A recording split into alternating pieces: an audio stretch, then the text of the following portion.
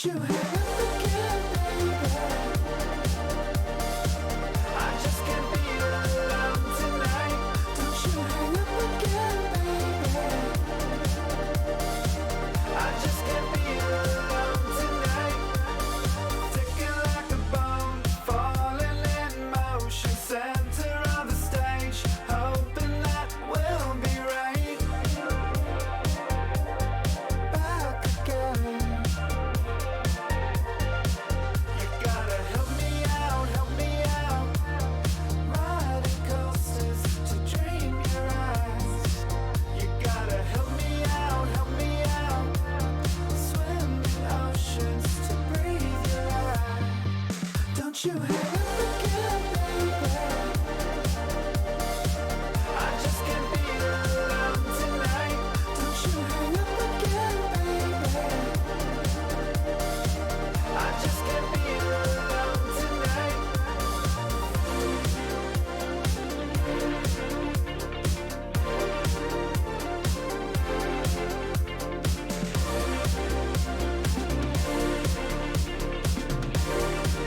baby.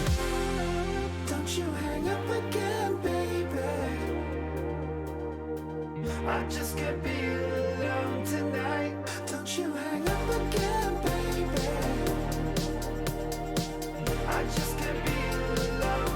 tonight. Don't you hang up again, baby. I just can't be alone tonight. Don't you hang up again, baby. I just can't be alone tonight. Don't you hang up again, baby. I just can't be alone tonight.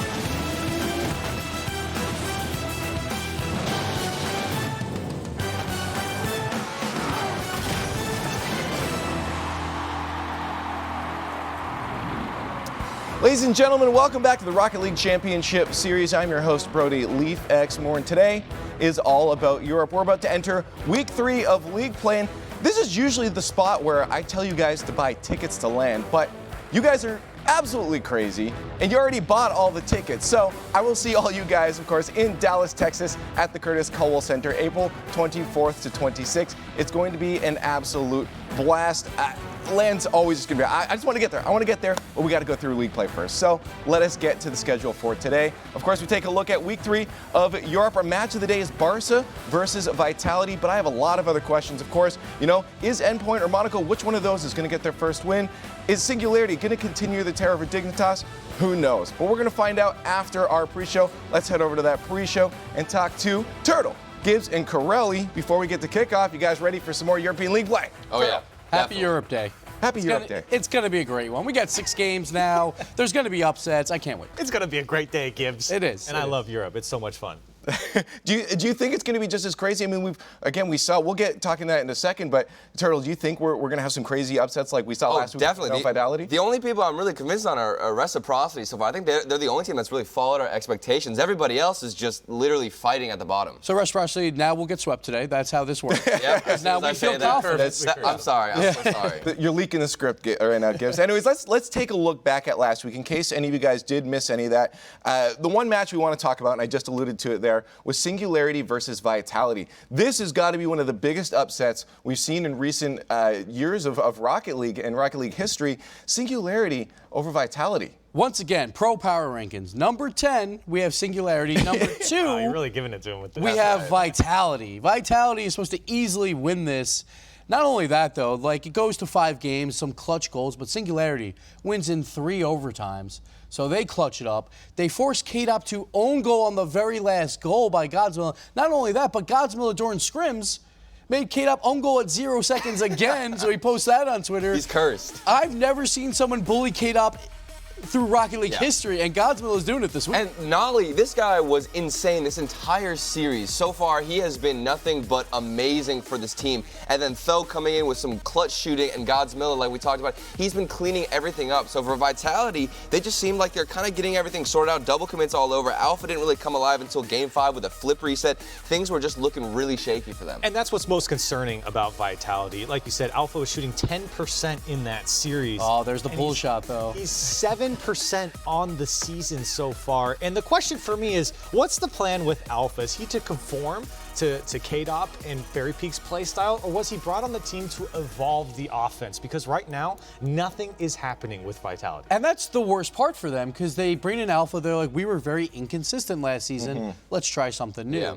Clearly, that hasn't worked so far. It's only 2 weeks, obviously, but they look inconsistent again. Shot accuracy is plaguing them like crazy. Well, I would argue that happened. Even you look at the first season with Scrubkill on the team as well, right? That they didn't even make it to the Worlds, right? Yeah. So, excuse me. I think giving them time is just something that we should have patience with them, with Vitality in Alpha right now. But that's what makes it kind of frustrating is because, we saw them with Scrubkiller. We thought, they needed time to kind of get everything sorted, and then all of a sudden now Alpha's on the team and we're still waiting even more for things to get better. And plus, it's Europe, so you don't want to be outside those top 2 where you get the guaranteed World Championship spots, because we saw it last season. Dignitas, one of the best teams in the world, they came in as the lowest seed for the playoffs, and then they made their run. So dangerous to go in as a 3 through 6 seed. You want a top 2 spot. That's why you have to perform during league play. I think it's kind of fun, though, at the end of the day, Singularity taking down Vitality has huge implications across the European landscape.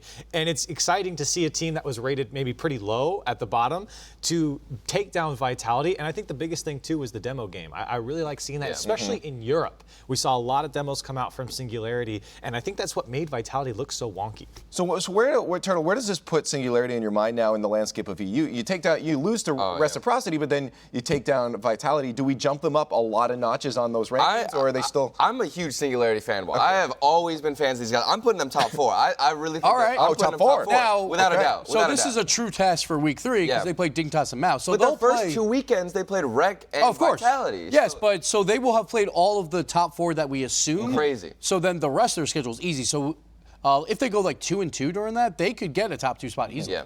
Well, let's move over to, we just talked about Reciprocity. These guys are looking absolutely crazy, but another team that's looking decent or has at least a lot of potential is Mouse. They did play last week. Let's talk about that match. Of course, Reciprocity took that one 3-1 over Mouse, but I feel like, Mouse is still looking pretty good in the landscape of EU right now. I like what I saw from Mouse. I thought Speed and Scrub looked fantastic, especially on the attacking portion of the field. Cooks are still bringing up the back, which is, I think, where he fits in the best.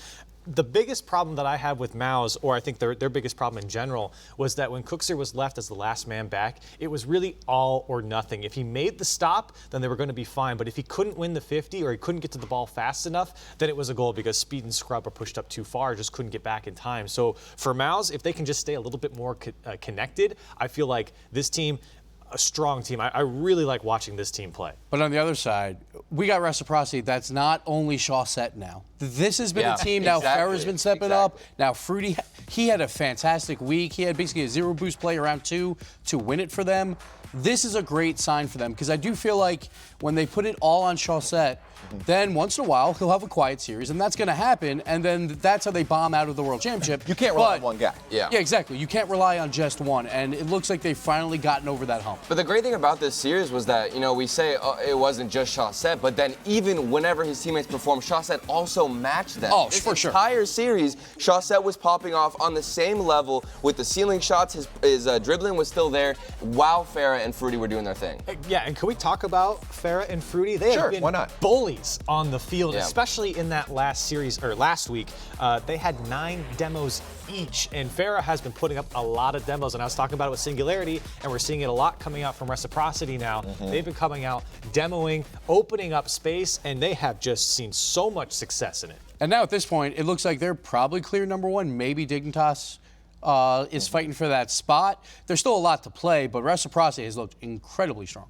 But for Melso, do we think that they've reached their potential? Are they still going to sit in the middle of that crowd, or do you think that they could still end up in those top 4, even potentially top 2 potential spots? I think they have a higher potential. Yeah, I think that they can move up a bit higher. I think, like I said, there's a couple more things that I'm sure they know they need to work on, but they've looked good. It looks promising for Mouse. I'm not sitting here saying Mouse isn't going to be great. I say Mouse can be even better than what we've seen. Well, this next part is really fun because I just get to sit back and watch a lot of arguing, but we have our rookie watch. We had a lot of rookies coming into the European scene. I want you guys to rank them. Go yell at each other. Let's walk, boys. Get out of here. Let's get it. All right, so we're ranking our top 3 rookies by the end of the season. That's what we're talking about here. So we can have a little bit of different opinions because obviously when you base it on just weeks 1 and 2, we're probably going to have There's definitely some different opinions. Sure. Same opinions. We don't do that. We all know That Turtle's sounds very mad, familiar. so let's just unveil our top 3 rookies for the season. And Turtle got Nolly over Extra. First of all, you guys are just the same. I think you guys work together for this. I don't know Finally, what I'm in that the was. majority. Yeah, I love this. This is Nobody's great. going to bully on you, but okay. So Godzilla, first of all, he's the third one. You guys all had Tho, but I think Godzilla, the defense is just better for him. I think he has a more vital role for the team, and I think Tho, while he's a great shooter, To be fair, he did force K-Dop be honest. 2 own goals, so I'll give you that. But Tho, That's right. So I love Tho because he's glued his boost button down. He just plays so incredibly fast, and he takes all the boosts from the other team. So that's why I like him more because he had a lot of big saves as well for that last series. But one thing I want to point out, we're talking about all of the rookies. No one from Endpoint on this list from either of us. And so for me, I think there's a very close 4th here with Virtuoso. I felt like individually he's pulled off amazing plays just by himself. I remember a 1v1 against Fairy Peak, and he's been a playmaker a few times. So for me, Virtuoso might slot in here under Tho, but like you said, not much else to say about him. All right, Turtle, you have to buy us on this Nolly or sell us. What on this is there to Nolly pick. sell? If you watched any of the games with Nolly versus Vitality, it was literally all him. The amount of times that he was able to create space, the insane plays off the backboard. We saw the double touch. We saw opening up passing opportunities for his teammates. He was just on fire. And it's not just the fact that they beat Vitality. It's the way they beat Vitality. Because Vitality, they weren't looking absolutely, horrible. It was a close game, and I thought that they played fantastic. And not only that, he had a fantastic demo play as well. Oh, the dive bomb, yeah. He's looking great. And it's a very close 1 and 2. I feel like Nolly, fantastic week 2, but when we talk about great week 1s, you have to talk about Extra. Yeah, and the week 1, okay, great. Nolly and his team take down Vitality, but week 1 wasn't pretty for them. And while AS Monaco for Extra haven't done so hot throughout the season, Extra has performed in each of his games, which I think says even more about someone who can perform when the team isn't and shows who you really are, and that's what put Extra over Nolly for me. So the one problem for Monaco, they have the defense. They usually don't have the offense. That's where Extra comes in. He's number 2 in goal participation for the entire season versus all players. They're going to need him to be that offensive rock for their team. Plus, I think he's surrounded by a little bit more talent than Nolly personally. So that's why we have Extra. That's kind of why I thought Nolly actually had the step above Extra, because it's easier to shine. I feel like whenever you have somebody like Tigre who's so defensive, he's always going for those passes. Nolly was able to be an outstanding shooter with a player like Tho, which you guys all have for 3, and he was still able to be above that. And I just think his performance overall was just a little bit higher. Now, to be fair, I ranked these before I saw Twitter, and that Godsmilla own goal on K-Dop, right. I would have put him number 1. That's right. There we go. He would have been number 0. He would have been above this. I don't know how he could even pull those off. It's almost as if he plans them. That is still so impressive to me, just because we're talking about a player, his first time in the RLCS, and he's bullying the king. That's right. He's bullying K-Dop over the past week. No one bullies K-Dop. But all 3 of these players, plus other rookies, have looked good this season. Once again, new talent. Can't underestimate. We'll just keep coming in for the RLCS, and all these old veterans, they're going to have to watch out because these players are looking good. And it's fun to see, especially in Europe, a bunch of new players coming in and performing well. We didn't get to see that in the last few seasons. It's just been maybe 1 or 2, but we get so many this season. And I think really everyone on this list has performed to par. I think it's exciting to see where they go. All right. Now let's head back to the desk. But Leaf, I need you to break this tie, so to speak. Please, Leaf. Why is Who do you got? Who's your favorite rookie? Leaf. Why Who's is your this on favorite? me? Just think, please. Okay, so I'm not gonna think. Please, what? Because I usually don't do that. Like once or twice. Yeah, I have. I've had a couple moments. This isn't one of them. I don't know. I honestly can't say because I want all of Singularity to be on there, right? And so I agree basically with all of that. But it's then there's other people, I want Extra on there too. It's I can't argue against that. I do like Godsmilla being on there, so I'm going to give you that point. But I think I have to be on their side with Extra being above Nolly. Why? Hey, you both get points. Why Look, I'm sitting on the fence. Look at that. I love it. Let's move on because there's another team we haven't really talked about much in this pre-show yet, and that's Barça. I want to really get down to this team right now because they've made some roster moves as well. Barça is always one season when they first came in, way back with Bluey as well, they set the scene afire in EU. Yeah. But then they've kind of leveled out a bit. The fire sizzled out. They've had some troubles, middle of the pack, but they're looking like they're more of a contender to be at that top again. My question to you is, do you guys also think they are a contender for the top level of EU? So I would say yes, because I think last season they were one of those contenders again. They were the number 1 offense last season. They're the number 1 offense again. The big difference from this season versus last, they're not making those big mistakes. Yeah. Ronicky, he hasn't thrown away a series yet, and Devo playing a lot better throughout the field on defense. And I think a big part of that is the way that they control the ball on the defensive side and they dribble the ball out. I mean, Flakes, you see it so many times. Even Ronicky had a lot of plays where they control it on the defensive. They get a nice dribble, flick it over, and then they're able to even follow up with a solid challenge. And we've got Flakes rocking the gizmo, starting a movement. This team, they've got so many eyes on them, and they're doing well.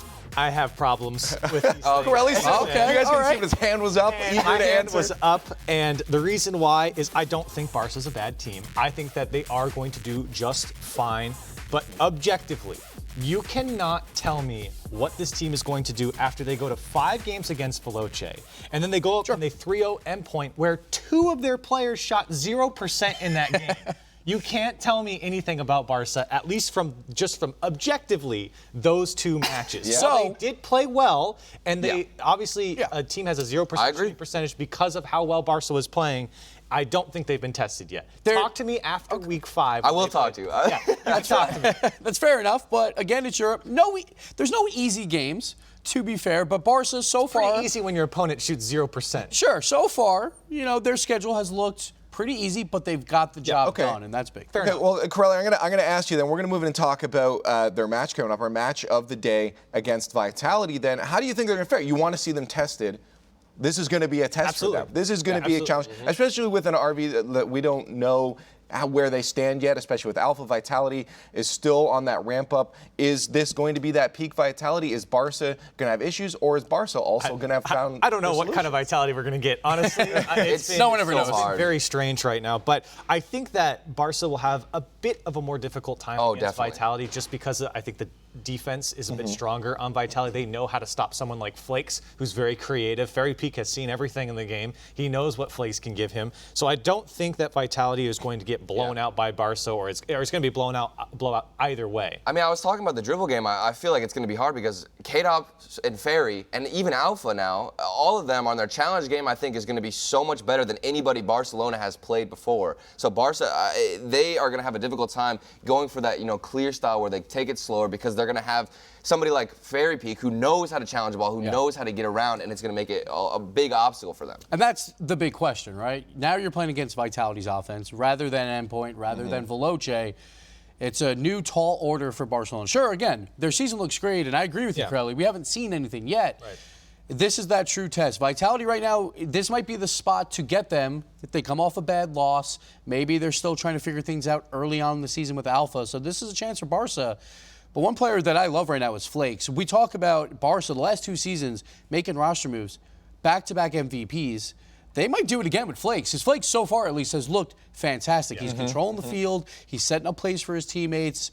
But one thing I do love a lot is the comms. They have comms videos coming out like all teams do. Yeah, which is fantastic. Roniki has been a great leader for them throughout those comm videos, so I do like that approach.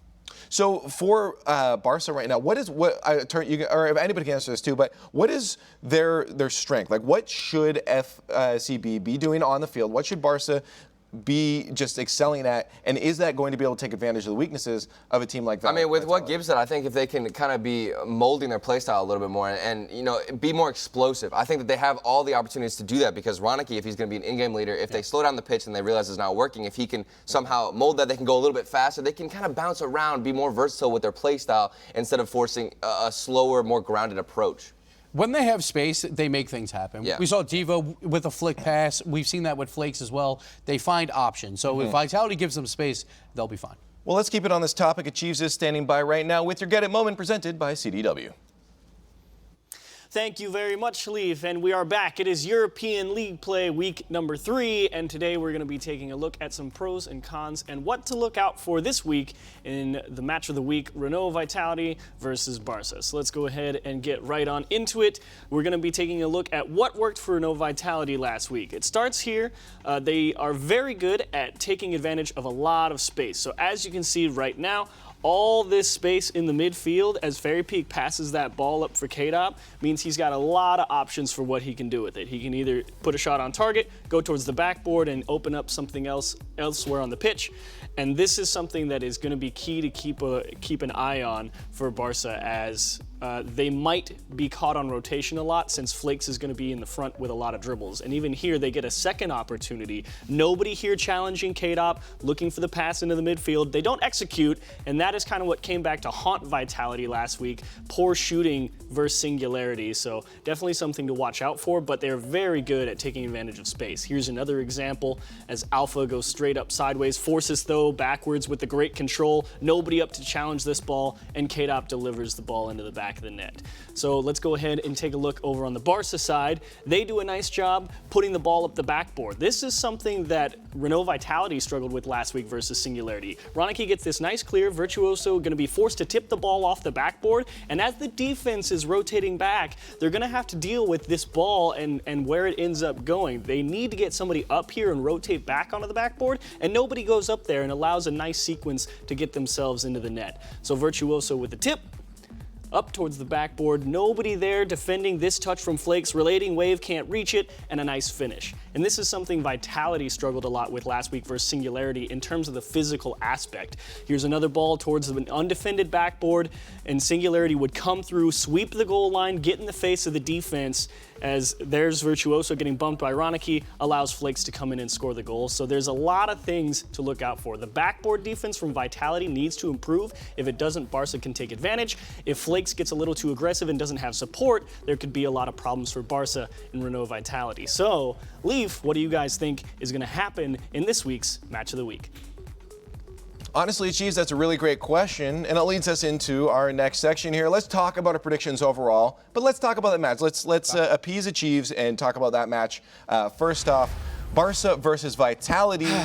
And This is yeah, all there's over one, the there's So one I person that's just gotta make got an on, answer. fellas. So Corelli, I looked during that What? segment, and Curly's like, Barca is not a true contender, but they're going to beat Whoa, whoa, whoa. Vitality? I didn't say that. Yes, you did. That You is said exactly they are what not you a true said. contender yet. Someone go back and capture that moment. We complimented Barca, and then you're like, no, I'm not convinced. You talk to me in why'd like you 2 pick Vitality? weekends when they have better Why'd you players. pick So I think Vitality? Vitality's a better team than Barca. Why? Because Vitality's inconsistent right now, but I think overall their skill is better than Barca, and because Barca had an easy schedule. All the points that you made, Corelli, earlier. Yes. You picked Barca. And then Vitality goes and loses to Singularity. Okay, Alpha fair. is shooting 7% on the season. He shot 10% in that season. He looks lost in this game. The only player that's All right. actually performing on offense is K-Dot, K-Dot. yeah. And the other player, Very Peak, while he shot 14%, he's been just sitting back having to play defense for most of the game. But Because Barca, they miss all their shots. When we ask, is Barca a true contender? If they beat Vitality, you have to put them as a true contender. They would be a top 4 team if they beat Vitality. I think so, but we'll have to see. And All right, fair enough. The other one I want to bring up, Team Yeah, let's- Singularity. yeah, let's Turtle Turtle. going Look, for the 2-0 week Yes. versus Okay. Dignitas and Mouse. I've been ready for this. That's a big the whole week. Let's I've been go. preparing this. Okay. Listen, I know that it's rough for Singularity. These are some hard matchups. These are difficult, but this is my only weekend where I'm going to give everything to Singularity because right. I think if they can continue the performance, if they don't let up at all and they continue that momentum, it's over for them. They're making top 2. 100%. My concern with them is go back to week 1 where it was a lot of back wall plays that they just Yeah. cleared out to First weekend in a league lot play, of though. mistakes. First Sure. weekend league play. But also last week that there was just some random misses and they got bailed out by some Yeah. good defense at times. I worry about their consistency right now. Like, I don't think they are a true top 4 team yet. But again, this is the truest test of them all. Right. Because after this, they have played those top 4 that we speak of for Europe. And it just gets easier. So if they can even split these, it's great. The problem is they play Dignitas first. Yeah. And because they play Dignitas first, I think Dignitas is the better team. Then they might get a little demoralized, and then going into that Mouse game, I think it'll be a little bit harder. Just to finish, I just want to talk quickly on the Monaco and Endpoint match here. All of us on the desk, there were some off-the-desk different predictions for some picking Endpoint. We all picked Monaco, though. Do we think this is going to be a close series? I feel like this actually could be a very close series. Were you guys on the fence, or was this a definitive? No, I'm picking Monaco for this. I think it was more of how they played in the rival series against each other. I thought that Monaco always looked way more solid, and just because of the history of these two teams, I had to go Monaco. So Monaco's 2-0 versus them throughout the rival series Yeah. and playoffs and league play. But also for the first 2 weeks, I think Monaco has looked slightly better than Agreed. Endpoint. So I think everything kind of favors Monaco. But again, we're in Europe, so it's going to be a close game, and who knows? Turtle, you're going to like this next bit. I had a chance to talk to one of your favorite players from one of your favorite teams, Godzilla, yesterday, so let's take a listen. Go. And now joining me on the line, it's the Renault Vitality Destroyers from Singularity. It's Godzilla, man. How's it feel to be in the RLCS now? Pretty good. Pretty good. Pretty Can't good. complain. Yeah. Okay. It's not too shabby, right? Okay, talk to me about your journey. Let's take a step back, walk through just your Rocket League journey of getting to this point too. You know, the ups and downs. Has it seemed like a natural incline to this point?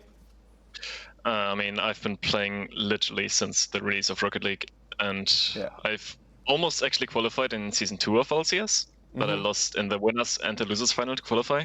Long And then time I ago. played in 3 seasons of LRS, and now I'm finally here.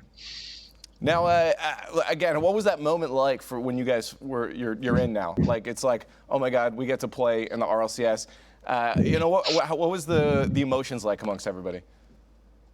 It was unbelievable. Like, first of all, we went crazy, but it took me like a good 2 or 3 days to actually realize what just happened. Yeah. It takes some time to sink in sometimes. Now, how about that Vitality game? Did it take some time for that to sink in as well? And you know, how exciting and unexpected was that to take them down? It was definitely exciting. Like, we were the obvious underdogs, and beating people like K-Dop and Fairy Peak is obviously really, really big for us. But I wouldn't say it was unexpected. Like, we've been doing really well in scrims. We were really confident in ourselves, and yeah. Well, now that you're feeling confident, looking forward, like you've already got 2 of the top teams out of the way. You've played Reciprocity, you've played Vitality, you have Dig and Mouse coming up as well. But how are you guys feeling in the landscape of the European Rocket League play? Like, do you guys feel like you're maybe actually near the top then? I think we can be. I think we have the potential for it. We are lacking the experience a little bit, but I think that's fixing really fast. Like in the first week, we were struggling a lot with pressure and we felt really uncomfortable.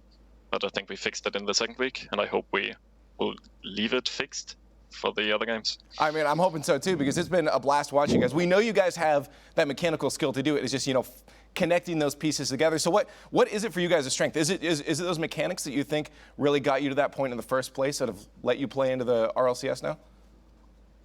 I wouldn't say so at all. I think there are a lot of teams with better mechanics than us. I think we just have really, really good synergy. Like, since we started teaming, we just work together, and I think we just work really, really good as a team, much better than other teams. I mean, I don't think anybody can argue that at this point. You guys took down Vitality. But anyways, good luck in your matches going forward. Thanks for talking, Godsmill. Thank you so much.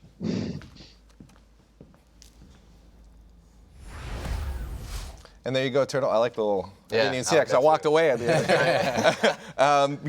There you go, Turtle. The confidence behind your picks for them, because he said, it feels like we fixed any issues that we've had, and we're actually really confident coming into the series. And they said it wasn't unexpected that they beat Vitality. I'm just hoping that they keep it fixed. That's what I'm saying. That's why I went. That's what he said too. That's why I went for them this whole weekend. They're going to keep it fixed, and I'm a believer. So the one thing I love is he's like, we don't have the best mechanics, but we are a great team. And I think that's because of that rival series experience. They went through that gauntlet. They went through the playoffs. They lost that. They had to go to the promotion tournament. They've been through a lot together, and I think that bodes well for them to just get that camaraderie going, plus just all the experience on the stage.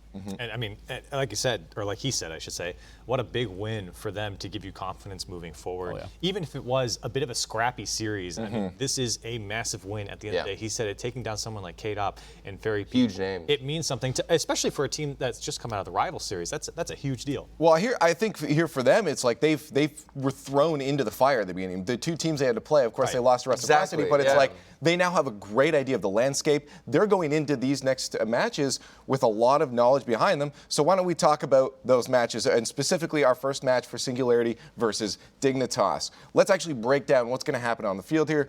Turtle, you think Singularity is going to take this one. Why are they going to be able to overcome Dignitas? It's going to be so tough, though, because they're going to have to go against the possession game of Dignitas, which is going to be nearly impossible. Okay, so it is literally a nail biter as long as Singularity can keep up that performance. They keep those issues fixed. I think that the shooting, if Nolly can pop off again, Tho will be solid, and Godsmilla, as long as he doesn't have defensive mistakes, they're going to rely on him a lot on the backboard and on defense, because Dignitas, they're going to bring it. So here's a crazy stat. The #1 player for positioning on the offensive half throughout all of Europe, Violent Panda.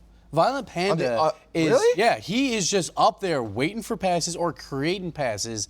A lot of teamwork with him involved as that centerpiece there. Yeah. And we've seen it before. Dignitas' vision is probably the best in the world with the 1-2-3 passing game.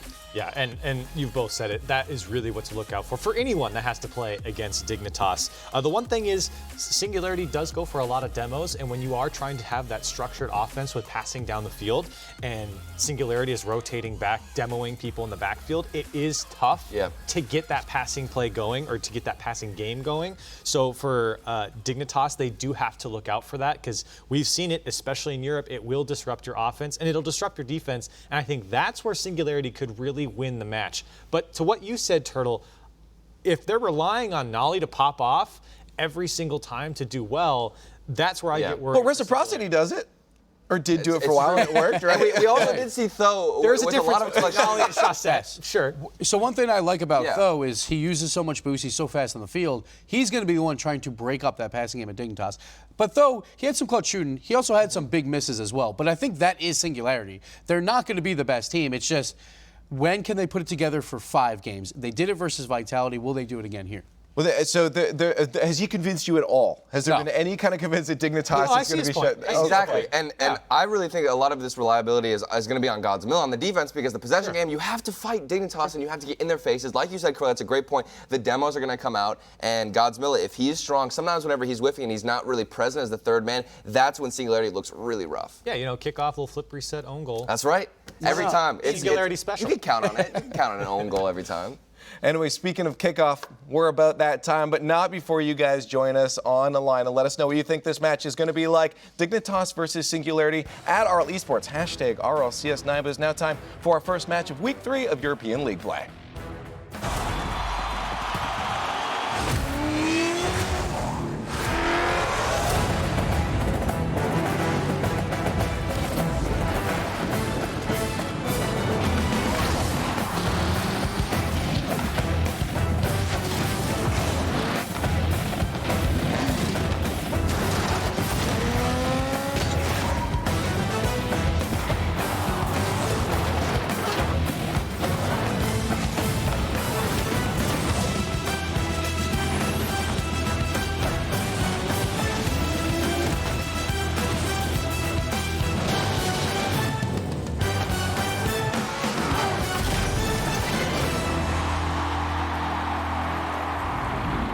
Good morning, everybody, and welcome to the Rocket League Championship Series here for Season 9, Week 3 of Europe. And we start things off with what I would consider a banger. We've got Singularity, hot off of an upset of Vitality, the world grand finalists from Europe, going up against Dignitas, the new hotness. They're back here. Violent Panda's playing offense now.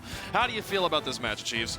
You know, I am liking it. I'm surprised to hear them say that Violent Panda's the guy sitting up there on the offense, because to me, last week, I was quite impressed with both Yukio and Astral in terms of the shooting department. So, who knows? I don't think Violent Panda's particularly the offensive-minded guy. I think he'll set a lot of goals up, but Singularity, you had a fantastic offensive week last week. Sure did. And why not continue it? You've got your work cut out for you. Dignitas is a great team. There's no question about that. And I don't think that Tho's aggressiveness out of the midfield is going to play into Singularity's hands. I think, not Vitality, Dignitas picked that apart.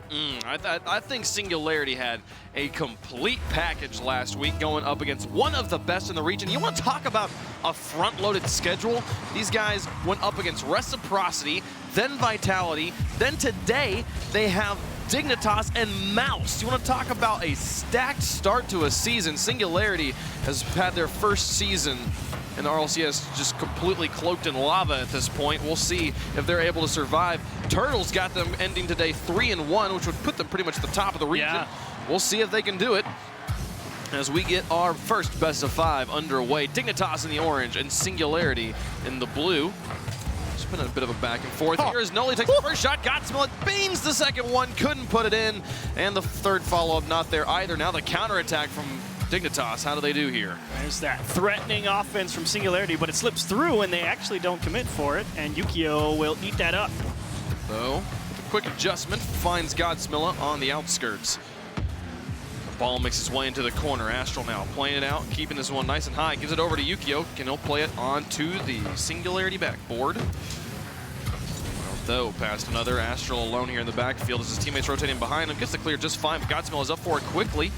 Drops it back into the box. None of his teammates will be there to follow through. Bumps in the midfield, open up a shot, though. Puts it on target, but it gets defended by Astral. Now Godsmill, more pressure. This one's a bit high in the net. Astral, nice dodge. 2 dodges now on the demolition as he looks for the transition all the way down the field, and they have to play it off their backboard. That's something to keep your eye out for, because that's why I don't think Singularity's offense is really going to click too much. There's too much ball control over on that Dignitas side in their own half. They're not going to be able to get that backboard stuff with the demos and everything, and Yukio will indeed get goal 1. Ball control, definitely the name of the game here for Dignitas. A bump onto one and a demolition onto the other. Paves the way. Godsmill almost recovers after being bumped around that corner, but it didn't quite work out. So a nice goal for Dignitas, but what can that backboard physical play of Singularity accomplish? It's going to be tough, but it worked last week versus some of the best in the world, so why not Dignitas? Man, Astral just winning everything in the midfield right now. Violent Panda tries. Godsmill now back down Astral across the field, and Noli and Though both kind of challenging. We'll space out a bit. Now Though towards the other half. Violent Panda now keeping it high. This one will drop nice for Astral. Takes the shot. The drop from Noli gets the save. What a shot and what a stop. And now back in front of the box. Violent Panda will try to reach for it, try to look for Astral on the far side, but not going to work out there. Noli now onto the backboard once more, dropping down dangerous, but nobody from Singularity in a position to immediately secure that goal and equalize the game. Now though to the other side. He's gonna miss both touches. Yukio pushed into Singularity's half. We're across halftime here, still just the 1-goal lead for Team Dignitas. Yukio. Oh my gosh. Nice read, nice play, but not quite able to put it on target. Now, though, with the dribble plays, actually flicks it very early. Violent Panda's happy to read the backside of that. Now the pass back down from Noli. Here comes Godsmill. No, Yukio's got it through as an open net, and it'll be 2-0 Dignitas. Same problem that Singularity had last week, just so aggressive out of the midfield. I mean, Tho and Godsmilla just both diving at that.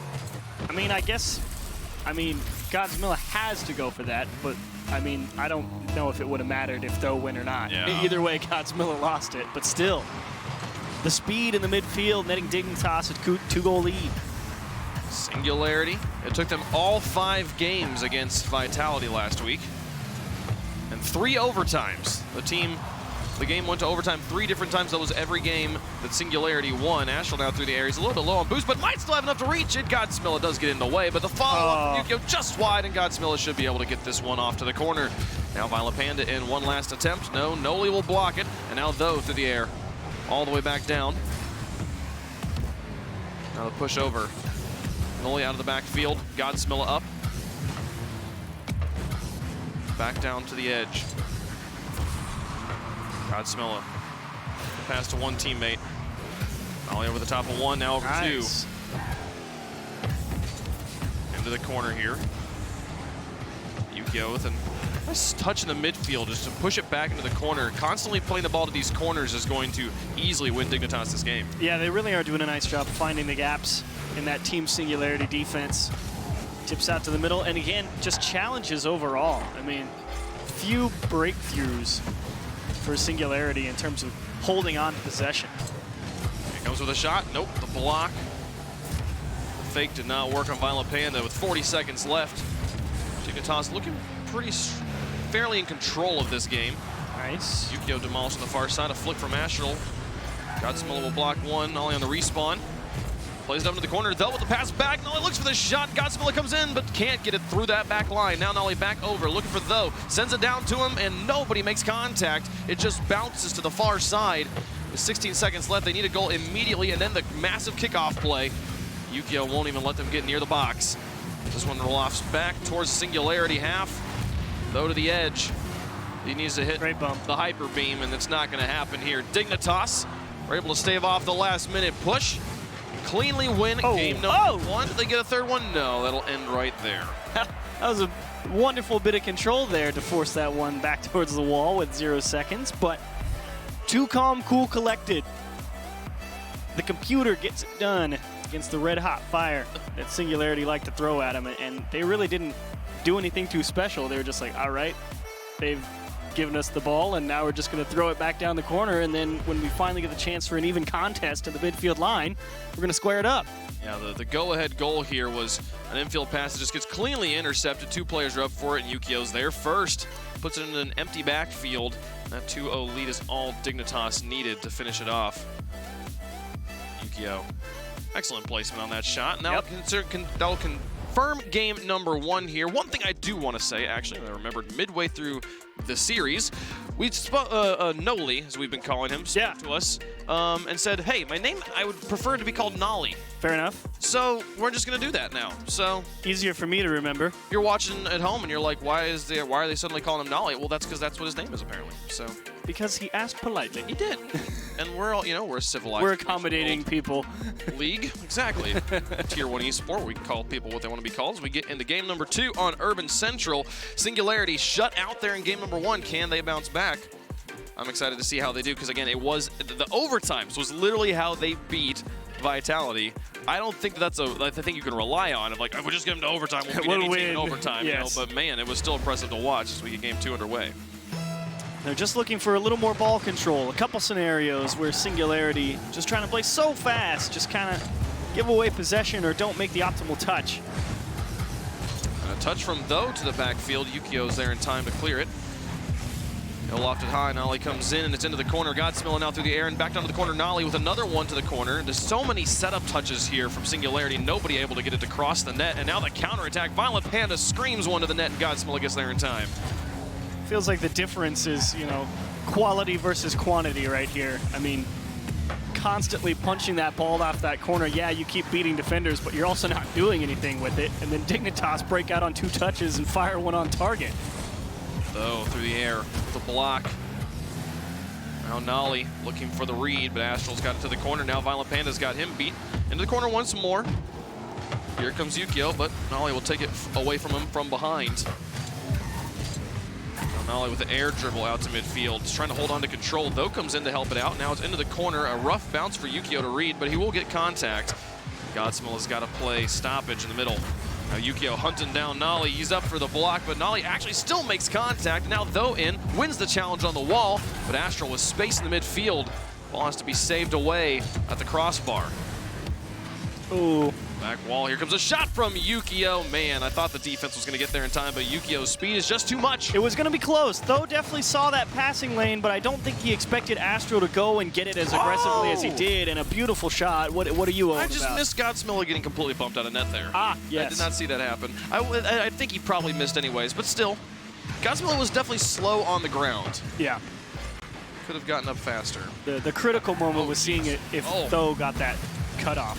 I was worried Godsmiller was about to pool shot an own goal. There you go. And now the clear, the counter goal, the equalizer from Nolly on the kickoff. And Dignitas kind of try and rinse and repeat, send the house, but this time Yukio just mistimes it in the midfield, doesn't respect how close Nolly is in the midfield. That's an easy one for him. That's the first goal of the series for Singularity. And it's a nice equalizer. 3:26. Singularity's on the board. Can they find a lead? Astral through the air gets 2 to bite. Though with an important win in the midfield, gets this one all the way to the Dignitas back wall. Now Violent Panda advancing. Though gets the demolition onto him. Godsmiller now being challenged high, loses it, and it goes back to his corner. Yukio with the attempt. Though with the kill and the touch over Violent Panda. Nice play to get into the midfield, but Astral, a little bit of space is going to be one. Now Nolly comes in. He's going to look for Though looked for goalies instead. Now Nolly with an adjustment. Can Godsmiller find this? The ball's too high for Godsmiller to make the shot. Now Though, an attempt. The passes from Dignitas. My goodness, all the way out. Violent Panda nearly makes a miraculous play. Great touch, but risky. Though sends a shot to the upper corner, just a bit wide. Now Godsmiller airborne. Can he find Though on the far wall? Actually plays it back down in the midfield, and Violent Panda and Yukio will look for the outfield pass. The shot goes wide, but Violent Panda with the follow-up is now back in front. Astral comes in, but Though makes the stop. Violent Panda trying to drop this one onto the corner. None of his teammates are in position, though, to make use of that. You can see Singularity making some adjustments as well. They realized they were giving away possession a little too often in game 1, trying to bring the ball down more. Nice attempt from Astral. The follow from Violent Panda, not quite there. Oh. 3 shots from Dignitas here. Finally, Violent Panda puts it in, and it's 2-1 Dignitas. They run him through the ringer here. That's a nice touch from Astral, and an unfortunate bounce away from Though. He was definitely defending that top corner shot, but it pings off the post and goes right back middle. And he just doesn't have the time to get down to defend that Violent Panda follow through. A similar play to the very beginning of game number 1, where Singularity had 3 shots on the net and they all go a bit wide, but the follow-ups there for Dignitas this time. And now looking for the equalizer again. Nolly through the air sends one to the goal. The defense holds. Now Yukio through 2. It's all up to Nolly in the backfield. Violent Panda's airborne already, but Nolly's got the space. He's closer to one of the ball. Can Though find Nolly out on the front of the box. Nice. Plays it back to the corner, which will give his team time to set up. High here, Though with a pitch on the ground. Astral advancing forward. Elaine Godsmiller, there's been double commits a lot for Singularity in these 2 games. And moments when it seems that they've got a good setup, and if they just had one more player to be able to make an independent touch, it could be the difference between a goal and what they've got right now, trailing by 1. Here comes Though, but no one on the far side. Nolly will look for the pass back to Godsmiller. And some space given by Dignitas, but Godsmiller with the miss. This one should give Dignitas back the ball. Wow. Astral with the carry past 1. This will go wide, but still drops back in. Dangerous Godsmiller will quickly scoop that up. Played into the orange. A 1-goal game and misses on the defense could open up an opportunity, but Astral scoops again and flicks it hard. Man, Dignitas got a little bit tongue-tied there on their own half. Dangerously close to conceding a late equalizer. But that's 2 big plays from Astral with great ball control to work the ball out of their half. And another one there. 30 seconds remaining. Noli across to Though. Can he find the shot? Nearly does. Then here comes a follow from Godsmilla. Still wide, and Astral on the side, though he's backwards. He's not going to have good control, but still beats Godsmilla. And now Noli up on the wall. Can he find a teammate? Gets it past one, drops it nearly in by himself. Though comes in with more pressure. An excellent win. Godsmilla airborne. 2 players on the back wall, though. It's all up to Noli in the midfield. Can he control this one all the way to the goal? Looks for the shot. It is wide and off to the corner. Dignitas have everything they need just to hold on to this and get us to game 3. Nolly through the air, Violent Panda lurking on the backboard. Though shot is actually on target, but too slow. Astral will slam it to the ground, and Dignitas take 2 in a row. Well, that's a double commit you were talking about there at the end. Godsmilla coming in out of the midfield trying to like pass that ball off the wall, but not realizing that his teammate has the pass out as he's coming from the wall. And you're absolutely right. If they had just waited, if they had just had that one more man or the presence of mind to just give themselves a half a second, they might be in position to capitalize. But unfortunately, the double commit nets nobody in a good position for the follow-through, and they do not find the equalizer. And Dignitas with this beautiful game winner. Solid 1-2-3. Also, it's one of those touches onto the post, which is better because it was off than it was in. The save would have been there, and that save would have probably into the corner cleared as well. Yes, so a good position from the defense there. But it's also only good because the defense bit. Had he stayed on the ground, and sure.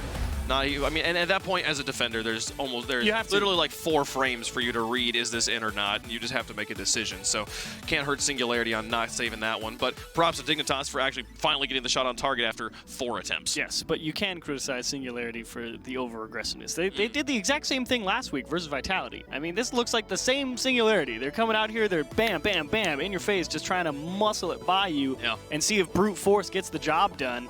I love it. I think it's a great play style. It's wonderful to watch. Like this is if I could pick how teams play in RLCS, it's like just go for it. You must have loved Season 3. Oh, I did. All gas, no brakes. Just attack the ball continuously here.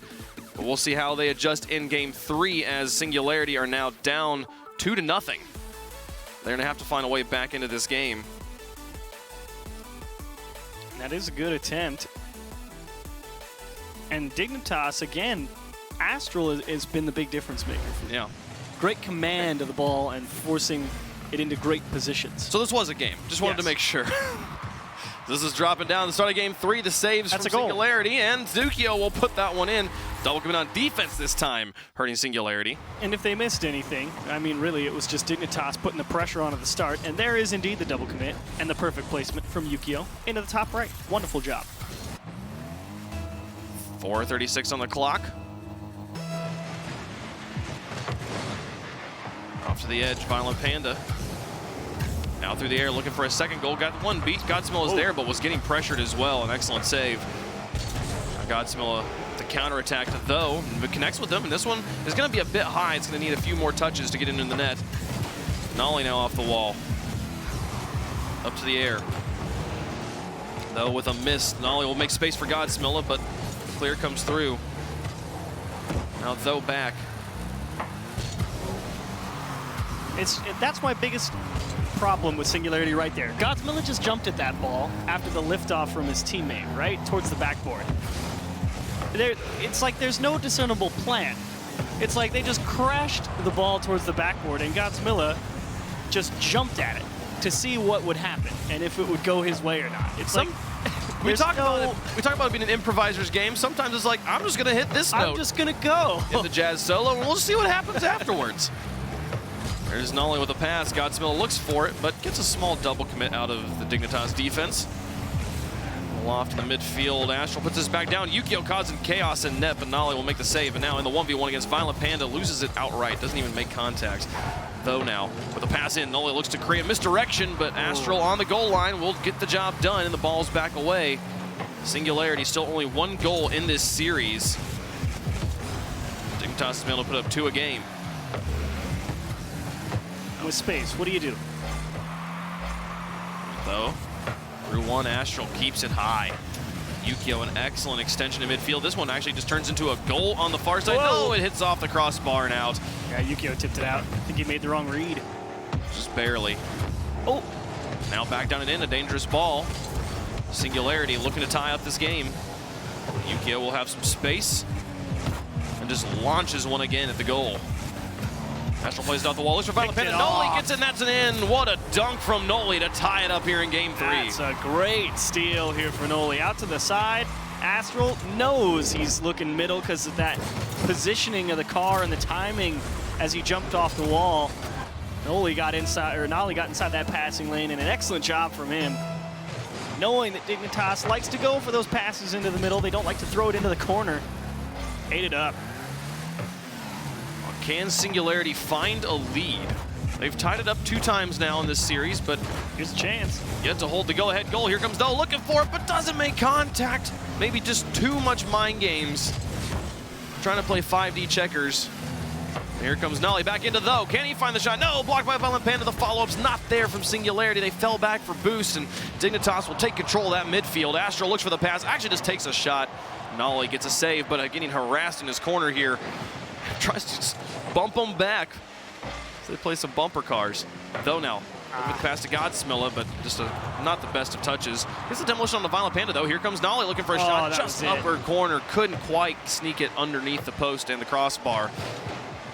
And now all 3 players on this Singularity roster, at one point or another during this series, have had a quality look at the net, and they have all missed it. Got to find a way to put it in. That has been genuinely their problem this entire series. This game looks very different if they score all the goals that they have a clean opportunity to score. Pass back down, Godsmilla advancing, though with limited boost, but airborne already. Onto the backboard, looks for the triple tap, can't make it work. That was classic Singularity. Finally, that undefended backboard with the bump attempt into the goal, and there's Nolly trying to get more, but Though cut a little too sharp, and now they just don't have a follow-through. Oh, Violent Panda threatening here, sends it into the midfield. Astral doesn't go for it, and Nolly closes the gap, gets 2 touches out of it, and now Though challenging, low on boost, puts it off the back wall. Godsmilla comes in, can he send it fast enough? Wide. No, it's wide, and Violent Panda plays it to the corner. Astral gets challenged by Nolly. Violent Panda able to gain control of this one, cleanly move it away. You can see that the aggressiveness has definitely leveled up for Singularity. And Dignitas having to work very hard to really force the ball control and make quality challenges, or else they'll be in some real trouble. Nolly with an extension. Here comes Though. Can he get this lead? He cuts it up against Yukio, but he gets the stop, and no, he's not quite there. Now comes in. The rest of the defense still amuck, but there's no shot. It's onto the backboard again. Now Violent Panda and Astral with lots of space here. They go for the screen, not going to quite work. In the final 9 seconds, tied up, overtime looming here as Yukio puts it back over to the side. Though pushes in, trying to win it here in regulation. Puts it up high. Godsmilla looks for it, but Astral with the monster clear again. Nolly's all out of boost. Yukio will be up to put it over to the edge. Though puts it back into the corner here. Not going to work out at all. We'll go to overtime in game 3 now. This was Singularity's specialty last week. Can they finish off Dignitas and stay alive in the series? We are in extra time. I'd agree with you, but I think that reset favors Dignitas more than Singularity. They needed time to break out and reset everything just to stop Singularity from holding all the pressure. Though out to Nolly, shots on target, double commit, doesn't even matter. Singularity continue to stay perfect in overtime. Well, doesn't matter what I think. Though finally gets a nice lead up to Nolly, and just right down the middle, 2 people commit. One of them has an angle, one of them doesn't. The wrong one gets it, goes into the back of the net, and Singularity will force game 4. My goodness, staying alive on the brink. And they did it their way. They did it, you know, I don't want to start, like, you know, calling out stories too early here, but man, the overtime specialists. I will admit, Singularity may have won this game. I was not a fan of how it happened. I really wasn't. It's just, I don't feel like there's no intent with the balls. It's just they put up 13 shots. They put up 13 shots. 13. And okay, and to be fair, I think maybe 3, maybe 4 of them were pretty good opportunities. Yeah. And none of them were good, except that last one, which happened to go into the back of the net because Dignitas didn't pull that one out. But they had so many great chances that kind of just fell into their lap. And then when they got those chances, it just plunked him off the post or off the backboard. It was just a bad shot. And the rest of the time, the other like 8 shots, they're just people just diving at the ball, slapping it towards the wall. So Singularity, you come up with a win, but it's got to change. That's not going to work. You cannot survive in RLCS missing the simple ones. The simple ones are the things that will really keep you in the series. I mean, any of the teams at the top, we talk about like how they play on their worst days is what makes them one of the best teams. If they're able to find wins when they're not playing their best. And the way you win when you're not playing your best is by just capitalizing on mistakes, saying, oh, this is an open net. I'm going to score that one. Didn't need a flip reset for that one. You know, that's okay. They count. The flip reset goals count as much as the poo goals. Yes, they're all worth 1. They're all worth 1 point. Don't have to be flashy about it. But game 4, Singularity stave off the sweep, get themselves to their beloved overtime in game 3. Can they do it again? Oh, he missed it, and he had Violent Panda right there. Onto the wall. Nolly out, Godsmilla up for it. What a read, and what a second touch as well. The defense from Singularity, absolutely clairvoyant. That was insane, Godsmilla. You may have missed all the goals, but that save made it all worth it. No, with the chase to win into midfield, he's low on boost, but gets another read. And the challenge game has just been insane from Singularity in the game 4 here. Especially Tho. He did a great job last week as well, and there's that Dignitas passing. No! They missed the clear. No! And you are absolutely right. Oh, no. Oh, after the absolutely wonderful save to miss a clinical like chapter 1 save there. Oh, welcome to defense. Yeah. that's gotta hurt. And Dignitas, Violent Panda says, thank you very much. Like you said, Casters, this one counts as much as everything else we've scored. Yes, it does. We'll keep going. Looks for the late flip use, but nothing here now, though. Looking for the equalizer. Keeps it high. Violent Panda to the corner. Godsmilla up to challenge it as well. Back out. Midfield, Violent Panda up against Godsmilla, wins the challenge. Astral in the corner with Tho pressuring. Now Nolly looks for the setup, Tho looked for the goalies, didn't find anybody. Yukio was already airborne. Now Violent Panda played by Godsmilla again. But Yukio, the shot, Tho's got the save. Nolly to the outside. Tho into the corner. Godsmilla airborne trying to chase down Astral's got a full tank of boost, wins the challenge, but there's Tho. Violent Panda on the cheated up back line here. He's gonna chase it down, blocks Tho, what a touch, comes back, gets control, can he ball him? Oh no, Godsmilla makes the stop. Nearly an insane play from Violent Panda. Just that veteran experience, he's gonna try and drop it down. Looks for another shot. Yukio left, he's like, nope. Godsmilla on the counterattack. Astral up there. Astral's backboard defense has been just absolutely perfect this series. Astral now, he's got Yukio on the outside, but lost control and Tho had the block. We approach halftime, so there's the 1 goal here for Dignitas. Godsmilla in the air, Noli on one side, Tho on the other. Godsmilla just looks to do it all by himself. Astral's got the bump, but the ball's slow. It's not going to give me much of a clear. Tho with the trap, and now with the challenge. He's got 2 beat up against Violent Panda. Looks to musty him, and he can't quite get it through. The veteran holds on. Some all-star defensive positioning there from Violent Panda. Realized he was going to be in the 1-on-2 and took the wall so the demo would be harder. Still managed to control the speed enough to be able to dive across if he had to. Now Tho past Violent Panda. Chases his own touch. Nolly's coming in for the shot, but it's a bit slow and wide. Yukio, the counterattack. Tho airborne, gets a clear. Nolly tries to find an adjustment. I don't think he knew Violent Panda was just breathing down his neck, and now back to midfield. Tho's hung out. He sends it long, but again, Yukio, an easy read as the ball falls from the sky. Now the beat on Godsmilla. Nolly comes in again. 1:43 on the clock. It's been a back and forth affair, but they finally break it out, and Violent Panda won't even need to touch it again. 2-0 for Dignitas. Violent Panda, I mean, I was watching his camera right here, and he really doesn't... I think he was just trying to take that challenge. I don't think he was trying to score that. He just saw 2 players in front of it and just decided to put his car in front. Had the great angle for it, though. And it just happened to go in. 1:34 on the clock. Singularity has got their work cut out for them. They'll start by just removing the entire Dignitas roster from the field, but it still don't manage to score a goal out of it. Yukio Yukio's been happy just to take these shots from midfield. Yeah. Just the designated marksman here. I mean, they really haven't been designed to do too much. It's kind of just pull a defender out and see if Singularity double commit, because they're happy to do that, and so close to something pretty. That was nearly a beautiful play. Noli's shot just high. A very difficult shot to make. As he adjusts here, Yukio challenging once more.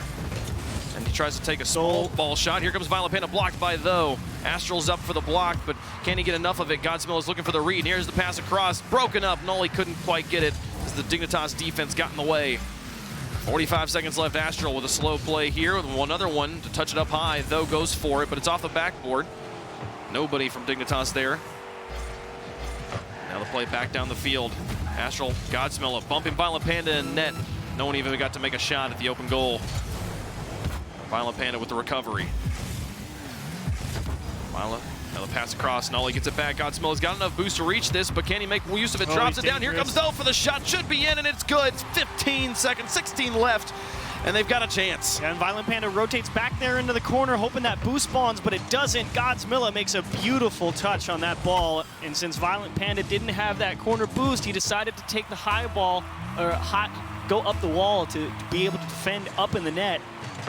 And that's just great recognition from Throw going low. Can they find the kickoff goal? The 2-goal equalizer. Noli nearly is there. Godsmill off the wall, though. It's all up to him. Is he high enough? He's got control, but loses it on the boost.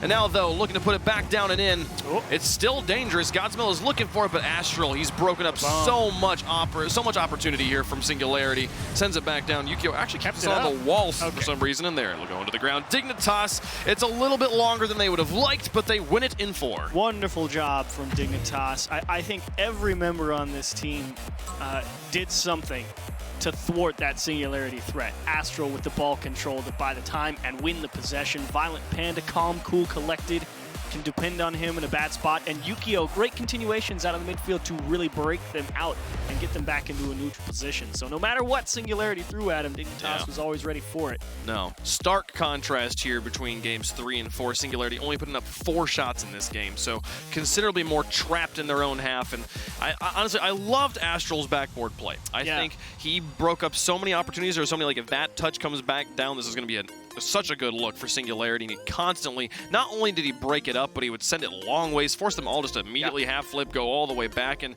Yukio's shots in the midfield, well, they're not really a threat, but they are technically a threat. They pull defenders. You have to play it on his defense. It's not one of those I can wait. I can choose whether to go forward or play it off the wall. You can't afford to let that one bounce. I have to play it. So, the pressure from Dignitas. It was the complete package, and they get the win here, improving to 3-0, still undefeated here in Europe. Folks, we got a bunch more matches left to go today. When we come back, AS Monaco and Endpoint, 2 teams that are both winless right now. One of them will get their win. Who's it going to be? We'll find out after the break.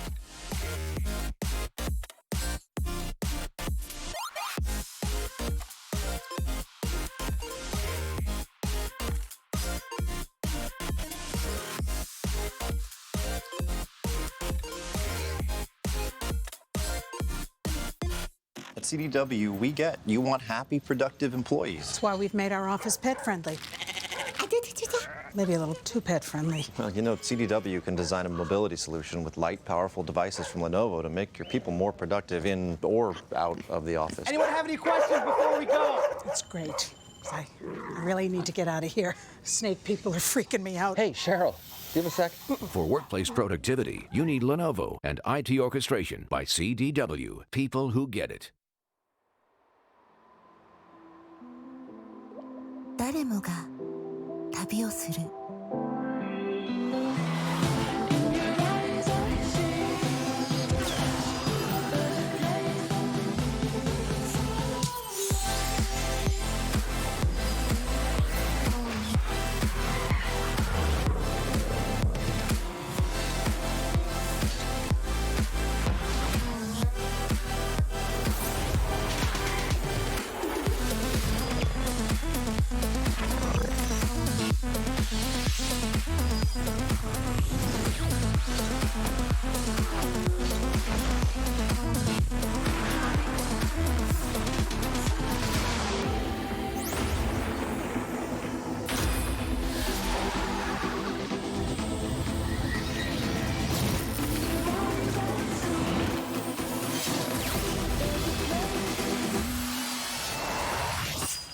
まで来た。あ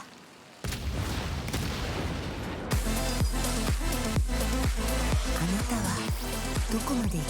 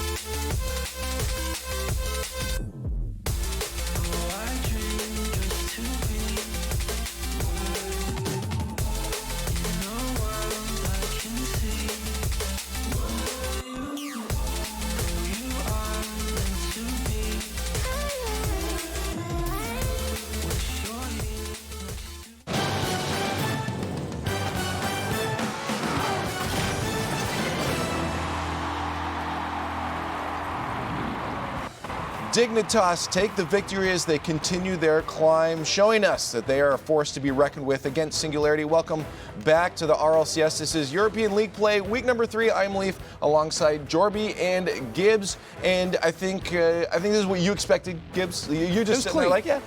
It was clean. We were talking about it, like Dignitas didn't have to do a lot here, I feel like. They did what they needed to do, nothing flashy. They kind of were just counterattacking on those mistakes from Singularity. A lot of double commits and also the missed shots there were so many shots that I've never seen slower shots half the time where I'm like, all right, here comes a boomer, and then just limps it in, or they throw it off the crossbar or off the post. It happens so many times. Yeah, it definitely felt awkward at times, but even after that overtime that the Singularity were able to take, we thought maybe momentum will start to swing their way. Maybe we'll start to see shades of that Vitality series. But Dignitas, this unit is just too strong as a team. They're so good at controlling the pitch. Violent Panda continues to be that cornerstone of this Dignitas roster on offense and defense, and I thought he had a great performance overall. Now, one of the positives for Singularity, they did get their demo game going, and Dignitas, Violent Panda, at the World Championship, was talking about Pittsburgh Knights back then. He's like, we never get demoed, so we're fine. But Singularity was taking them out a lot when they were in the net, but they just couldn't convert on those chances. Yeah, so that's what I start to wonder now. If Dignitas is like, hey, we're good at this, but then they start to fall apart on that, are they going to run into troubles with other teams that start to get in their face? Eventually, if they get to Worlds and they start finding North American teams that are still kind of working in that demo-heavy meta, are they going to have trouble? So I think this was a one-off because coming into this, they were near the bottom of demo tems. So I think it was one of those things where they kind of saw the shots from Singularity and maybe we're just playing a little bit more patient. And I think it was a one-off game, really, because it was all game 3. I felt like where there was a lot of demos coming in. So I think they're fine there. And it was more just like Team Singularity just didn't have it in them here, it felt like. And Dignitas kind of knew that. I just think Dignitas, they're the better team, period. And I still think this is the best team in Europe. I think any matchup with Dignitas in it, you're going to face this team, even in these awkward situations where you just can't seem to grab control of the game. Dignitas are always dictating the pace of the game. Well, our next series is going to be the battle for the first win as Monaco and Endpoint hit the field. Both these teams looking for their first win in league play. It's still early in league play, especially now with extra weeks of play, but you want to get that win, and you don't want to be the only team without one, and someone's going to by the end of this, right? And we talked about it. There's only been one team that goes 0-3 that made the World Championship. That was Dignitas from last season.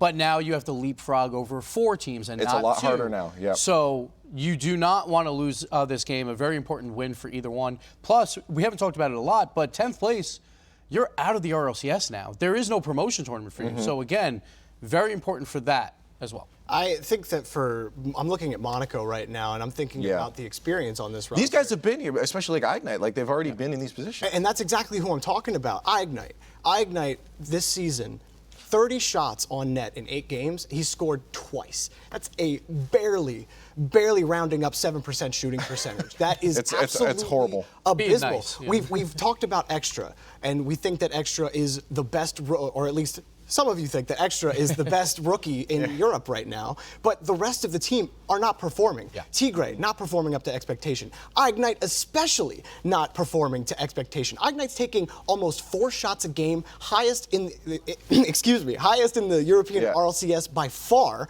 and he's not scoring. That needs to change. He used to be the striker back when he was on Envy. He's the guy that I look for. I'm like, he's upfield. He's so fast, super speedy. He's up there getting shots, setting up offense, and getting goals, and putting them in spots you can't save them. So what happened?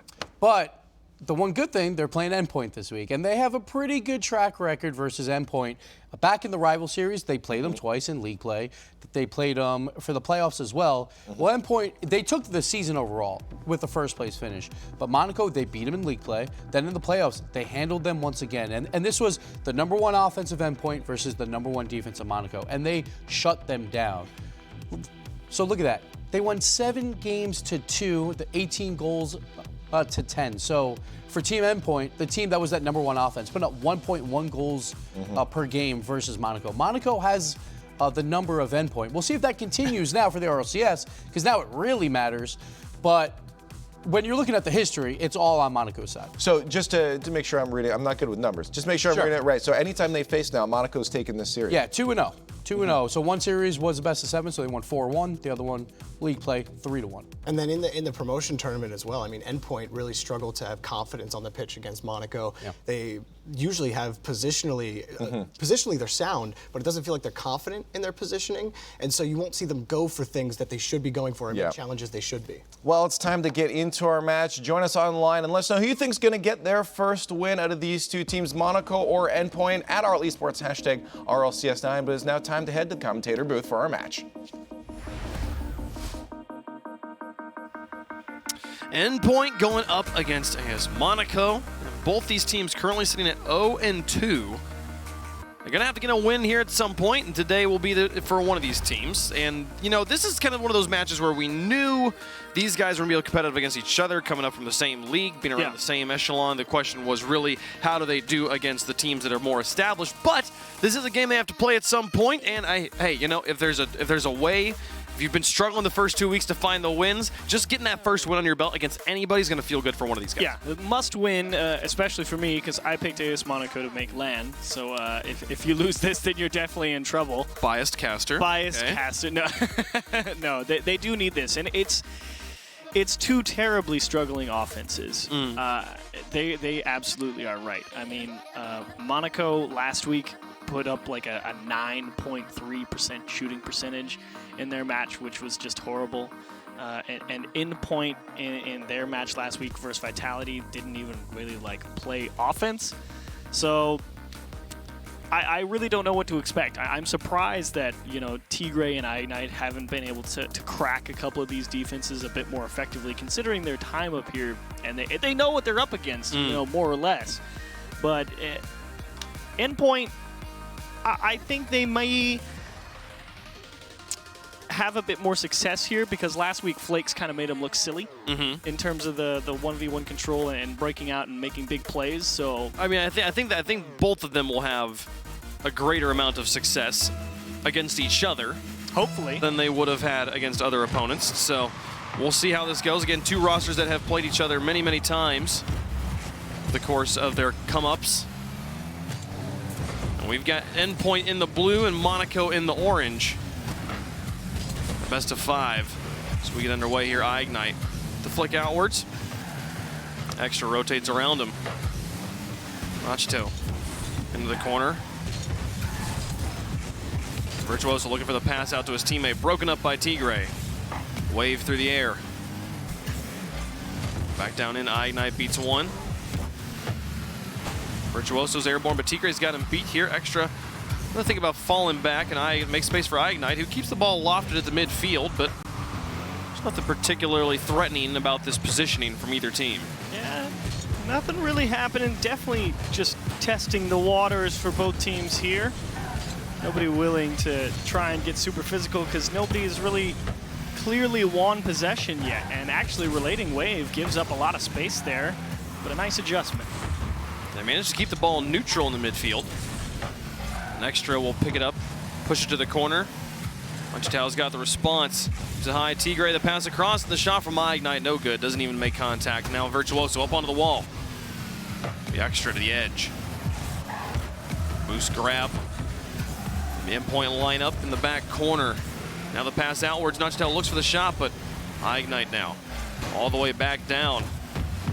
We've seen a number of times from both teams. The setup's there and the shot. The player is in the place he needs to be to make the shot, but just doesn't quite make contact. So far, that has resulted in a quiet first 2 minutes here, but play over 2. Nachitao should be able to get this one past Tigray, and he does, off to the corner. Going back down to play neutral. Virtuoso. Get played past by Ignite. Now Related Wave going up. Tigray getting bumped heavily by Nachitao, or by Virtuoso rather. Wave trying to push it in the middle. I do think slowly but surely AS Monaco is starting to push off Team Endpoint. Not really much in terms of possession, but that being said, the defense for Endpoint has looked good. They're not really allowing any strong quality opportunities on the goal line. Comes through 2. Approaching halftime, still nothing really in the shooting department for either side. Ignite to the outside, 2 players up. Tigray puts one on target, and Relating Wave will get in the way. Now here in front of the box, Nachitel, this one's dangerous and actually just balls the defense. It rolled around the edge. It looked like it would be a simple clear maybe over the top, but no, Relating Wave sticks with this one and iGnite doesn't make contact. Yeah, they catch AS Monaco in transition. Extra and iGnite kind of have a bit of a disagreement about who's going to actually challenge there in the midfield, or maybe one of them just goes to try and steal away that midfield boost. Either way, neither coming to fruition, and they can't hold off the push in the 1-on-2. That is Endpoint taking the lead. And what has been a slow game so far, one goal could be the only thing that is needed. We'll see how the latter half of this game evolves. And Virtuoso out of the corner. Back to Nachitel, sends one on target. This time Extra makes just enough of a play to get it away. iGnite past one. Extra, a player that had a wonderful week number 1. Yeah. But still not able to quite find the win. Looking to see the complete package from this Monaco roster. iGnite with a loft. Response from Nachitel. Tigre. Aggressive.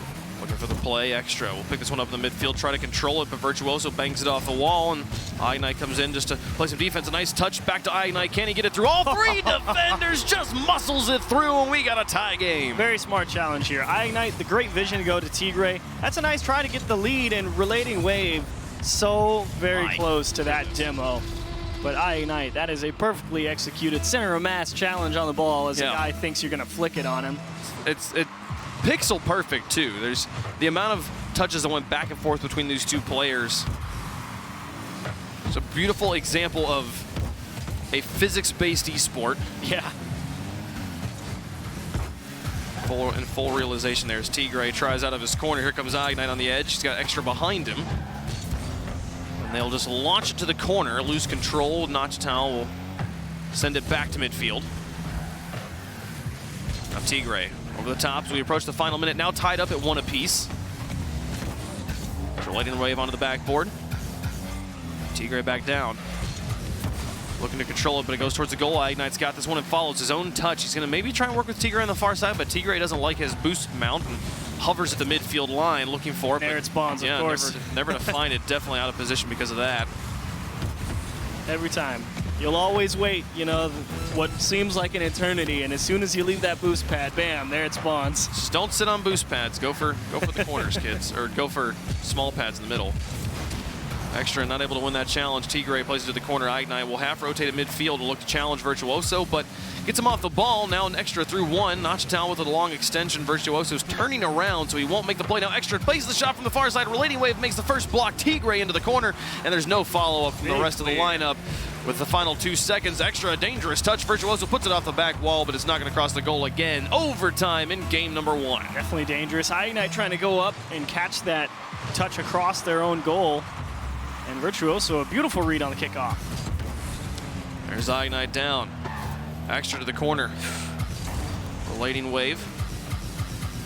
Play it long. Underneath 2, Extra now to the edge.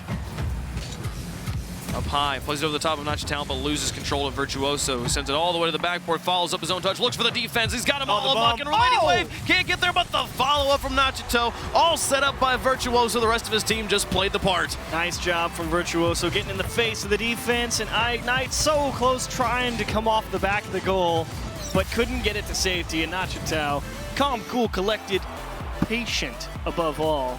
He turns in the freebie. It was such a beautiful setup, pushing in and getting in the face of both the defenders, bumping them, and honestly, the valiant effort from iGnite, as beautiful as it was, it only is valuable if he's able to get it all the way to the corner. And because the setup is just so good, there's going to be 2 beautiful shots at the net. Both come through. The second one goes in, and Endpoint secured in overtime. Tough break for Monaco. A solid game overall. I mean, from both teams, I feel like no one was making, you know, horrendous mistakes. Or that being said, I don't feel like either of them took any big risks either. Yeah, it's just very true. Yeah, I think it was a very safe game. Yeah. And neither team made like a brutal error that just allowed the ball just to sail into the net for free or anything. But I did appreciate. I loved seeing Endpoint there at the end, playing aggressive in overtime, going for bumps in overtime is something that when you have a game that's as safe as this one, overtime will just be mega safe. You know, like no one's going for full offensive play. So seeing all 3 players push up, secure the win, great play from Endpoint. And the best part about that was Relating way, or no, it was Virtuoso you said, because he hit it off the ceiling, and then his trajectory, he didn't try and go for the read off the bounce. He literally just tried to cover the trajectory of the people to come out of net to get the ball. Yeah. It was literally just forcing them to stay on the ground and make Ignite make a tough attempt at the ball, and it's basically a forced error. It's like trapping a moth or something, like just bringing your hand slowly down, and just kind of bouncing off your hand as you pull it all the way down and in, and then you can take it outside and, put it off to safety. Let it go, because they're annoying. Exactly, but let them live their life. Their life is short enough as it is. Game 2, as Monaco will look to bounce back. As Endpoint took that first one. Here, Relating Wave back in the midfield, going to follow his own touch. Gets the stretch across the field to himself. And Ignite now with the long clear. Virtuoso in this corner, waits his time. And now with the challenge. A full tank of boost, he'll use most of it. Just get it down the field, Nachtel airborne. Tigre and Ignite now tag team this one all the way into the blue corner. Tigre up again, back across. Extra's going to stretch to try and block Nachtel, who would otherwise have a free shot. Extra will do just that. Gets it past 2 now. Trying to transition in the midfield. Plays across to Tigre, but Tigre wasn't ready for the pass, and the Endpoint defense was ready for the cross. Relating Wave goes to the sky, beats Tigre. It's all up to Extra in the back. Feels the shot's just wide. He'll carry it off to safety. Great pressure. This pressure, oh my goodness, the ball was ricocheting off of so many surfaces, nearly just went in. And it's just great recognition there from Virtuoso. He sees the Extra, knows he has time, and immediately tried to go up there before that dribble could really get started. Because he makes that great read on the ball, the recognition of the situation, and now they have a pass across, and I think they're going to have to let this one go. Virtuoso tried to stretch for it, but I don't think there was any chance he was getting there. Extra 2 touches all the way into the backboard. Kick out. Nachtel will play to the corner. Ignite the pass in. Tigre with a free shot. Well placed, and Tigre scores the first one here for Monaco. Nice read here from Ignite. Favorable bounce. Nachtel tries, but it kicks out. And Tigre, pretty much anywhere, still dangerously close. Virtuoso, I mean, he just rotates towards the ball naturally as he rotates into the goal to face the ball. And Tigre got just enough behind it. Monaco with their first lead. And they hold on to it this time. It's Relating Wave. Back to midfield. Really absurd double commit here, which should actually result in a goal. Oh, the terrible bounce, hard to read.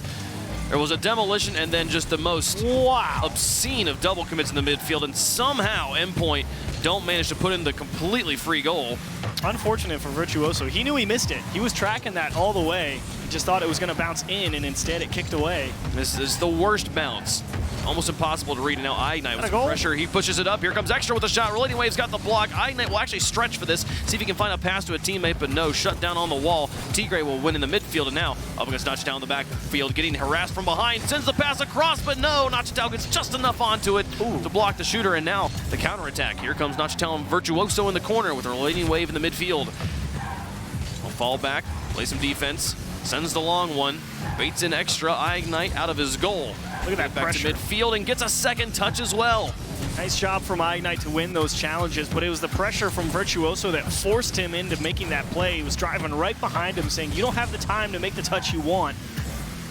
And even while caught in position, Endpoint trying to make it tough on Monaco. There's a shot on goal. Extra's got the block. Now through 2, Relating Wave up. Now the pass out, some extra speed. Put it back to midfield, Relating Wave. And rotate around in the midfield. 1:48 left to go. Monaco with the only goal in game number 2. Extra tries to play underneath 1.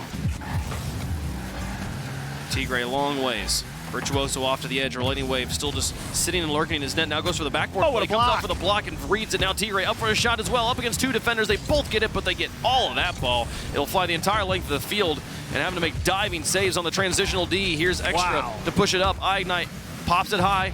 Can Extra find a play back out to Tigre? No, he gets demolished by Virtuoso. Approaching the final minute, Endpoint starting to gain more control here. Can they find the tying goal? Ignite making some quality touches to try and set up his teammates. Extra making some fantastic reads on the ball. And Endpoint are struggling. Monaco, great command. Trying to make some space here for Virtuoso. Nachtel back down to Virtuoso as he sends it long. Ignite will have the stop, and he passes out to Extra on the outside. Push it through 2. Nachtal now back in. Blading Wave looking for demos. He goes for the air carry, gets it past 1, and carries it to the corner. Nachtal puts the team on his back and equalizes. They finally push Extra off the ball. They get him on the 2-on-2, the clean miss, and Nachtal. Perfect understanding, again, as you were touching on earlier. Physics-based engine to a T. Gets in front of the ball, keeps it straight into the corner, and just fights against Ignite on the goal line and wins it. Uses that inertia to his advantage. Ignite now looking to unequalize as quickly as possible. 30 seconds left, overtime's looming. As it goes through 1. Ignite now back down in the midfield, he's up with it. Tigre's shadowing behind, but having to dodge demolitions as well. Extra will try to close that gap. 12 seconds left, Endpoint. Looking to finish in regulation. The shot from midfield's just too high and also wide.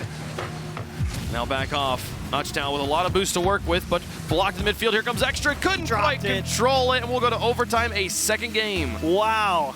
Hold your breath, Endpoint. You know you got away with murder at the end of regulation there. Not because Extra missed, but because of the wide open net that they thankfully missed.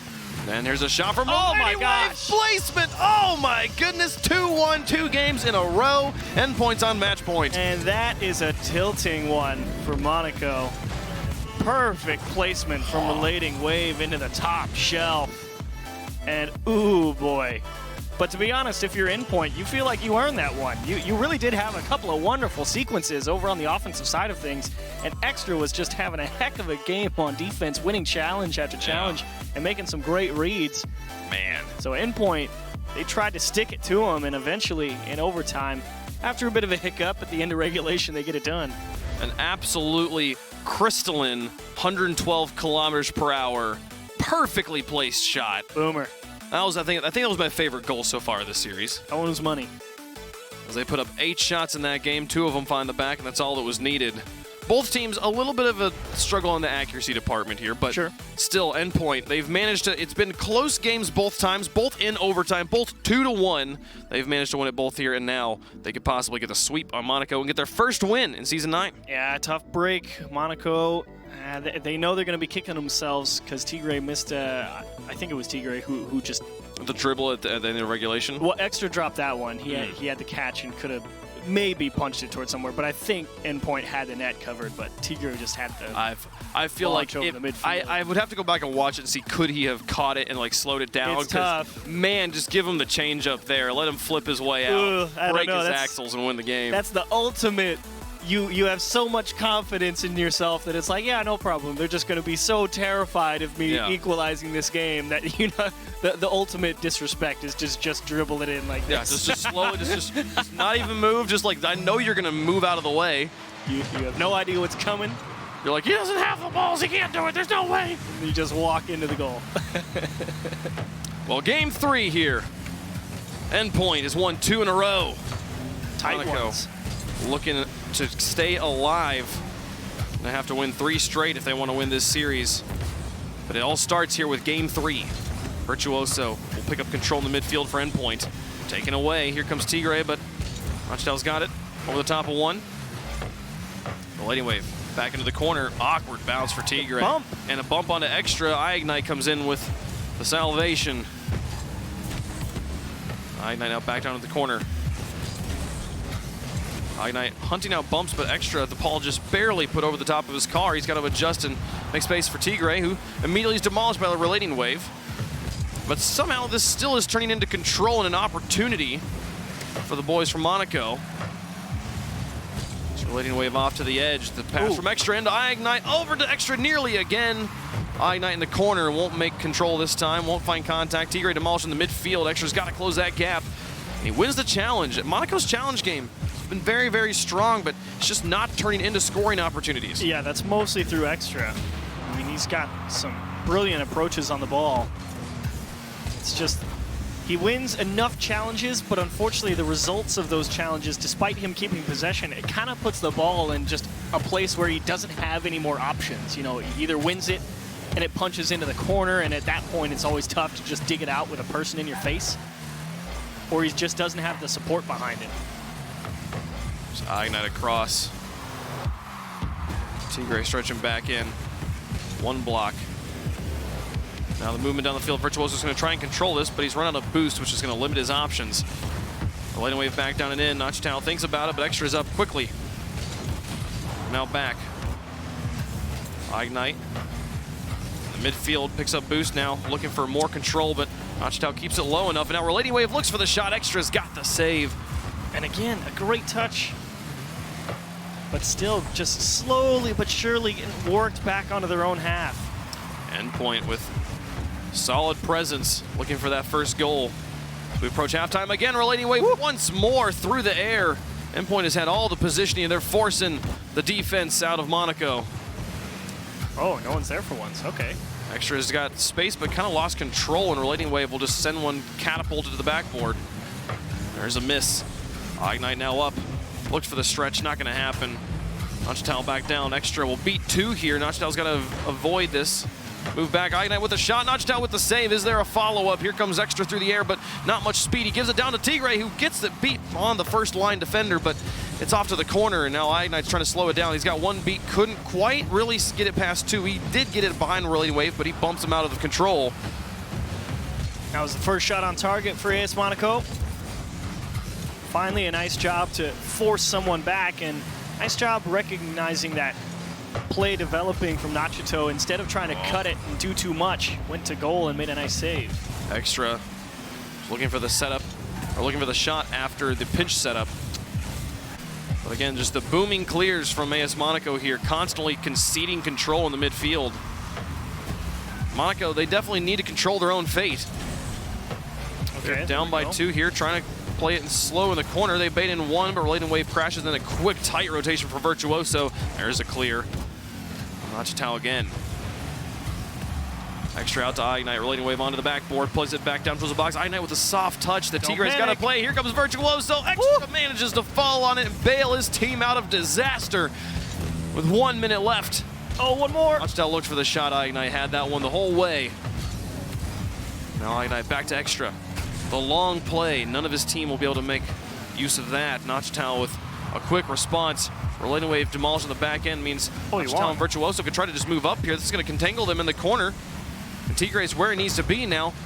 Off to the edge. There's one bump. Now a pass. Now a shot. And oh, a block is the follow-up there. No! Oh, the defense holds. And they look for the counterattack all the way down. Tigre's up. He's got one soft touch, but Nachtown's now coming straight in. The demolition from Virtuoso is no good. It was such a brilliant setup, but they didn't commit all 3 players. 20 seconds left. Endpoint's trying to win it in 3. We're looking at a 3rd overtime for this series. There's Extra in this corner. Here's Virtuoso. One more. Can he find the setup? No, the kill from Extra. Relating Wave back onto the backboard once more, following it himself. The setup from Nachitow. Oh, and it's in! Off of Ignite's nose. The slow play does work here at the end of regulation, and it might be the disaster for Monaco. And again, a missed clear from Tigre. Just can't get there. Ignite knew as soon as he saw that bounce, he goes, oh boy, yeah, I'm going to have to handle something. And another perfectly placed shot. He jumps, hits his boost, and prays. That was the only answer for Ignite. Now the kickoff, no, it's not going to be good. Endpoint, take it in 3 games. It only took 5 goals to do it. We talked about it. The offense is definitely struggling a little bit on both sides, but Monaco manages to put just enough together and get their first win here in league play. Frustrating series for Monaco, though. I mean, the games 1 and 2, you kind of felt there was a little bit of back and forth, some decent opportunities, but overall, Endpoint playing a solid defense, no matter how well Extra was playing to get that ball on the offensive side. They just couldn't crack them. And in game 3, it was just dead quiet for Monaco. That's the boa constrictor for Endpoint in game 3. Yeah, only 2 shots on the board here for Monaco as a team, having to put up 8 saves. Endpoint definitely slowly more and more controlled that series. And man, yeah, that game was a little all over the place, but it was definitely Endpoint there at the end. The pressure of buzzer beater time, of coming down to those final seconds, you just want to make it to the overtime one more time. That sucks for them. But tough break. Monaco, they'll continue to look for that first win. Congratulations to Endpoint for finishing that one. We've got quite a few more series here. Singularity will be back on the pitch looking to bounce back after dropping it to Dignitas earlier. Their gauntlet continues, though, with Mouse. Can they find the win? We'll find out after the break.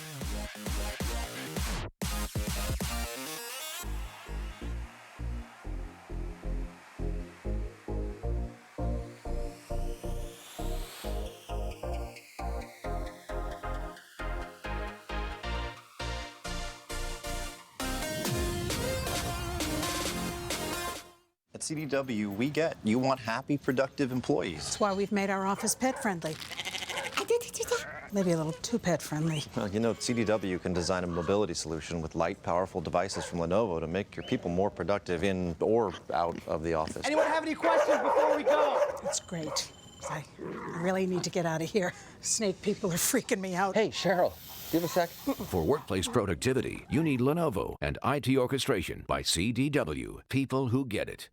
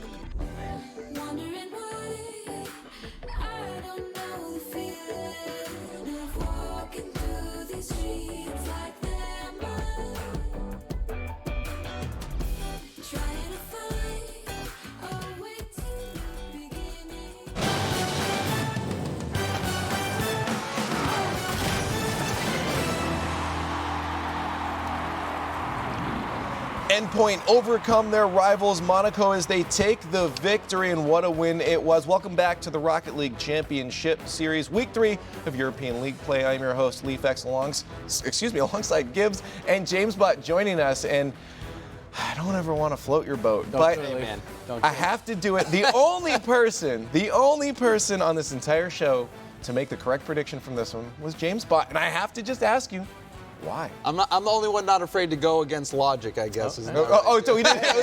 It was a monkey fix. Last week, even in the rival series, I loved watching this Endpoint team. I picked against them first week in the rival series. They proved me wrong. And what I really love about Endpoint is that they're a triple threat team. You're not going to have to worry about, like for Monaco, Tigre, he's not really a goal scorer most of the time. He's usually just setting up plays. And the thing I love about Endpoint is that any single player can take the mantle for that team, score a goal, put them over the top. And also, I love how calm they are under pressure. And this game had really high-pressure moments going into multiple overtimes, and they pulled it out. So I love what I saw from Endpoint. I expect to see more good things from them as the season goes on. And that was the thing with Endpoint. There was multiple goals where they're just setting the house. All three players getting involved. And you feel bad sometimes because it's like Virtuoso. He'll begin the whole play, but because everyone goes for it, he's not on the board for a goal. It's like or an assist. But that's how they play. They send everyone. They do multiple chances, and they get the job done. Now, on the other side for Monaco, we talk about the offense has to go through extra. Well, he didn't do anything. 0%, no goals, no assists. And if he's not performing, they don't have enough offensive firepower to compete. Huge win, though, for Endpoint because, again, they've played 9 times before this in games, and they only won 2. And they just swept Monaco. That's huge for game differentials later on throughout the season. But looking at Monaco now, it's like, where do you go from here? Like, this is a team that you have a winning record over. You should have gotten this victory, but you get swept by them. There are some serious adjustments that need to be made for Monaco now because it's not going to get easier. This is probably one of your closest must-win matches. What do they do from here on out? What are the changes they need to make? You have to figure out what you're going to be doing on offense because it was nowhere to be found this game. Ignite. He's a fantastic shooter. You have to make use of him. Have to figure out how to get him involved in the play. And for, like you said, extra, he was MIA. So who knows what it was with Monaco this week. Sometimes you just have an off week, and this seemed like an off week for Monaco. They didn't control the field of play at all. 14 shots in 3 games. You're not going to win a lot of games shooting under 5 shots per game. So first they have to find the shots, then they have to convert those chances. But they didn't have either of those here. But to talk about their victory on the line right now, we have Relating Wave. What's going on, man? Congratulations on the win, finally getting that. They had a 2-0 record over you guys, but you finally are settling that score. It feels incredible to finally get our first one on the board. Yeah, it's fantastic. It is fantastic. You guys look good out there. What was connecting today? What did you do to shut down Monaco? We played a lot more physical than we usually did. Our passes connected a lot better than we have done in the past. And just generally our shooting was just better. It was on point, especially, again, feeding the ball. You guys had some great shots yourself. Over to Nachito, he was sending them home as well. What are the goals for you guys, though? Of course, most of the desk and most of the scene is looking at a few other teams, like your Reciprocities, Mousesports, Vitalities, to be at that top. But what were your goals for you guys? Did you expect to see yourselves up there? Was it just get some wins, do our best, stay in the league? What was it for you guys this season? Our ideal situation would be to just to stay in the RLCS. It's incredible to be here. And getting to the regionals would be even nicer. Yeah, oh, absolutely. I mean, aim for as far as you can go, right? But at least being able to play in the next season would be great. Now, I just want to look forward to your match for the next week. You guys got Veloce. What's the game plan here? Is this going to be harder than this Monaco match here? Do you guys have a game plan for Veloce? We haven't prepared one properly yet, but we feel confident in it already. We already feel confident after that first win, and it's just great. So what is it that you think Veloce could do to maybe give you guys a wall and a barrier that could to stop you guys out? They like to play very counter-attacking and fast-paced, which is something we're not great against, but we can always work around it and counter that. Yeah, you guys got some time to work on that a week before that happens. So good luck on your prep for that. Just a final question here. In the pre-show, I don't know if you watched it, but we were doing a rookie watch, and the rookies to look out for. None of these guys had any of you guys on the list. Do you have any words for Gibbs or any of the guys there sending ways why weren't you on the list? just put us on there next time. That's fantastic. Anyways, thanks for chatting. Congratulations on the win, getting that victory over Monaco, and good luck in your match next week against Veloce. All right, thank you. I gotta say, I'm a bit disappointed. Like, sure, you don't have to trash talk the other teams, but you should always trash talk us. When you get that opportunity, you gotta go for it. I'm like, I give you the opportunity. You guys, players, take it. Yeah. We can take it. Anyways, yeah, no, it's really cool for a team to have those realistic goals for themselves too. I mean, sometimes overconfidence can actually cause problems for you, but for them, they're like, we know we have problems against this specific play style, but that's a good thing because now you know what you have to work on to counter that. And the context of the situation they're in, the discombobulators, they were a team coming in. No one really had many expectations on them, and they just blow through the rival series, get into the RLCS, now get their first win over a former rival series adversary, a huge win for them. They just want to stay in the league because they're living the dream. Oh, yeah, for sure. They're living the dream. You just got to take it one match at a time, and that's exactly what they did versus Monaco. Now go on to the next week and try and get another W. Now, of course, after a couple victories, it means we have a couple players on our Player of the Day nominee board. Gibbs, who's up there right now? We got Nachito, 100% goal participation in that last series with Endpoint, and then Von Panda. Maybe I'm trying to push this MVP story a little too hard, but this is rigged. But he's leading the offense once again for Dignitas. We saw players like Astral be relatively quiet. Von Panda getting the job done with goals plus assists to Yukio. No, I have to absolutely agree with that. I mean, I think you're absolutely right on this. Violent Panda is like, especially with that stat, you usually see him as that guy with the, at the back with the eye, but you mentioned he's up on offense in that second half. The defensive half a lot more than I would have thought he'd be. So he's not trying to create the goals necessarily. He's just trying to create the play that evolves into a goal. Exactly. Anyways, we have a lot more matches to get to, so why don't we start talking about our next one? It's going to be Mouse versus Singularity. This is going to be a fun one because Singularity, again, taking down Renault Vitality. It's a huge accomplishment for them, but we're still not convinced yet. They lost to Reciprocity. They just lost a series against Dig right now. And Mouse is still one of those teams that are in contention for that top four. This isn't going to be an easy one for Singularity, but probably a must win. But Mouse wants this one bad. Yeah, I feel like with Scrub, we're waiting to see him really get unleashed on this Mousesports squad. Right now, 0.38 goals per game, 21st in the league. And where's Speed been? Where's Speed been as well? Where has this Mouse offense been? You say top four. I worry for Mouse. I am a Mouse fan. Sorry, it's an asterisk. Top four if they can get that offense going. and that's the question is, can they get this offense going?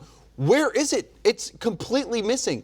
There was Cookser, he's got shooting ability, yes. Speed, we know he has that in him. He was crazy last season with the shots that he was hitting. Scrub Killa helped get Vitality to a grand final, but things have not been working well for them. It kind of reminds me of the Knights over in North America until this week where the Knights finally started to figure things out. Maybe Mouse can do the same because we know they have the pieces. And that Scrub Killa does not want to lose to Tho. Those guys have a little bit of a rivalry. That's true. Tho likes to go on Scrub's stream and bully him around a little bit, so it should be interesting there. But the best thing about Mousesports this season coming in, like I thought, would be their defense. Scrub and Cooks here not looking so great so far with that. So maybe Tho's going to get in the face of Scrub and get some goals. We'll find out. It's now Scrub versus Tho. Get online and let us know who you think is going to take it at RL Esports, hashtag RLCS9. But it's now time for our third match of the day. Let's get to it. Singularity and Mouse here in match 3, and I have next to me Turtle. You're all in on Singularity. I was all in. You're all in, and I'm giving you an out right here, right now. Do you still go with Singularity after their performance against Dignitas? Yes. Why? We have to. Why? Because I already have put my confidence in them. I think that Dignitas and Mouse, they're not really comparable at this point in time. I think that Dignitas series was tough, and I was not happy, with Godsmill's performance. I thought that he was rough. I wanted him to show up better. He even tweeted about it. He said that he was a little bit shaky. He's going to pick it up for this series. So I'm looking to see some better performance on defense because I thought they just missed a bunch. If you watch that series versus Dig, it was just all over the place, and I'm expecting to pick it up. Yeah, and we'll see if they can do it here against Mouse. Now on the other side, the devs talked about where's the offense been for Mouse? And I feel like Speed and Scrub have been the offense. Yeah, the duo. And Cooks are coming up from behind and being either that defensive rock as the third man or being the shooter. He leads the team in goals with 6 at the moment. So for Mouse, it's really about just how do you make it more deadly, I suppose. Exactly. From what we hear from the desk. And I think that duo is going to come into play here a lot, but it's more of how are you going to feed the ball through. I think Mouse, they always leave Cooksir on the defense. You even talked about it during the pre-show. They always leave him last man back. He's forced to play the defensive role, and if he can't win that challenge, it's going to be detrimental to the entire system of their team. Yeah, it was something that I noticed last week from Mouse was that they leave Cooks back, and if he can't make the challenge, the rotation doesn't come through. Yeah. Speed and Scrub, and they're left very vulnerable in the backfield. So see if they can make some changes here. And Mal's going to start things off on offense, and quickly a shot goes off the back wall. Nolly was forced to kind of back up into his own net.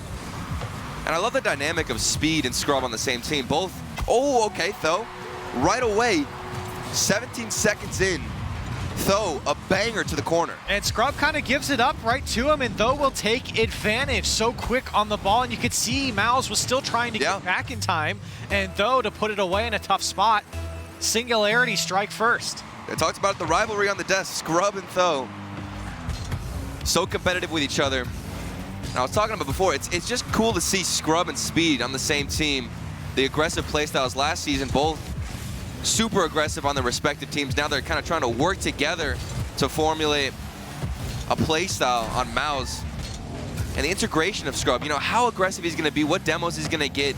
It's just fun to watch it unfold as the season continues. Yeah, I absolutely agree. I love to see Scrub and Speed on offense, but there is that missing piece that they haven't had where it just feels like they're a little out of sync sometimes, and the offense falls apart.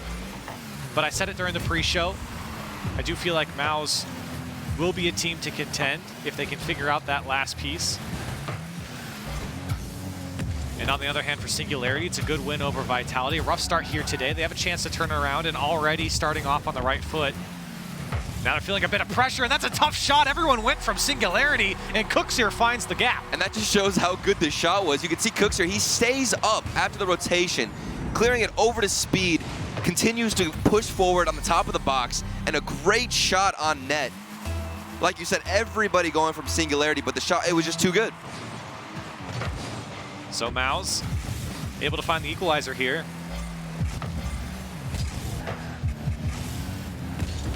Though on the challenge, has Nolly in the midfield. Does go up for it and gets a second touch. But Mao's able to slow down the attack and bring it back to the Singularity side. Nolly gets over Cooksir. This ball bouncing in the midfield. Godsmilla has a shot, and Scrub forced to make the save. Tough touch here for Speed, can't make it, and Scrub backwards comes through and makes the save. And a lot of that started with that initial shot from Godsmilla, just so far into the corner.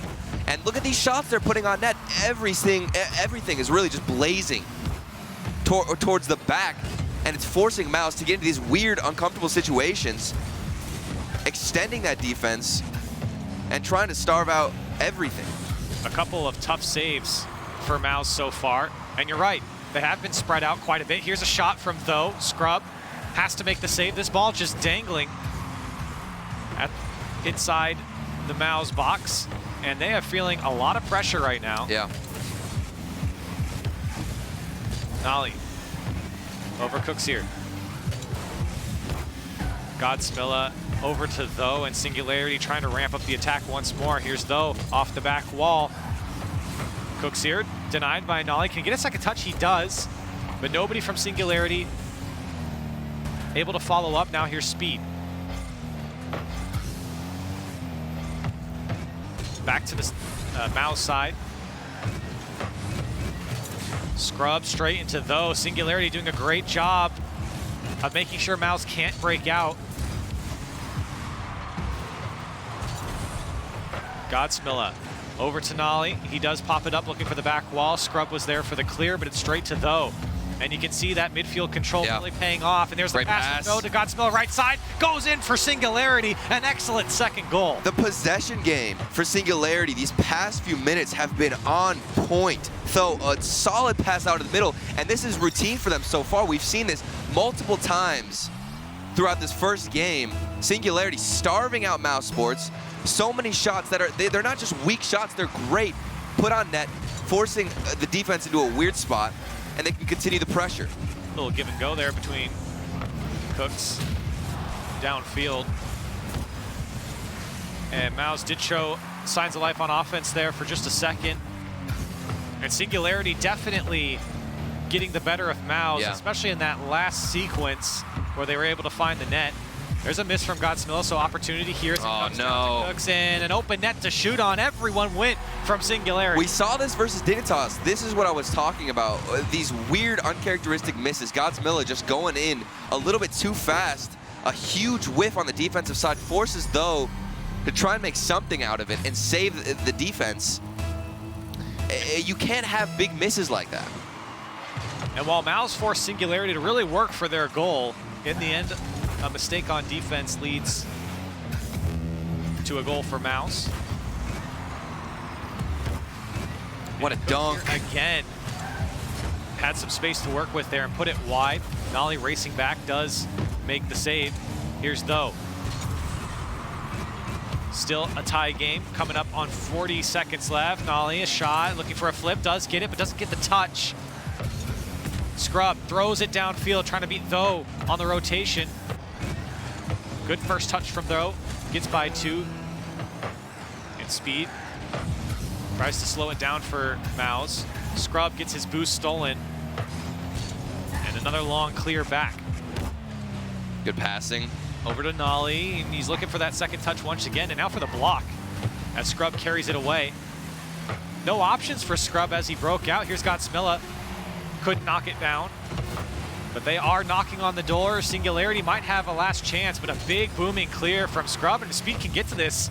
They had an opportunity, but it's going to be overtime in game 1. It's those few small mistakes that Singularity on defense, just the slip-ups. And now, I mean, even when we see possession and more pressure coming out from Singularity, they're still tied up here. Here's Godsmill. A shot is on the right side, comes off the inside of the post. And Mouse will be happy to see that one bounce out.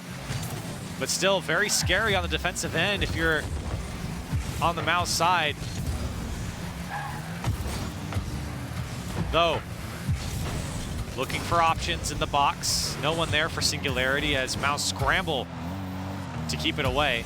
Demo. Godsmill gets a demo. Nolly trying Another to drop one. it for Though and goes for the bump on Speed. That was such a smart play. Nolly knew that Though was right behind him. Opts to just take out somebody. Unfortunately, doesn't get the demo, but the idea was there. And Mouse still struggling. It's really just one clear, and that's all they get. They're just booming it away, and Singularity eats it up. Here's Though over to Nolly, and doesn't get the touch. I think he was trying to avoid the dunk. This ball played to Scrub. It's a tough shot on target, saved away by Though. Mouse trying to gain some ground here. And it's immediately given up. You can see Scrub on the back line, and they're back on defense.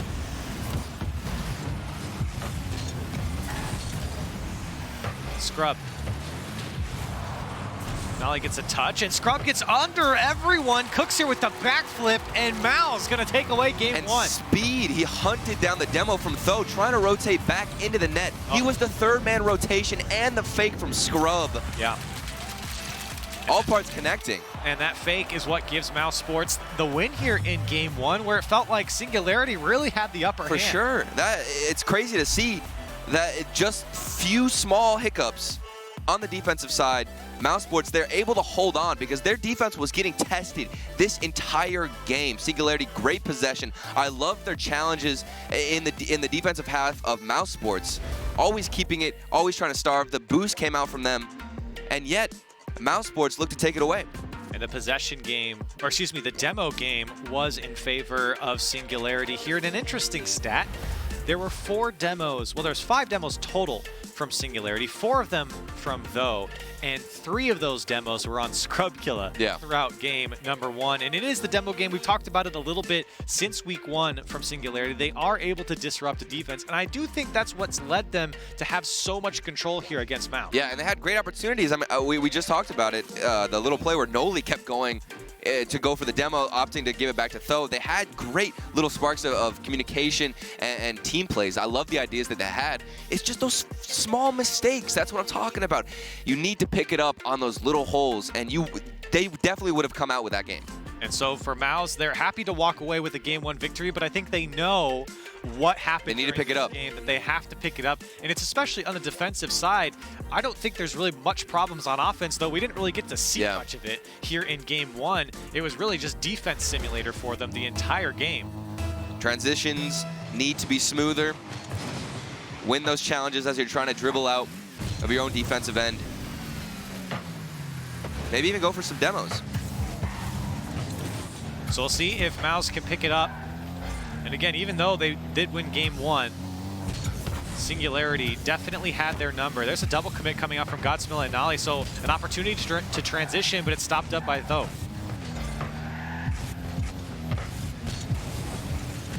Here's Though again, a second touch off the back wall. Godsmilla on the dunk, Though fighting for it on the back wall. Out to Nolly looking for the corner and can't get the touch across. Though gets back into rotation and gives it up to Cooksier on his own back wall. Cooksier is trying to keep possession. Speed contests Though in the midfield. Here's Scrub up for it, low boost. Shot is on target. It was wide, or excuse me, blocked away by Godsmill. It might have been wide off the post. Though gets the pop, has boost to work with here, looking for that back wall. Scrub to meet him.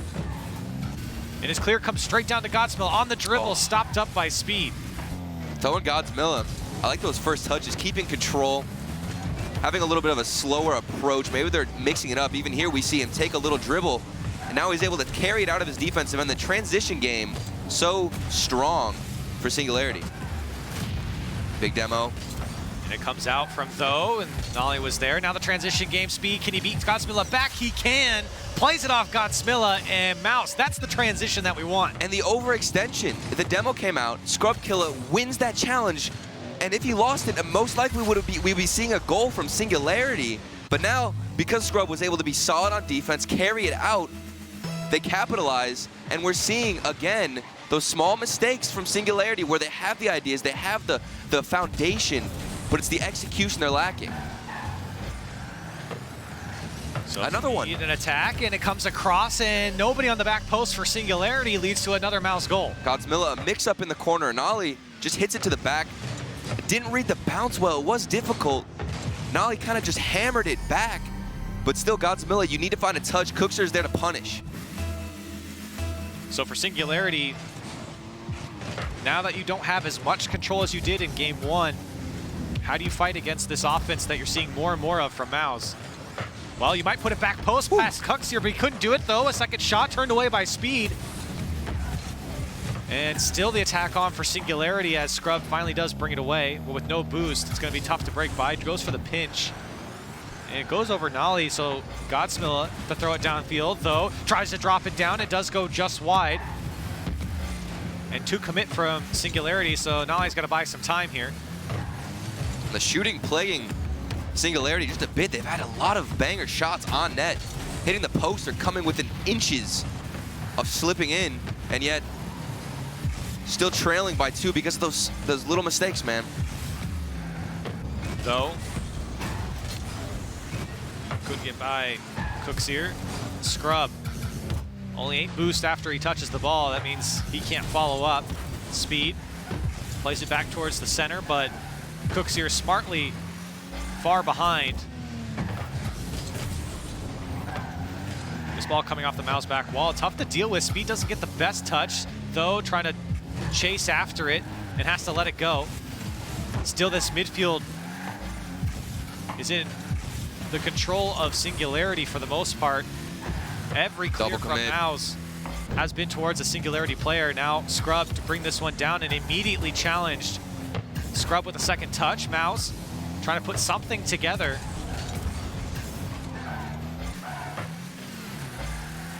Coming up on a minute left here in game 2. And the composure for Mouse has really been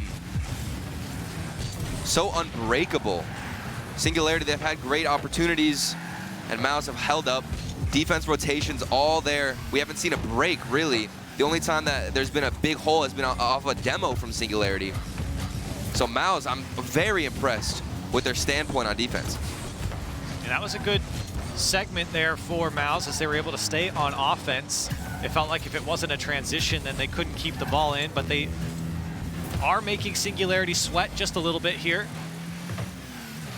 Godsmilla has options under him, but couldn't get back to the ball. Nolly trying to get a second touch from the corner. Those there, and that shot blocked by Scrub. Here's Nolly again. Shot across, and Cooksier barely gets the touch by. Godsmilla, not a lot of boost. Lays it off for though. Finds the back wall. Speed's there, and Nolly comes flying through, but can't get the touch over Speed. And what a play from Speed. He stayed on the backboard, was patient about it, controlled it, and then got a solid 50. He was last man back. Huge stop for him. And a great play here from Nolly. Comes down to though, if he can get over it. Nolly looking for Godsmilla. Right pass down, and Godsmilla couldn't get there, or at least get over it as the defense came through for Mouse.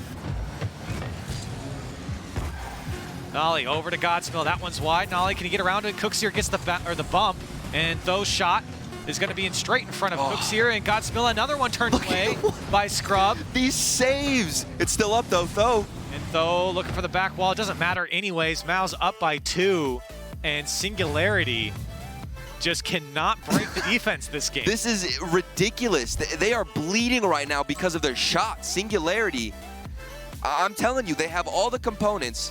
All the pieces are there except for the finishing. You know, as much work as you can put in, if you're not able to find that shot, none of it is going to matter. And their defense is really lacking because of it. I feel like they're getting too desperate. And now big opportunities like Godsmilla in the corner here. Should have gotten a touch. Nolly, not the best hit, but he tried to keep control of it. Godsmilla just couldn't read it off the corner. And Speed, just a nice little hit out. Cooksier's there for the follow. Yeah, tough situation there for Singularity, and that's what led to the second goal and the eventual game winner here for Mouse, is they were able to take down Singularity 2-0 in game 2, and now find themselves on match point, for Singularity at least. They have the offense. They just need to... They have the passing. It's the shooting. It's just the shooting. Literally just the shooting.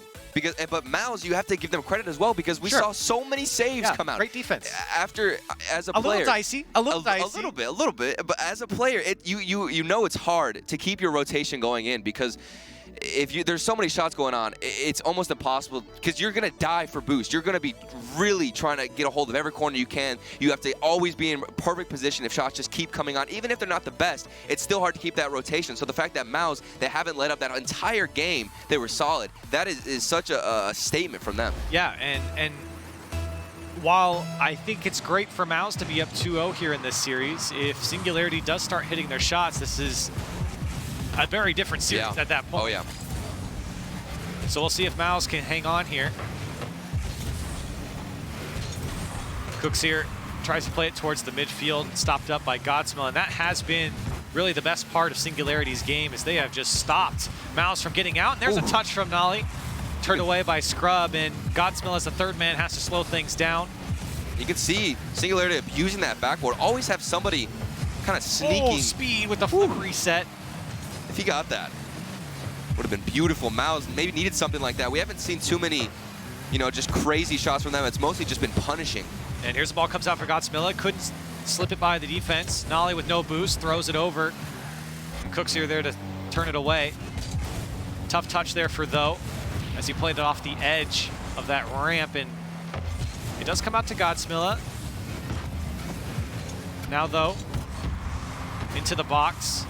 Nolly waiting for his time to go. It's Scrub who beats him to the ball. Cooksier there on the back flip, and Mouse now back in possession on their own half. Speed to Scrub, and Scrub over to Cooksier, and they do play the ball down the field. Oh, what a clear. Immediately responded by Nolly's clear. Cooksier has Scrub in open space. Scrub shot on target. Godsmilla makes the save. Cooksier again plays it off the back wall. And this just feels like a battle of counterattacks. You can see both teams always using each other great passing out of their own defensive end, and then they ultimately find a shot. It's really kickball back and forth. Oh, the touch from Nolly goes by. Just the slightest touch beats the defense. What was this angle? Nolly and the flip. Wow. The timing. Okay, that is crazy. That is ridiculous. Nolly. I didn't even see the flip. And as a defender, to comprehend that angle, Corelli. That was a 200 IQ, maybe even higher. What? Flip there from Nolly. I have no words for that. Nolly, another insane shot. We saw it last weekend. He popped off, and then he saved the flip now to find the shot in the corner. And it does give Singularity the lead, and they are putting on the attack once more. Let's see if Nolly can get by Scrub. He can't, and he'll pay the price for it as Speed takes him out. And you can see a lot of players having to dodge demos on both sides of the field. It has been a physical game. Here's Though, trying to fight for another one for Singularity. Godsmilla back into the Mouse corner, second touch. This is dangerous if Nolly can get there, and he tries to land on top of it, though. He'll go, and now Speed downfield if he can get the touch by Godsmilla. Almost a replay of last game. This time, Godsmilla makes the save. Thankfully, he's there in rotation. If we had seen that a couple games ago, there would have been nobody there, nobody home. Singularity picking it up a little bit on the defensive side. Don't have those big holes anymore. And Mouse really haven't been able to clamp down on offense for too long. And you see these balls just thrown downfield, and Nolly's happy to respond with just throwing it straight back. Right. Nice touch. Over to Nolly. He's got Cooksier to beat, and he tries to flip it over him. He does get it. Tries to go for the bump on Scrub. Doesn't get the touch on that one. Cooksier.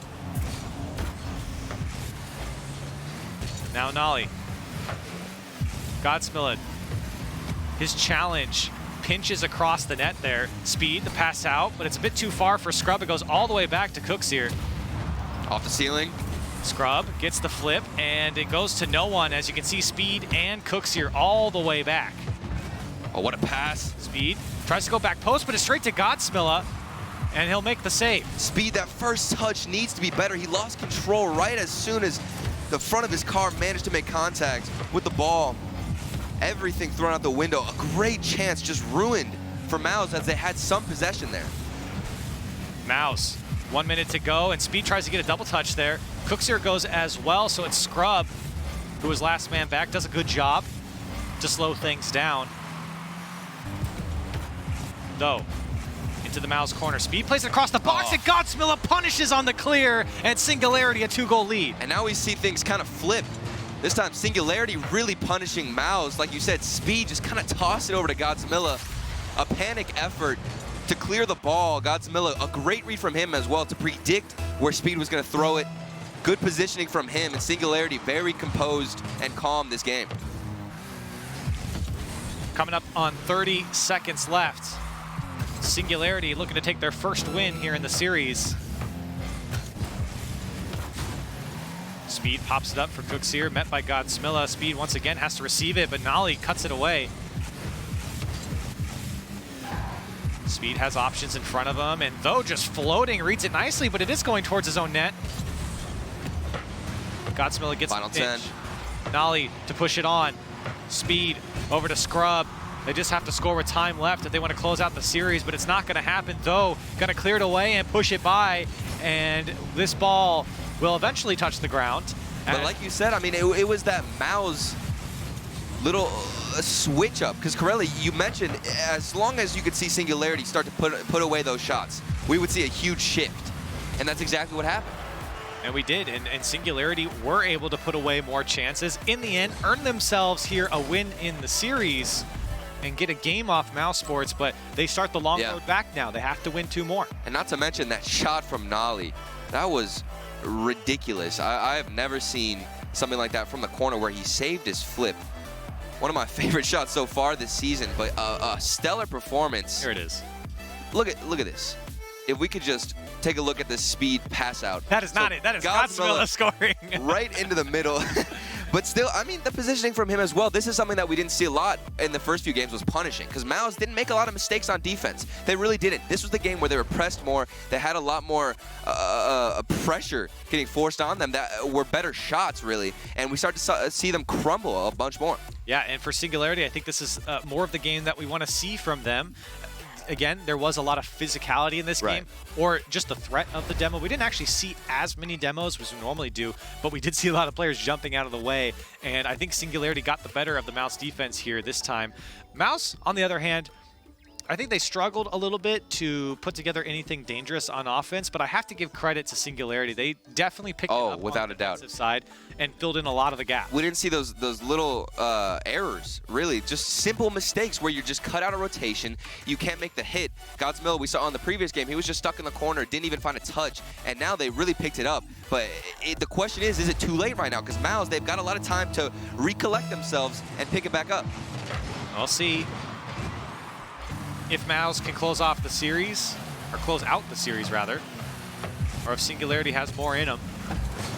And Singularity has been playing extremely well throughout the series. They're just not getting the win. Right. One thing to pay attention though, Tho, I've been really impressed with his speed in front of clears. I've noticed that every time you can see Mouse go for some kind of a hit out or trying to get it out of defense, you see Tho just being aggressive. Even now, just chasing the ball. He's stalling so much time, letting his teammates get boosts, and he's being a great addition right now to his team. I think in the last game, the stat was he spent 37% of that game at supersonic. Right. Going full speed. Exactly. And Gibbs mentioned that, just taking all the boost, being annoying. He's one of those players that is just, it's so frustrating to battle against him on the field because wherever he is, he's taking your boost, he's getting in your face, and he's going for demos. So the first minute come and gone here. Still scoreless. Sonali's trying to fight his way out of his own corner. Godsmilla's pinch actually goes straight to Cooksier. He'll pick it up, tries to get past Tho. Tho with no boost, looking for that sidewall, but Speed read it nicely. The pass over to Cooksier was there. Scrub trying to deal with this as he does throw it back into the Singularity's corner, but he gets demoed on the play. And another demo on Speed, so that'll slow up the Mouse attack. Nah, I mean, Scrub is just alone on offense after all those demos, the aggression. Singularity, we've seen this all game too. They've had possession, they've been really good at maintaining pressure, and now their defense is holding up. Tho set it up for someone on his team, but nobody bid on it. It might have been too far. Godsmilla and Tho goes, as Tho does pick it up in the end, but it goes straight down to Speed, and he booms it away. Scrub gets a second touch back to Speed. Nolly makes a good stop in front of his near post, and then makes the save.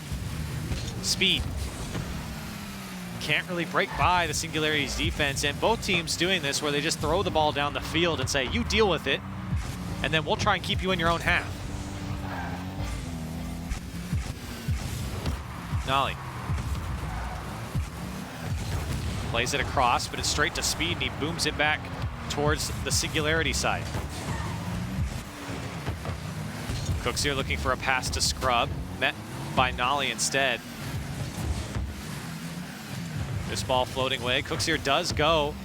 The challenge goes in his favor, at least towards the Singularity corner. Scrub was a little bit late on the follow-up. Does get the dunk. That one goes wide.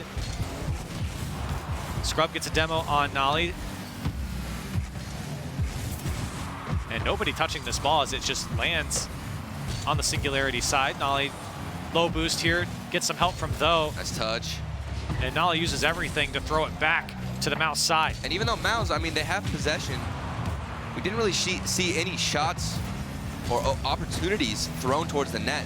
You know, they're able to maintain a lot of that possession in the corner, but Scrub, a good double touch off the backboard, and Cooksier, okay, gets tossed out to him. And that's a great way for Mouse to get started here. You can see Scrub picks it up, and by beating two, he gets a little help from Godsmilla as well. Opens up the space for Cooksier to come in and receive the pass, though was back behind his net. And really, the golden opportunity, that was the one threatening situation, and it came off of Scrub having the hustle to keep going, follow it up, using that flick, or the flip out, excuse me. And Mouse, they're looking a lot more solid. They are here, and they are doing it while Scrub is once again feeling most of the demos here. He's been demolished 3 times.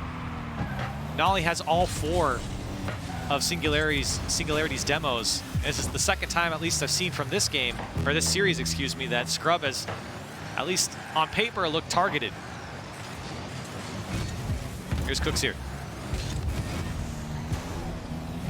On the sideline, speed helps him out to clear it down, and looking for a second one for a bit of a cushion. A mix-up here on the defensive side for Singularity, and Scrub try to pop it back towards Cooks here. Not able to do so. Here's Singularity. Nolly, the shot on target over Cooks here, and they tie it up with 36 seconds left. And I'm paying attention to where Scrub was. He was the 3rd man rotating back. He got the demo in the corner, but it slowed down his rotation onto net. Scrub, if you saw him in the corner, when he was going for that corner boost, he managed to just get all his momentum killed. He couldn't rotate in, and that's what opened up the net. It's such a tough spot for Cooks here. You feel like you had the read, but it's not high enough, and Nolly just barely put it over him. And for Singularity now, able to tie it up and maybe possibly steal away another game here. And the weird thing about that play is you don't even know if the demo was intentional, because it was just a boost steal.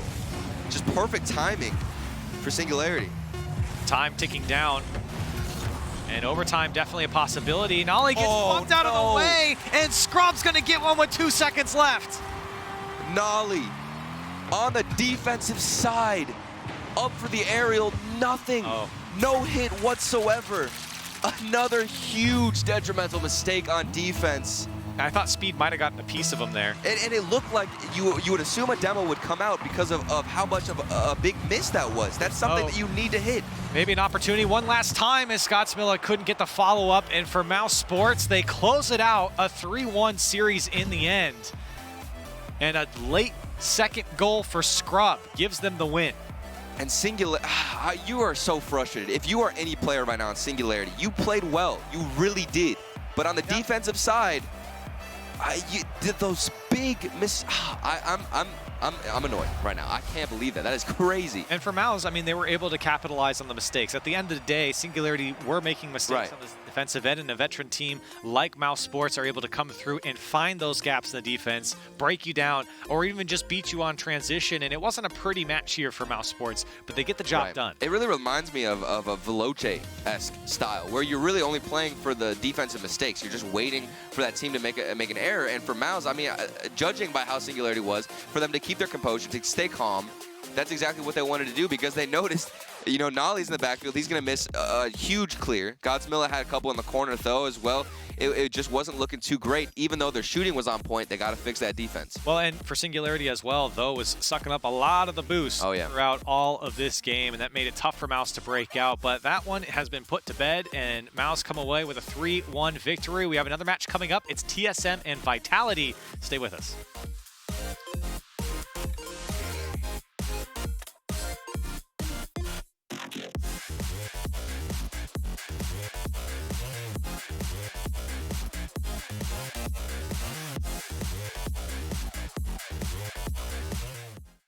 At CDW, we get you want happy, productive employees. That's why we've made our office pet-friendly. Maybe a little too pet-friendly. Well, you know, CDW can design a mobility solution with light, powerful devices from Lenovo to make your people more productive in or out of the office. Anyone have any questions before we go? It's great.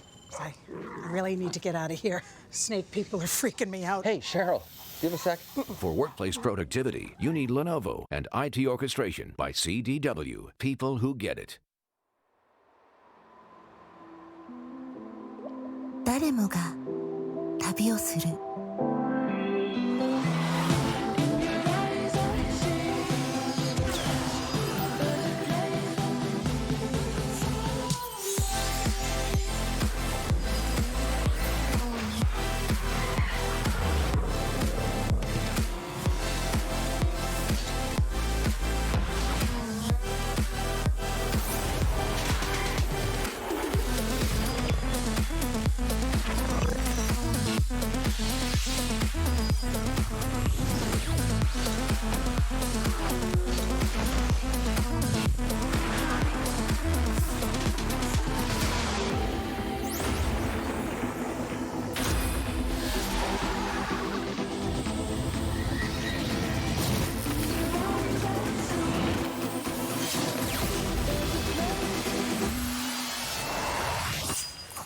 きた。あ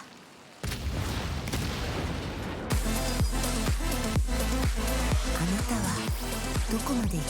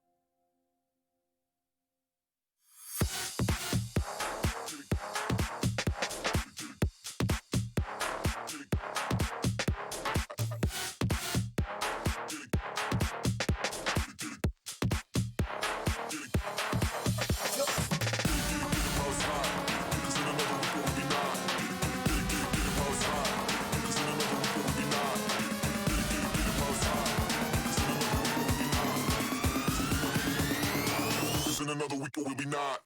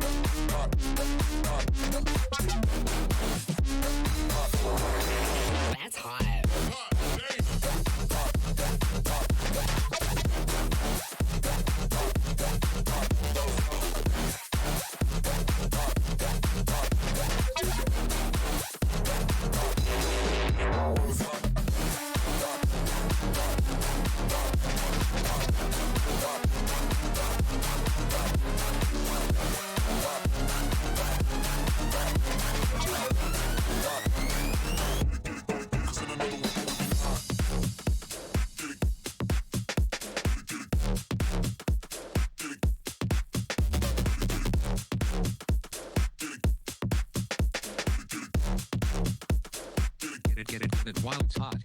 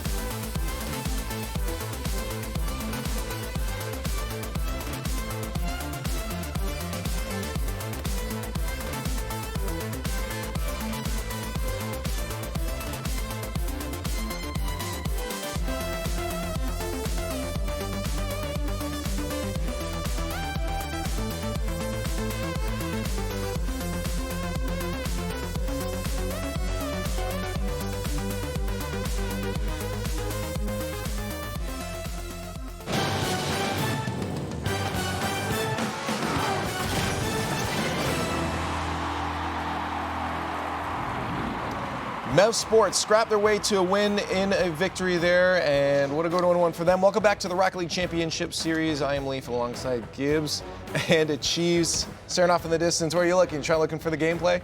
Because it was barely there. Still looking for it.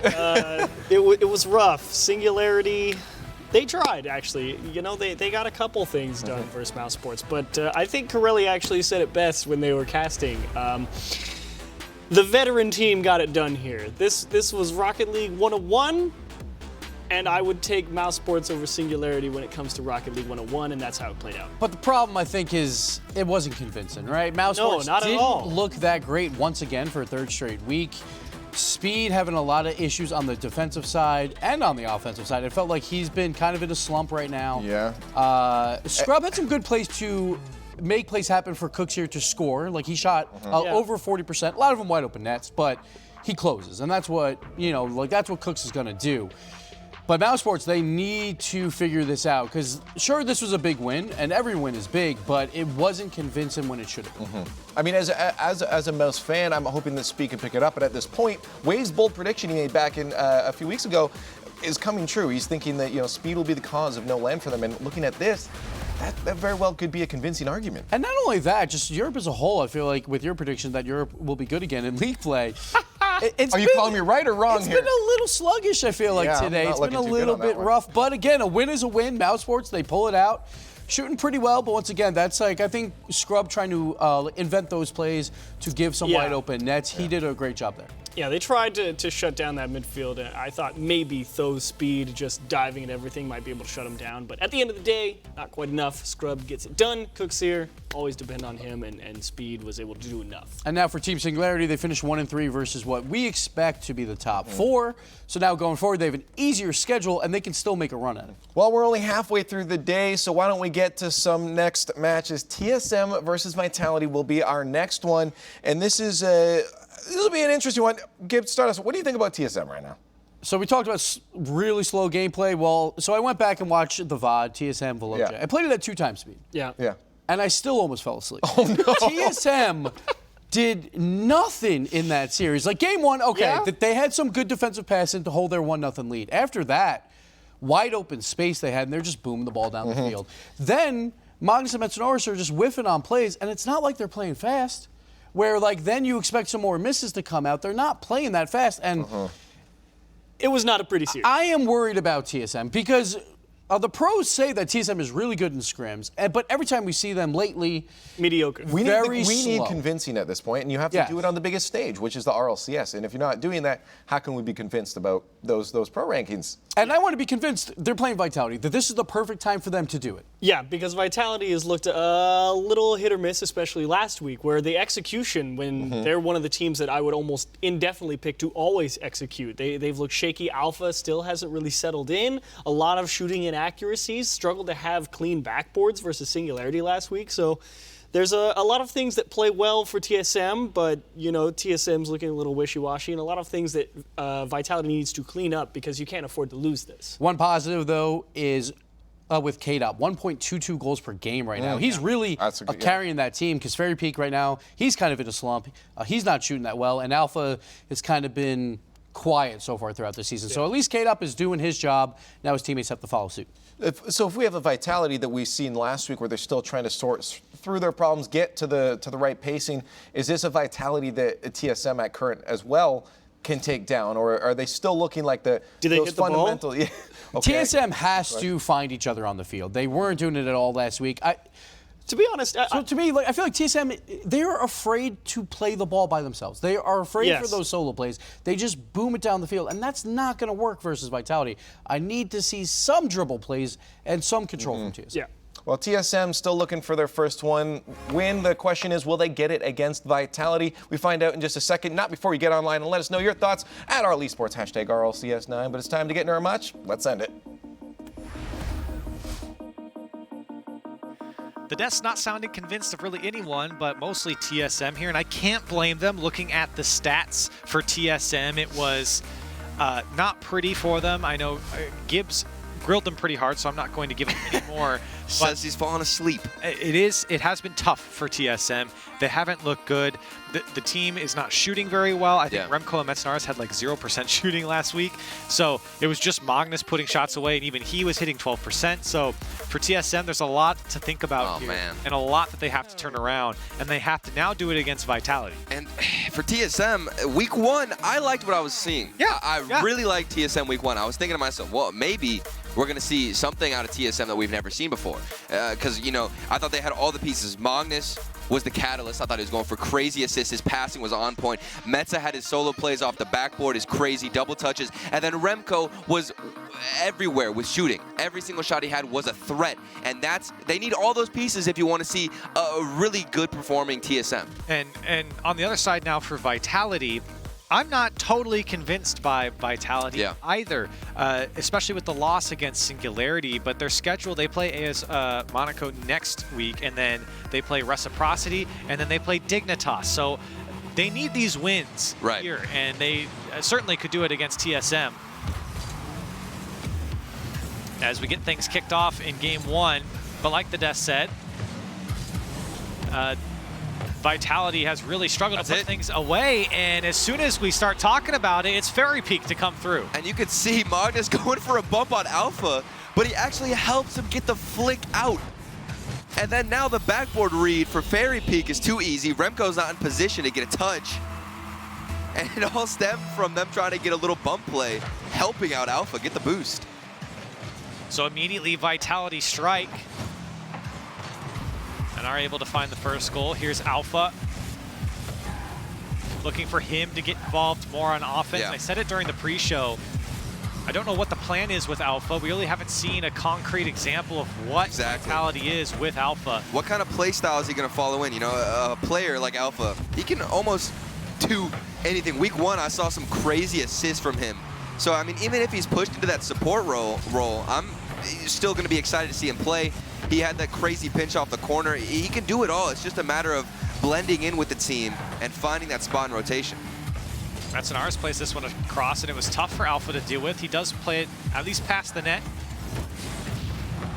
Magnus gets the demo, and Remco and Metzenaris go, so it's just Magnus back. He's got to make the challenge. He does. Fairy Peak plays it towards the mid at the top of the box, and Metzenaris plays it down to Remco. K-Dop looking for a second touch. He was almost there. The defense able to get in front of that one.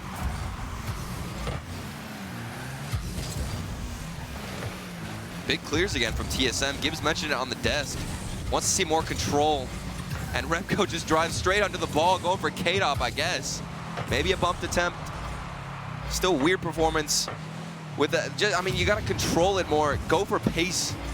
And yet, it's a weird situation that TSM kind of fall in, because they boom it, they lose possession, and then they're forced to kind of run back. And they've struggled to keep possession outside of the final third, and Alpha able to put it away there. 2 goals now for Vitality, and that's a strong passing play. K-Dop started. He follows it up after the ceiling. Nobody challenged him, even with that initial win. K-Dop, he's been so strong. I feel like he's really the captain of leading this team towards something special if they want to try and find a play style. We're looking at him to make a difference, and we have with the 1.22 goals per game stat. He's been a monster, and now he's showing off his passing. You saw Metzenaris on the screen there. Ooh. And as soon as I say it, it's Magnus to put it on target, and Remco on the assist. A big challenge when Alpha, a little bit of a weak clear, Fairy Peak, dodging too early, and Magnus just stuffs him. But Metzenaris using that car from the Hot Wheels DLC. Fast 4-wheel drive. And Remco's also on the breakout. Something we don't see very often at all. I mean, referencing the OG days, Remco back in the day was definitely a breakout main. So it's fun to see him back on it. And TSM do get on the board here. Coming up on halftime, Metzenaris struggling to deal with it in his own corner, try and get a touch. Remco and him get tangled up. And Magnus, from his view, we're just watching his teammates fumble around with the ball. K-Dop, hard shot on target. Remco has to make the save and does so. Remco can't follow it up. Fairy Peak to pop it over to, and the bump. One more shot, and Alpha will do it. A 3-1 lead for Vitality. And if you pay attention to where everybody was rotating, I was looking at all three members of TSM. That bump was insane, by the way, on the backboard. But everybody rotated to the back of the net. If we slowed that down a little bit, 10 seconds before, you could see everybody just kind of following in line, doing the assembly line rotation, going to the back post, and all that space is just given to Vitality. And another pass from K-Dop. Alpha almost able to slip it in. And Vitality definitely taking advantage of the pace that they're able to play at. TSM struggling to keep up. And a free shot here for Fairy Peak. It was right at Magnus. Metzenaris comes down from the ceiling. Not much boost here for Metzenaris. Has to take his time. Backflips, leaves it for Remco. Remco to pick it up into the flip reset. Does get a touch on the ball, but met by Fairy Peak. 2 go here for Vitality. Opportunity for TSM. And Metzenaris' shot can't get by the last defender. Great block there from K-Dop as well to keep the attack on, and a miss. Near post shot from Fairy Peak, follow back post. Alpha was beat out by Remco. Remco on the flick, over to Magnus. Magnus trying to get control, almost got the cut by Alpha. Magnus does get the demo on Fairy Peak, so opportunity here. A second touch from Metzenaris, puts it away for TSM, they're within 1. The team play, everybody having a vital role. Magnus got the demo, went for the boost as well. Metza the double touch, and then Remco with a bump. A well-oiled machine here for TSM as they get back into the game, trailing by 1. We got a minute left. It's definitely possible. Magnus plays it off the back wall, and immediately some chances coming for TSM. Vitality are giving up a lot of space right now, and they do seem to double commit from time to time, and TSM has been able to take advantage. Remco over to Magnus, comes straight down. Time becoming a factor. Great pass from Remco to Magnus, but immediately read by Fairy Peak. Metzenaris plays it over to Magnus. Fairy Peak just throws it at the net. Magnus can't deal with it, so Metzenaris there to clean it up. K-Dop now. He'll get demoed, but not before his touch. 15 seconds. TSM might get one more good look here, but it might be Fairy Peak to put it away past Remco, and he does. 10 seconds left and a 2-goal lead. What a security goal, and you can see after he wins the challenge, he beats out 2 defenders. Fairy Peak, a huge solo performance from him. That security goal, so much cushion now for Vitality as they're probably gonna look to take this first game, and Fairy Peak, that's something that we haven't seen too much out of the first 2 weekends. That 1v1 play that we've known him to be so good at comes in handy. And for Vitality, it is a Game 1 victory over TSM, and you're right, it does feel like, you said it earlier in this game, TSM felt a bit slow. Vitality were able to take advantage of that, but not without their own faults. Vitality did give up a lot of space on their own side, and TSM were able to break them down from time to time. And there's few glimpses of TSM, like that initial passing play with the bumps and everything. But let's take another look. Fairy Peak, this is the solo play that I love to see out of him. He wins the challenge in the midfield, on the wall, a great flick out. He follows it up. He has a great recognition of space there that he needs to keep going. And then he can manage to find the shot right over Remco. Huge showing for him. But like I said, TSM, you know, there's small little moments where I feel like they have everything they need, but they're so inconsistent with finding that zone. And we have seen, like you said, a couple times where TSM have looked good, but on the other side of things, it does feel like Vitality's defense have struggled as well. A lot of double commits I saw come out, and Alpha has been a part of a lot of them. So it does feel like Vitality aren't really communicating or don't trust each other. Something on defense is not clicking for them, and it does open up those chances for TSM. And that's almost like a ripple effect, because even when they did have Scrub Killer, we would see a lot of double commits. Whenever Vitality ever has issues, it's just with communication and finding your own space, because they get trampled over each other so easily. And I feel like for Vitality, you need to space out a little bit more, find that communication, but going up against this wonky TSM who's so hot and cold, it's not too much of an issue right now, so long as they can find those little gaps on defense. So we'll hop into game 2 here. TSM looking to bounce back after the game 1 loss. Alpha does a great job here off the back wall. K-Dot couldn't get involved. Fairy Peak to take it away. Magnus throws it back towards K-Dot, who looks for Fairy Peak. And that's a tough one for Fairy Peak to stretch out for. Now TSM, great drop from Magnus. Shot from Remco is straight at K-Dot. Getting flashbacks to week 1 Magnus. He was making plays just like that. Little back pass, popping up into the middle. Such a great passer, Magnus. Hopefully we see more of that as the series continues. Yeah, he certainly helped facilitate the success of TSM, or the times that they do have success. Magnus again looking for a pass. Bit more of a dangerous one there as K-Dot was able to read it. Now Alpha shot was on target, turned away by Metzenar. Still scary here. Vitality knocking on the door. 2 touches for K-Dot. Goes to the TSM corner. Alpha to keep fighting on. Great touch across the box, just too fast. K-Dot, long clear, all the way to the other corner of TSM's side. Alpha did get a demo, but everyone went back in rotation for TSM. Remco clears it away.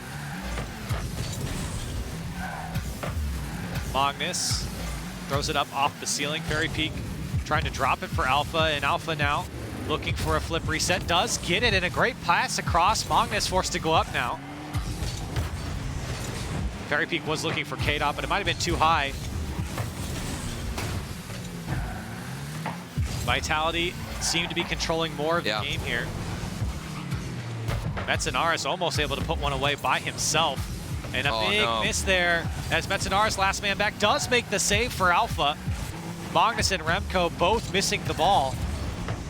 It comes back to that lapse in defense on the rotation, where it feels like TSM kind of just, you know, get behind each other, stumble around. An issue I've had with them over multiple seasons is just I feel like they're always on the same side of the pitch. And a great passing play is a tough save for Remco. Metzenaris to go up his back wall. He's got Magnus on the left side, and TSM very nicely break out for just a moment. Oh, big bump. Metzenaris again wanted to dish it off, but nobody there for TSM. Couple of passes where it's a great idea, but nobody from TSM are able to stay with the play. And it does come down to the boost game and positioning. And for TSM, they are certainly losing it. And even in the interview last weekend with Veloce, Freaky mentioned the defensive stance that TSM always makes. They're so defensive. So a tactic that Veloce used against TSM was really just to let them kind of take that space because of how passive they are. They're going to let back. And even Vitality, you can see they're just trying to control the ball, spacing a little bit more backwards as that third man and letting TSM clear it to them. Both Magnus and Metzenaris have spent 30% of this game at low boost. Metzenaris into the midfield. Alpha to pick it up, tries to pass it down to Fairy Peak. What a shot from Fairy Peak, comes off the crossbar, and again, follow-up from K-Dop is stuffed by Metzenaris. Now Alpha picks it up, full boost to work with, looking for the crossbar again, can't drop it down. We stay tied. Back-to-back crossbar hits for Vitality, bullying the post, and it still seems like the shooting not strong enough. I think Fairy Peak had 2 chances there, and Alpha had his own, and for TSM, they're happy to see themselves on offense here. Shot from Metzenaris near post, almost slipped by Alpha. He does get the clear. And a great dunk on Remco. Here's Magnus. What a challenge off the ceiling, Alpha. Yeah, Alpha doing a great job to disrupt. This shot goes back post on the challenge. K-Dop.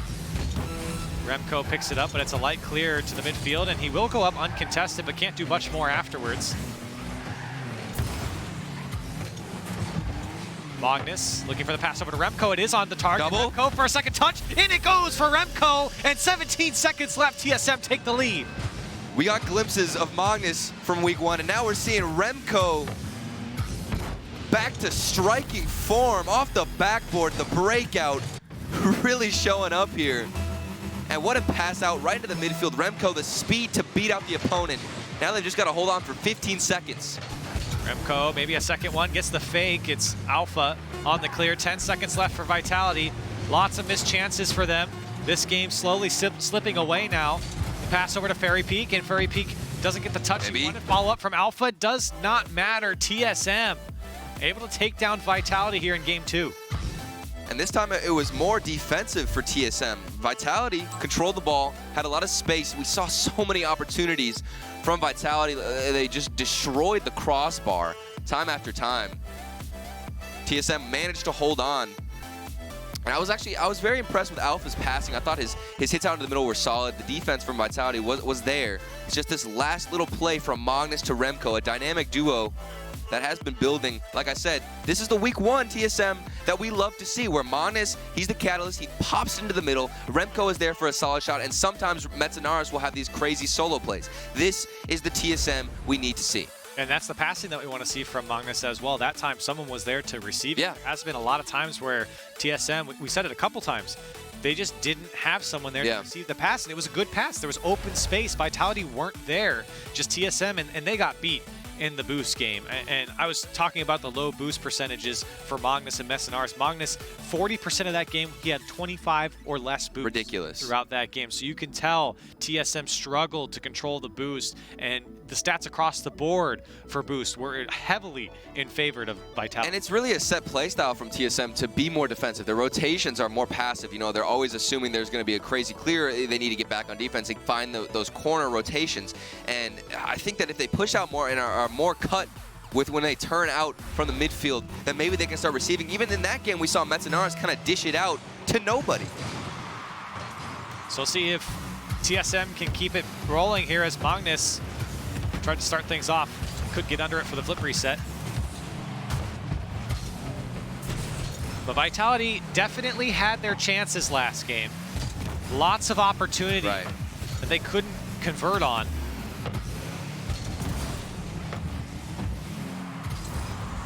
Vitality looking to ramp up the attack. It is Alpha, who's backwards, had to push it towards the TSM corner. And a great pinch. This one's going to go across the net. K-Dop. Now Remco. Tried to get the dunk on Fairy Peak. Alpha, good first touch. Picks it up. Tries to take the 50 on Magnus. Comes straight down. Metzenaris there to clear it away. I love that cut in from Alpha, controlling it in the corner. And then he has an angle on the net. Just showing off his mechanical ability. That 1v1 skill. Such a threat. We haven't seen it too much this season so far of Alpha, you know, with real dominant shooting. But his passes have been on point. Remco to receive the pass, looking for the back wall. And thrown back downfield by K-Dop.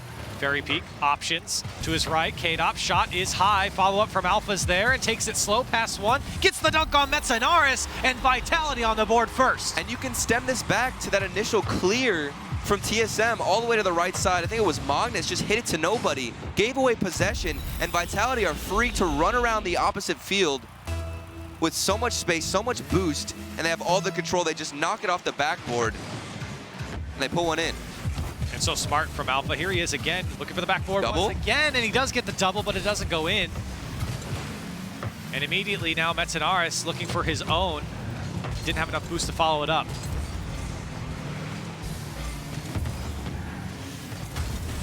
TSM on their own side, getting a little tangled up. Remco does deal with it in the end. Alpha does get a flip, pass one, looking for a second touch to play it across. I think he got a piece of it. And you can see the defense kind of freeze when Alpha goes up for stuff like that. Here's K-Dop on the flip reset. Now Alpha's turn looking for the backside, and he does put it off the crossbar, and a 2-goal lead now for Vitality. Starting to get a little routine for Vitality. K-Dop with a nice flip reset, forcing the goalkeeper into a weird situation. Metzenaris, if he wants to get a save there, he has to push up and predict some kind of hit out, because if you're waiting on a shot from Vitality, it's pretty much over. So TSM now in the hole. And they haven't shown much offense here. Vitality certainly converting on their chances in this game. And Alpha has been a part of it, and that's good to see for Vitality. That's what he was brought on. This one played off the back wall. Metzenaris is there, it's wide. TSM showing signs of life, but again, shots just off the mark.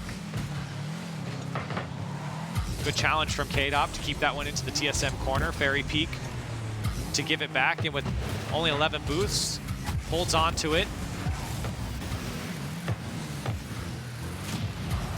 Great demo from Magnus, relieves a bit of pressure, especially in the midfield. Lets the pass come through to Remco, and still a dangerous ball. K-Dop does get the clear out. Here's Alpha looking for that pinch. He does get it. And look at all the space, though, Alpha. Even after the pinch, TSM, that backline defense is pushed so far back. And a dangerous ball here in the TSM box, and Metzenaris looks like he backflipped and Fairy Peak to give Vitality their third goal. Metza, he could have gotten a hit here. He saw the read, had the touch, and just backflipped so hard. The lead gets extended for Vitality. Big mistakes on defense, and it's not looking good. And that one mistake leads to another goal here against TSM. Here's Magnus looking to play it across. Remco gets demoed, but enough for Metzenaris to lay it off to Magnus, who tried to give it back. TSM do find each other on the Vitality side, but nobody takes the shot. Metzenaris has Magnus, and he does play it down to the Vitality side. TSM looking for their first goal here in this game, and they need it soon. Coming up on a minute left. Remco laying it off the wall, and Fairy Peak there to receive it. Another backflip from Metzenaris lets Magnus clean things up, but not the best touch from Magnus as Fairy Peak eventually got shut down by Metzenaris, and he comes out to Remco, and he puts it away for TSM. Time left for them to make the comeback. Just under a minute. You can see Remco going up for the clear. He's so fast to get into the air. Nobody's challenging. And we're looking for the defense right now for Vitality. That third rotation, nowhere to be found. A huge clear from Remco. And that they'd have a little bit of a chance, but right now Vitality, I think their defense is just too strong to really drop another 2 goals. Well, we'll find out. Approaching 45 seconds left, and TSM looking to be on the attack here. Remco had boost. Couldn't catch up to it. Metzenaris, good challenge. But eventually the rotation for Vitality looks very strong. A great pass out to Alpha, and Fairy Peak gonna safely take this one off the wall to keep possession and then play it to the other side. Oh, big stall hit there from Fairy Peak too, and still going in the corner, wasting valuable seconds right off the clock. TSM looking in shambles right now. Great pass, though, from Remco to Magnus. It comes out to Metzenaris. 10 seconds left. Can TSM find the mark? And no, it's given up. Alpha to Fairy Peak. And with 4 seconds left, time ticking away, Vitality looking to go up another game here in the series. As now into garbage time, and Remco might get one here for TSM in the end. It lands just short. It was in, but it doesn't count. Some kind of momentum to build off of right now for TSM, and it's always the defense that I have issues with for TSM, because it's one thing to be so defensive, but to not really challenge a lot of the shots. And Vitality are really taking advantage of that. There's so much space in the midfield where Vitality can kind of just pop it over, hit one across, and TSM would rather wait for a shot to come out than really challenge and try and predict the pass initially, which does take a lot of confidence. So it's easier to wait for that initial shot, but we'll take a look again at that big miss from Metza, a backflip where he would have just gotten a touch, maybe would have kept things closer. Mistakes like that cannot happen right now. I mean, what can you say? I mean, backflips do happen, though. I mean, they do happen, and it is what it is. And that was really the only reason why TSM got scored. So there's not much to say about it. It's just that TSM have just got to clean it up a little bit. And this wasn't like a complete blowout. Right. I mean, it was close. I think that there were times that TSM could have put some shots, more dangerous shots on target. I mean, they put up 8 shots in the end. Vitality also had 8 shots. So it's not like TSM are just getting locked into their side. But it doesn't feel threatening at all. You know, you see Vitality go up, they're able to make those stall hits, and I feel like Vitality can recognize more when they're alone on the offensive side. TSM, if they've got one player pushed up forward, I feel like he doesn't really have the awareness that none of his teammates are there to back him up, so he kind of just tosses it, gives away possession. But maybe if there's better communication in the backfield, he can tell, you know, stall hit, keep ball chasing, keep going, trying to waste more time for us to get boost, and then push forward. See if any changes come out for TSM here. Backs against the wall. It'd be scary to start 0-3 here,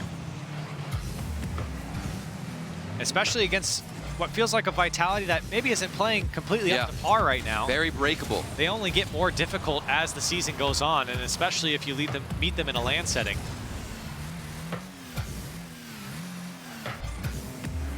Vitality looking to put on the attack first. Very Peak gets twisted around, almost able to stay with the play. K-Dop takes it into an air dribble, gets a flip reset, and immediately uses it. Remco was up so quickly, or at least read the play. Fairy Peak, high arcing pass across the box, and Alpha opts not to go. Remco was clearly up before him. Oh, look at all the space. K-Dop. Passing play from Vitality as well. But you can see the space that TSM are giving up in their own half. They're letting Vitality run around, have the opportunity to go for midfield passes, and everybody's just on the goal line. TSM spending some time here. This ball played off the back wall, and Metzenaris lets it go for Magnus. A heavy touch leads to Very Peak getting in the way. K-Dop, a lateral ball, read by Alpha, but immediately touched by Remco. Alpha again interfering and receives his own touch over to K-Dop, and 2 go from TSM. Now Magnus has to make the play. Good control. Dunked by Fairy Peak though. Metzenaris on the clear. And I feel like Alpha really is finding his footing a lot more as the series has gone on. I mean, even touches like that in the corner, he's been getting in front of clears, stalling out for his teammates. And while he's not, you know, so mechanically on point with shots and everything, I feel like his assists, the way he's moved the ball, have been even better. He's kept the attack on for Vitality plenty of times. Oh, yeah. And he has contributed a lot more. You know, I certainly have criticized him a few times on this Vitality team about, you know, what is it exactly that he's trying to do throughout these games, and I don't know. But in this series in particular, it certainly looks like he's more comfortable. And it could just be that. He might just be uncomfortable. But he seems to be contributing, and Vitality are happy to see it. Still a tie game past halftime here. Vitality looking to put on the attack. TSM doing a great job, though, of just stopping them. Here's the dribble for Magnus. Heavy touch past K-Dop and tried to pinch it across. K-Dop does make the touch. And nobody's supporting Magnus. Solid dribble out, waiting for his teammates to come out for a challenge, but then it's instantly turned around. TSM pushed too far back. Now Fairy Peak off the demo, has it off the wall. Slides across for Alpha. And Fairy Peak takes this all the way himself, gets by Remco, and then boosts down, comes off the wall. The shot comes off the wall a second time, and Alpha there on the back post to put it away. And I think Alpha, he was hunting somebody in the backfield, messing with the TSM defense. So much space, and I love the control Fairy had on the wall there. Shot comes off the backboard, and Remco to receive his own pass, and TSM immediately equalize. A great kickoff. K-Dop, a little bit of hesitation on the challenge, decided to turn around, go for the backboard read, didn't find it in time. Remco in perfect position to punish. So back to a tie game. Great flick here from Alpha. Did he beat Metzenaris off the rip? He does, and Alpha gives Vitality back the lead. Revenge on the kickoff, a good demo on Remco, where Metza is just left in the dust for Alpha. Easy flick, so much space. He had all the time to pop that ball onto his hood, get a solid flick out. And that's got to feel good because it's just a nice revenge. The kickoff goals are literally the most frustrating thing to deal with. And for TSM, that was all they've had, but now Vitality take back the lead. Less than a minute and a half to go. Metzenaris plays it over to Remco. TSM need to find some offense here.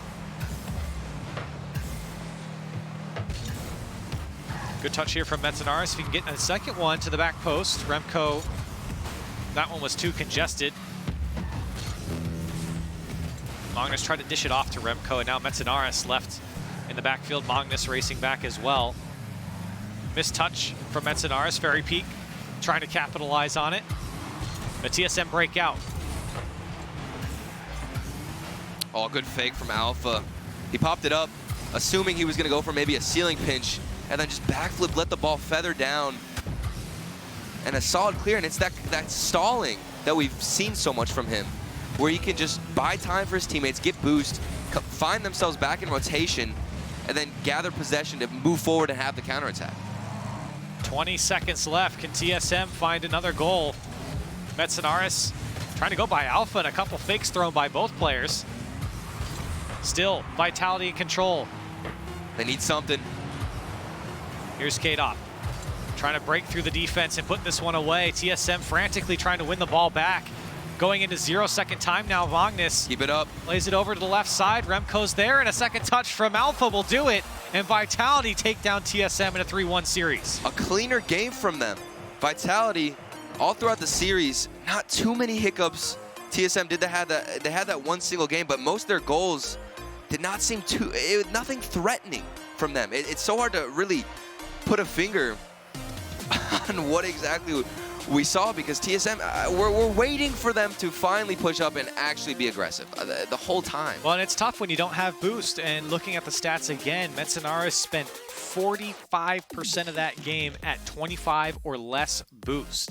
And Magnus right behind them, or right behind him. So for this TSM squad, they are just not controlling the boost. And to your point, they're not able to break out, and Vitality slowly clamped down. And it forces them to rotate all the way back to their own corners. And I think that's a reason why we saw them so many times on the backline only, because they're forced to go all the way into their corner, take the boost, because they have no control over the mid boost. Vitality doing a great job. Alpha always getting in front of them and being a nuisance. And through that, they were able to control the pitch, move it down, and it just felt so much stronger and cleaner for Vitality. So Vitality survived TSM in a 3-1 victory. It's going to be Veloce and Reciprocity coming up next. Stay with us.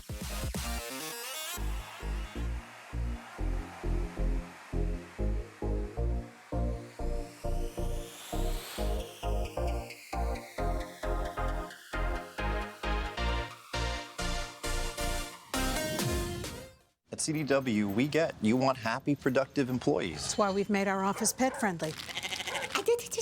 Maybe a little too pet-friendly. Well, you know, CDW can design a mobility solution with light, powerful devices from Lenovo to make your people more productive in or out of the office. Anyone have any questions before we go? It's great. I really need to get out of here. Snake people are freaking me out. Hey, Cheryl, do you have a sec? For workplace productivity, you need Lenovo and IT orchestration by CDW. People who get it.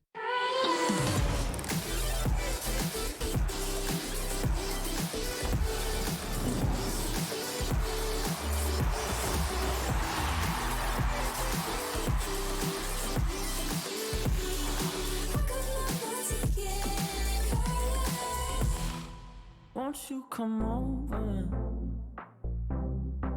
Dying to know where you came from. We're breaking open. Feel like your future's just begun. And all I know is that we lost time. If we stay right here, we could free ourselves inside. We'll stay awake forever. We'll hide away where no one knows. Let's run away together. Just lead me into your world.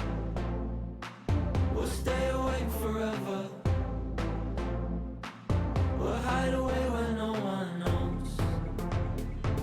Let's run away together on our own. To your world.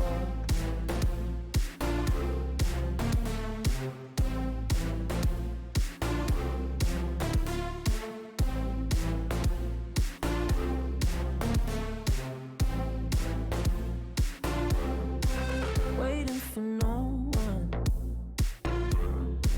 We're headed straight up for the sun. They'll never notice. We'll take these cities on our own. And all I know is that we lost time. If we stay right here, we could could free ourselves inside. We'll stay awake forever. We'll hide away when no one knows. Let's run away together. Just lead me into your world. We'll stay awake forever. We'll hide away when no one knows. Let's run away together on our own. Just lead me into your world.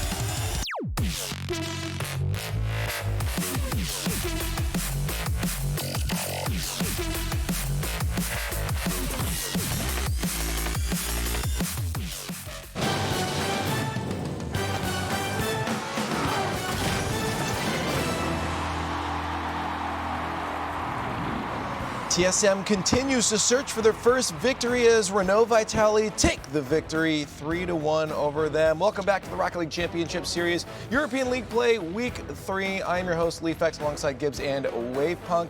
And it went as expected, I suppose. TSM got a win up there. It looked like they started to come out. I saw Remco on the breakout again. I'm like, finally, we're going to get Remco back to form. He was getting some double taps, and then it just kind of fell apart after that.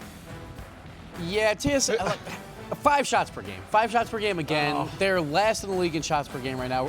For the entire season, about 5 shots per game. You're not going to win a lot of games that way. They did win 1-0, where they shot exactly 5 shots, but sure, they have a couple nice plays here or there. Magnus had some good passes, and we see the double tap. It's just too few and far between right now. But on the other side for Vitality, like I really liked a lot of the solo plays coming out from Alpha. It felt like his first real match for Vitality where he really stepped up. Fairy Peak had a few as well. So they didn't have to lean on K-Dop as hard throughout the series. Yeah, there was, I want to believe in this TSM team so badly. Like you've got this wonderful, like feels good duo from the olden days of Metza and Magnus back together. You've got former world champs Remco on the field. You've got off meta car picks with the fast forward and the breakout coming back out.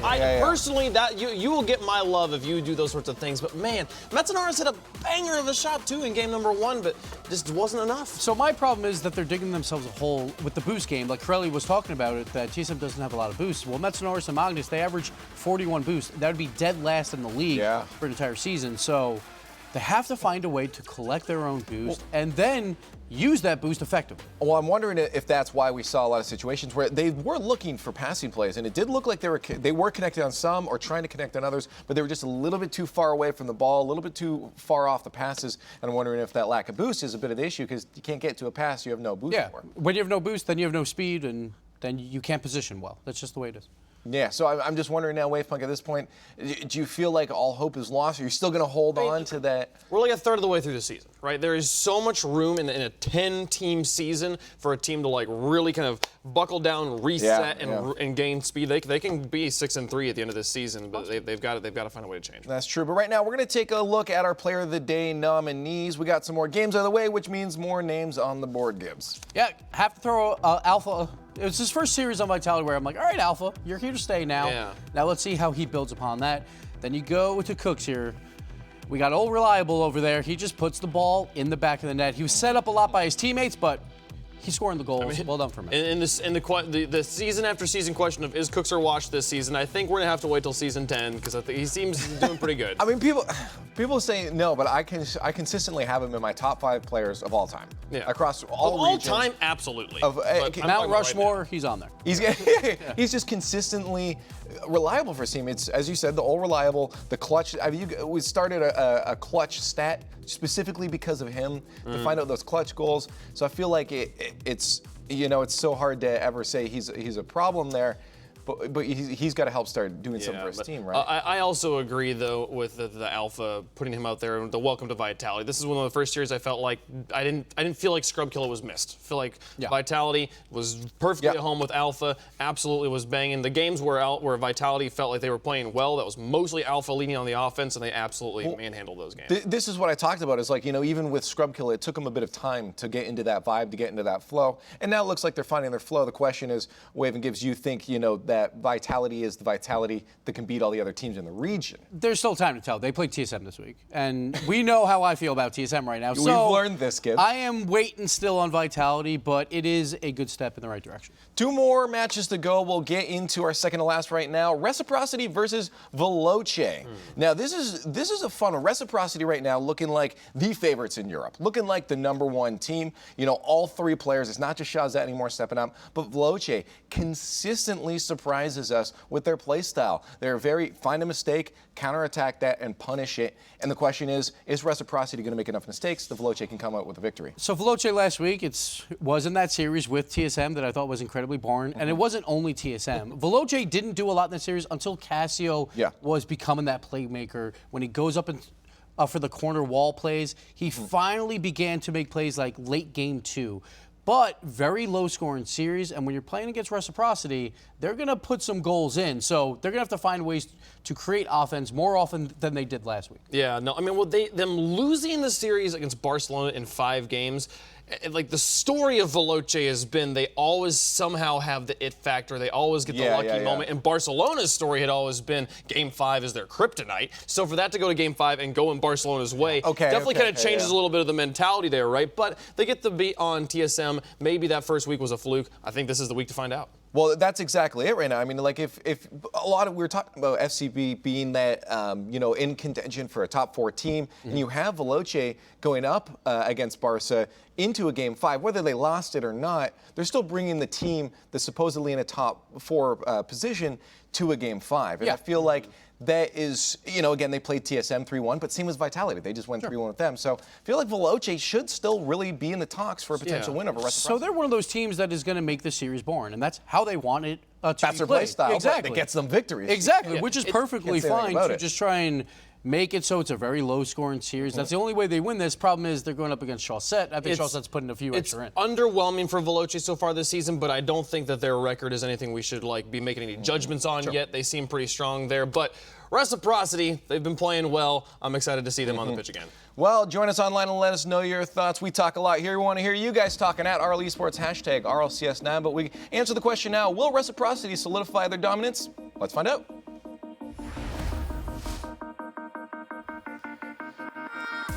Veloce want to be up to that task.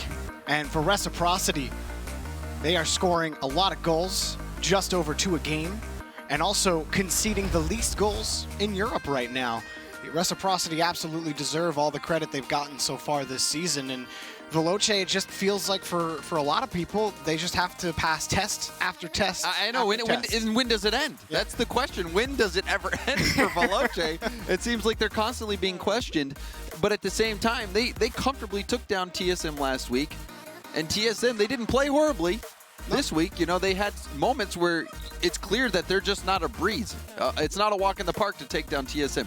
Veloce, they got to the World Championship. I think they deserve a little bit of respect here, especially with how good Cassio has been playing. He has been the guy who's distributing the ball out to Freaky, getting those goals. Flame has, even last week, had a big save that really helped them out. They're all making plays. Everyone on Veloce is making plays. They're a team that you have to respect. For Reciprocity as well, you know, they've been getting a little bit of flack on structuring a lot of their offense around Chaussette, but at the same time, the stats you mentioned, Jorby, this Reciprocity team, they're here, they're the #1 team, they're playing like it, and so this is going to be a tough matchup for Veloce, but you can't count them out. No, yeah, I absolutely agree with you. I think Veloce have proven to us at this point that they are this caliber of team that can be consistent, because consistency is the hardest thing to find, especially at the pro level, and Veloce have been consistent. They absolutely deserve the credit, and you had mentioned it, Freaky, he's the finisher, the hammer of Veloce. He will put the ball in the net, whether it be from Cassio or Flame. Freaky has been the mind to put it in and score for Veloce, and we know how Veloce like to play. They will punish. They won't try to overextend themselves. Reciprocity start off. And on top of that, this might be the best blue and orange setup that we've ever seen, just looking at the decals. And Veloce just looks so clean on the blue side. Demo by Cassio. Flame shot was on target, but taken away by Fruity. Cassio taking it away. Another pass. Freaky will get the goal. Veloce score first. And what did I say, Jorby? What did I say? Cassio? Anvil. The passer. Right to Freaky, who slams it bottom post. You saw 2 defenders there, still weaves it right through them. You cannot discount this Veloce offense. Veloce, you did really say it right at the start. Cassio doles it out. Freaky finishes the play. That's exactly how it's drawn up to start off this game. Reciprocity, Chaussette with a little bit of space, pass over to Farah. And a huge stop there.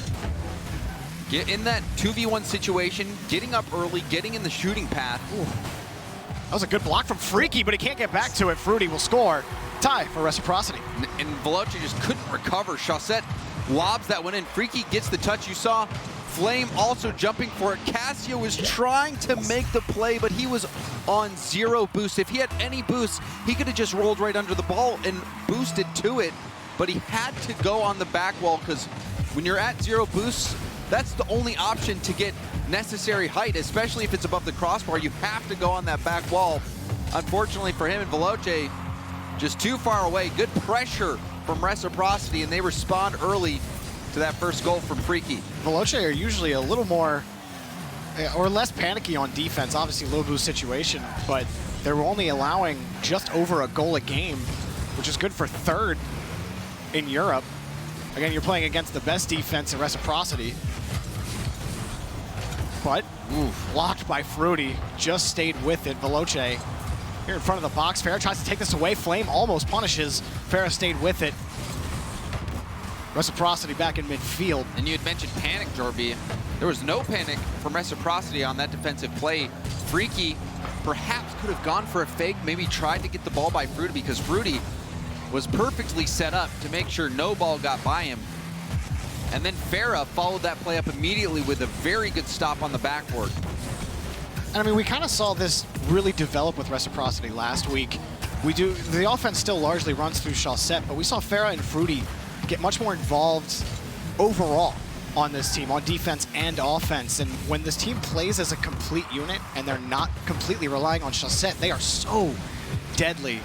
Even here on defense, Veloce are really finding a struggle getting consistent opportunities or even a quality opportunity with the way Reciprocity have played defense in this first half.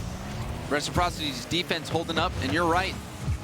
And one thing about that's been such a refreshing experience is seeing mechanically how good Farah has gotten. Yeah.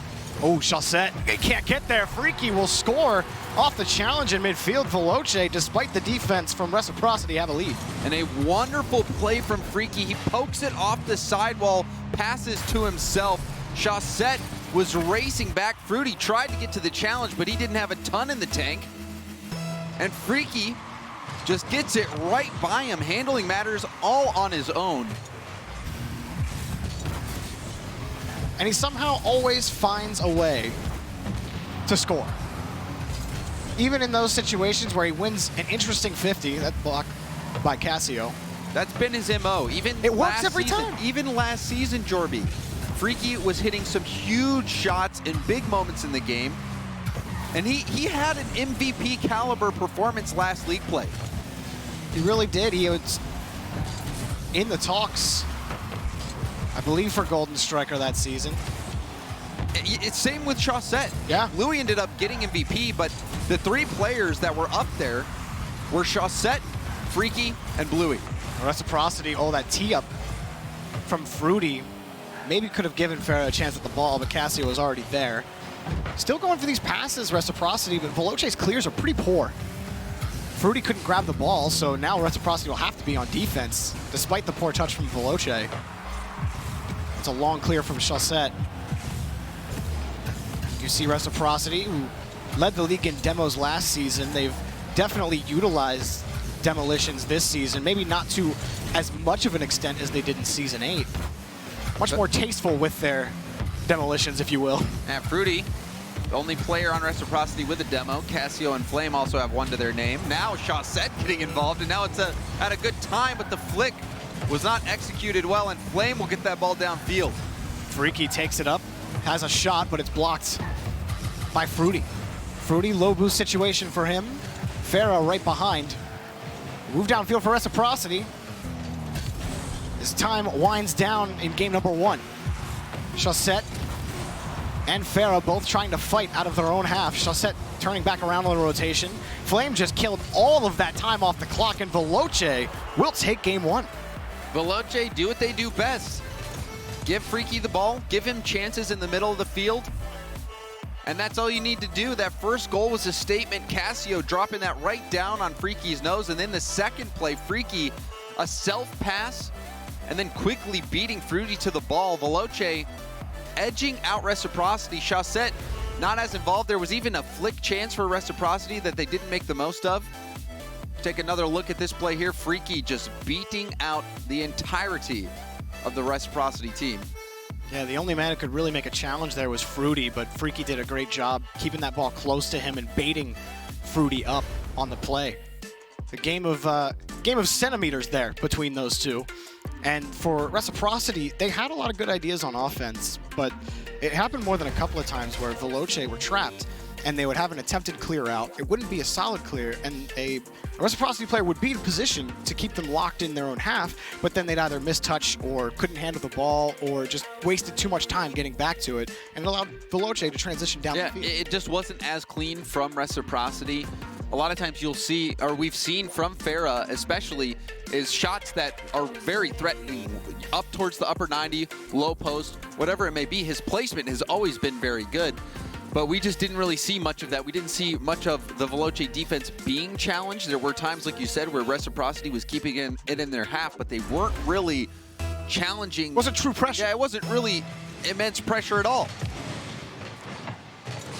I think if Veloce, or not Veloce, excuse me, if Reciprocity, they just need those solid touches in midfield. If they get the solid touch, they'll box Veloce in. But right now, they have to fight back from this one-game deficit. Chaussette getting back to his own touch and getting a very quick flip reset off that wall as well. I believe How long has it been since Chausette's played in an Octane? He's usually in the Fennec. I don't know. Something I just realized right now. And he's also not even using the Reciprocity decal.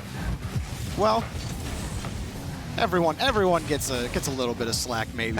But Chausette, I mean, he was the guy who popularized the Fennec. Reason why other pros even picked it up to begin with. Yeah, you think back to DreamHack Valencia, where all the magic happened. They'd love a little bit more of that magic. It's certainly been a good season so far for Reciprocity. They play a textbook game of Rocket League. Freaky getting bumped, tried to take it. And he still maintained enough control to get a piece of the ball on the challenge, and a big bump on Fruity as well. Good poise from Veloce on defense, even when getting harassed physically. Saw that play from Freaky, excuse me. And then Flame as well, he got chipped when he was on defense and he was able to find the clear. It was just that one mishap in game 1 that Veloce had where they panicked on defense. You don't really see that, and game 2, the start of it, has been exactly that, even with this pressure and a demo and the boost steal. Oh, and that's a shot you have to make if you're Fruity. You can't let that one go. You can't. See if that haunts Reciprocity later in the game. We're still at 0. Fruity missing a wide open net chance. Couldn't keep the shot down. That's a high ball for Flame. Back to Cassio. Cassio couldn't find the touch. Flame, it's a light touch off the crossbar. Cassio converts and Veloce have the lead. That ball almost snuck in. Looked like Freaky on the wall, threw off the defense. Flame lobs in his shot. It hits crossbar, hits post, and Cassio comes in to clean up. This easily could have been a 1-0 Reciprocity game. After that miss, however, Veloce making the most of their opportunity. Oh, Reciprocity do get it here. Someone got chipped on the kickoff. Chausette. It was Cassio.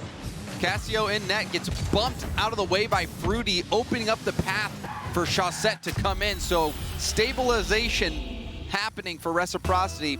They needed that one. This game could have gotten out of hand, especially with that rough break. Fruity missing his shot. But Fruity gets redemption by getting the bump on Cassio, giving Chausette that clear path. He's got such a good mind on the kickoff. Last week, he was on the assist on the kickoff by cheating up, and then he also had gotten a bump on a kickoff for Reciprocity. It seems like he's always involved in any kickoff play that works for Reciprocity. Fruity seems to be the centerpiece behind it. Fruity is an aggressive player as well, looking for those bumps. He's going upfield. He enjoys it. And it works for Reciprocity.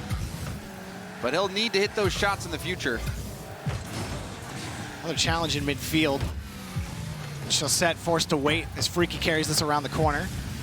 Flame next on the rotation for Veloce. Flame gets another touch against the back wall. Farah has to stay behind this. Cassio against the back wall again. Veloce starting to box Reciprocity in. That's a shot on net, saved by Chausette. Fruity will attempt to carry it out. The pinch not hard enough, not out enough. And so Reciprocity forced back again. A touch by Flame actually works out really well for Veloce, but then they end up going for a pot shot against the backboard. But that's kind of what you'll expect Veloce to do for a team that relies on punishing mistakes. A lot of those mistakes can come off of the backboard, and they often do for Veloce. And another long clear, and they'll wait. Cassio looking for Flame, a little too hard forward. But pretty well handled. Reciprocity are finding it hard to box Veloce into their half right now. Even on some of these attempted carries.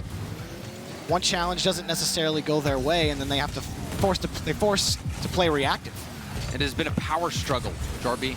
Ooh. Fruity, good speed there to deny. Now we have a 1v1 situation. Farah just gonna leave that in the corner. And the rest of Reciprocity back. Fruity, another carry. This has just been a series of 1v1s so far. Not a lot of passing on these last sequences. even with that touch, Chausette still gets back to it. So. Well, however, Cassio completely stops the momentum of that play, falling on that ball. We've seen that a few times, even with Freaky when he gets bumped out of the play. Flame, second effort challenges. Oh, Chausette, he tried to get on the left side of that ball. to favor himself on the challenge. It's cleared away. Could have been a chance for Reciprocity. Now Freaky, one to beat on Chaussette. Chaussette has the save. Chaussette carried back the other way, now past midfield. Cassio, long ball towards midfield. It will die, and overtime. Veloce could deal some great damage here with a win. Put Reciprocity on the ropes, force him to be in a reverse sweep situation. Oh, shot was blocked by Farah off of Flame's pass on the ceiling. Reciprocity survived the kickoff. Now Farah, shot is good! Farah scores! Reciprocity tie the series! And Farah has been upfield all game. 6 stolen boosts, the most in the game. Gets another stolen boost there. And right in front of Flame, gets that deflection into the net. He was playing upfield so much, and that time it was paying off for Reciprocity. Beautifully done by Farah.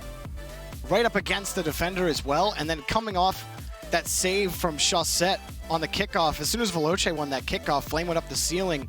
Had he had a little more boosts, maybe that story's a little different. Maybe he gets that second touch on the backboard, but he couldn't. Freaky couldn't convert, and then they got caught on the transition. Farah was already downfield, like you said.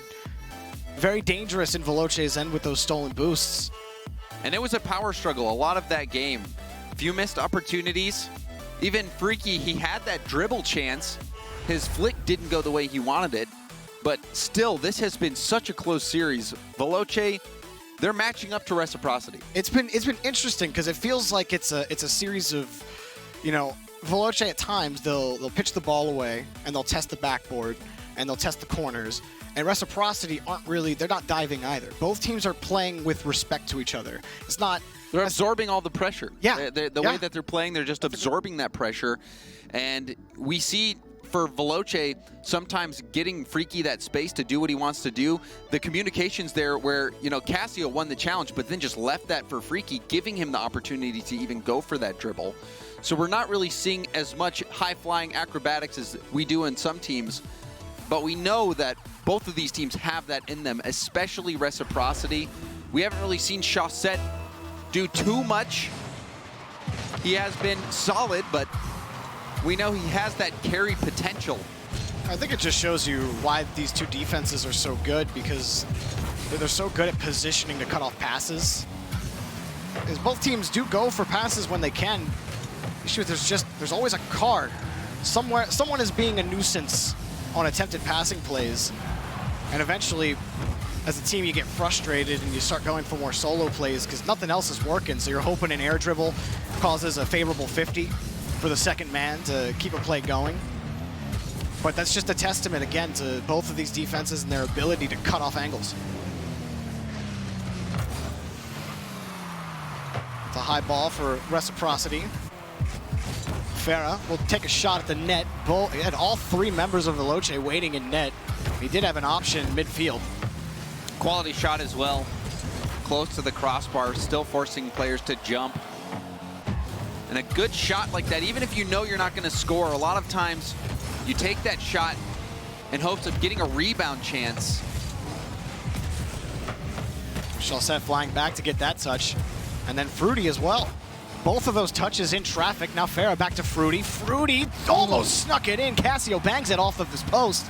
Flame attempting to clear this one out. Much better shooting from Fruity. That one frighteningly close. The effort from Cassio keeping it out. Reciprocity starting off strong. Farah and Fruity putting in some testing shots. Freaky sends that out over to Flame. And last week, I really felt like Fruity popped off for Reciprocity in a big way. And while he's not putting in those goals, his shots are good. His challenges are even better. That was the one thing that impressed me with Fruity last week, is his ability to win the ball in midfield and then get touches that just kill momentum for the other team. It's happened a couple of times, happened earlier in this game while Veloce were on offense. Fruity's such a quick player, very fast. Fast to the ball, and that's how he breaks up those plays, Jorby. You don't expect him to get there and be able to jostle players around the way he does. And oh my goodness, Cass, I didn't think he had a chance. He had all day to line this up. Farah misses. It's huge. Chaussette was rotating back into net. There's nothing he can do about it. Chaussette has 12 boost in net, but he has to be on the goal line to block that. I thought he was going to come up. He didn't think Cassio was going to take the shot either. He at least thought it was coming off the backboard.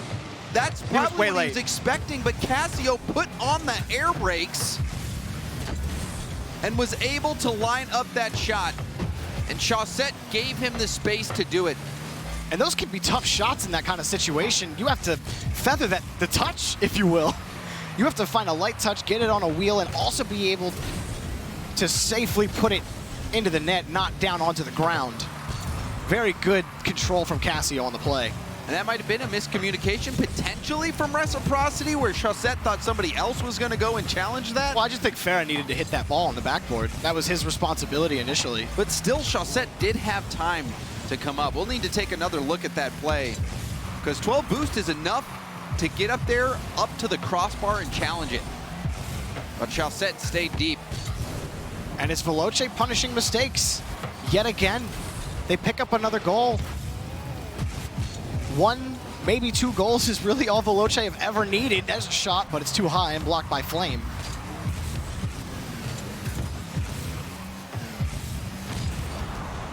Chaussette, a little bit of room for the demo from Fruity. There's another demo from Fruity. Chaussette flips it by another, but it's wide. Farah's got space in the air. Bounced it off of his undercarriage. He got the flip reset, but couldn't get back to the ball. Now Cassio going the other way. One man back at Chaussette, and he'll make the touch, keeping Reciprocity in this game.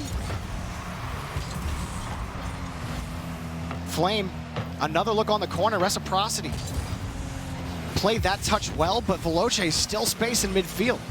And they're just content to pitch this up on the backboard, and why not? It's worked for them. The ball's just come right back to them in midfield. They're stealing the boost. That's almost in on the challenge from Freaky. Reciprocity clamped down in their own half. And even when there's a sign of hope on a flick, Flame takes it out. Freaky can't get up there in time. Maybe a chance for Chaussette coming back around off the ramp. Shot, no, it's too high from Farah, and Flame will play it out to the corner. Good play from Flame to get this ball out to the side. Does get the boost as well. Veloce getting the clear. Chaussette too far upfield. And now the tides have turned. Veloce couldn't make the most of it, however. Farah's not going to be quick enough to this ball, and Flame will take it away again. So much time wasted by Veloce. This one's sailing. Cassio had it. Still, Fruity. Boxing against one. Rolls it against the side. Can't have it. Chaussette pitches it high off the corner. Does he get shot? He bounces off the back wall. And Veloce are one away from taking this series. My heart skipped a beat there as he missed that challenge on the wall. Chaussette just banged it off the side of the post. A little more inward. That would have been tough to find a shot from that angle, but I've seen Chaussette do it before. And he probably I had to wasn't hold my expecting breath. a miss either. Yeah. But even just moments before that, Cassio had a very good second effort going for the double tap challenge to keep that ball from coming in towards his net. Cassio had a stellar game, getting the only goal for Veloce. But yeah, right there on this shot that Cassio did get, Farah was on the backboard. And you see how he whips his car around like that. Yeah, Chaussette. It actually lets you, no, not even Chaussette, okay. Cassio, he was backwards to slow down. He was turned his car backwards to slow down, put on the air brakes, but then he whipped his car around to get that extra bit of power, because when you're sitting there, you're not going to be able to really get much power on that ball, but when he's turning his car like that, he's hitting it in motion, which gave it that little extra oomph to get it past Chaussette and under the crossbar. That was a lovely finesse shot from Cassio. Absolutely. He did it on defense as well in the final moments. Cassio, give this man some credit. He knows how to play. And a similar shot we actually saw earlier today from Nolly. It was a harder shot, but it was the same concept where the air roll gave him the extra power and the extra straight shot speed to score that crazy goal. And that is how good these players are. Yeah. Is sometimes they don't even need boost, because that wasn't even a boosted play. He used the boost to slow down, but just using the momentum of his car to get that little bit of extra power that makes all the difference. All the difference indeed. Almost another shot for, or another goal for Freaky, excuse me. Not this time. Reciprocity, Chaussette. He couldn't get Freaky out of the way. Tried to back flip onto that. He ended up side flipping out. Flame. Well, that 50 looks good, but Chaussette again in net for Reciprocity, who have just had 0 offense. This is a team that came in scoring 2.25 goals per game, and they haven't scored twice in a single game this series. They're getting shut down by Veloce. That one's high, and Fruity doesn't have it. Chaussette. Another challenge on the 50, but there's just nothing threatening. Like, I see that first touch in the third. Flame smartly plays it out to the side. Oh, Chaussette will get a free look at it, but he definitely was not expecting the whiff off the back wall. Another situation where, yeah, he's not expecting the whiff, and had he played the whiff, he would have been able to get the goal. Maybe we see an adjustment after seeing it multiple times. Chaussette already downfield. Midfield boost secured, and can't keep it moving. Veloce easily mined that one out. Oh, and even with Veloce are clicking on offense, or on defense, excuse me, Flame getting in the way of that touch. But again, Reciprocity are forced to wait for these touches. Back out to the third. They can't play the rebound because the positioning is so solid from Veloce on defense that it's hard to actually crack something without overextending. The challenges as well at midfield have been so good. Even the challenges deep in their own half, when the going gets tough, Veloce know how to make that key stop. They hit the ball to a safe space, but now a chance, and again, a quality challenge from Flame. And then Freaky denying the backboard. So despite all this pressure from Reciprocity, quality challenge after quality challenge coming out from Veloce. Even when they're winning, they're losing Reciprocity. You have the pressure, but there's Casio in the air to stop you. Pharaoh will send it high, but Flame has the backboard covered all day. Chaussette, not the best touch. And it'll be a trade in midfield. Fruity with control, takes light shot off the backboard. Chaussette catches it up. Lets it bounce. Chaussette, nothing. It's off the ceiling. Is a shot coming? Farah pops it up high, looking for an air dribble. Another touch. Casio takes it away. 2 big boost steals from Chaussette as he gets a bump as well. This is it. Best chance for Reciprocity to equalize, or to take the lead, and they do it. What a play. Fruity getting the demo over Casio. The airstrike from Fruity pops this up and goes straight for Casio. Beautifully done. That is the only way they were cracking through Veloce's defense, was with a demo. None other than Fruity to pick it up. Also gets a goal for his team. Reciprocity needed this huge wake up. That was a siege. That was a siege that Reciprocity put on Veloce. Despite the quality challenges, they were like a battering ram. Kept coming back, kept coming back. Then Chaussette managed to get a boost steal on both corners. Veloce was on empty, and then Freaky knows that these players are low on boost. He puts the ball on trajectory and just deletes the last player in the way. And that, like you said, Jorby, that's the best way to get through. Just take them off the field. A battle of attrition against Veloce. Something that every team has to contend with when you play against this squad. Reciprocity whittled them down. Death by 1,000 cuts. Chaussette. Now a forced double commit out of Veloce. Farah kicks this high to Fruity. Makes it awkward for Freaky. That next touch will be Flame's ball, but that's Farah's back in midfield. Shot blocked for now by Freaky. Now Veloce are feeling the pressure. Midfield, pass to Farah. Shot is good. Farah scores. 2-0 Reciprocity. A wonderful shot by the captain. Freaky's in net. He has no boost. Tries to get to the challenge, but then the shot. Surprising Flame with how much power was behind it. Reciprocity are getting their footing. They're keeping possession, and they are bringing it to Veloce. Veloce, they're starting to come apart at the seams with how much pressure Reciprocity's putting on. Freaky plays it out to the corner, and it's bounced straight in front of the box for Flame. Flame back over to Cassio. Cassio tees it down, but it's too far in front. They still move forward against the back wall. Chaussette carries this out. He's by the whole defense, but it's going to be out to the corner. And Cassio will play it out. Tough ball. That last progression by Veloce are probably their best chance of staying in game 4. Chaussette will just convert because he's Chaussette. The sock confirms another. And we're seeing this play so much more. You get your flip here, you wait, and then you wave dash into it. That time, he goes low corner. We saw Justin put that top shelf when he did it. But you have options. As soon as you get that flip back, you can either go immediately for the flip or you can save it for that wave dash to get extra power. Chaussette, his mechanics can't be denied. And Reciprocity dismantle Veloce in this game. It could be the turning point for Reciprocity to maybe take control of this series into game 5. Veloce, they had to play a lot of defense. They had 7 saves off of a lot of shots, 12 shots.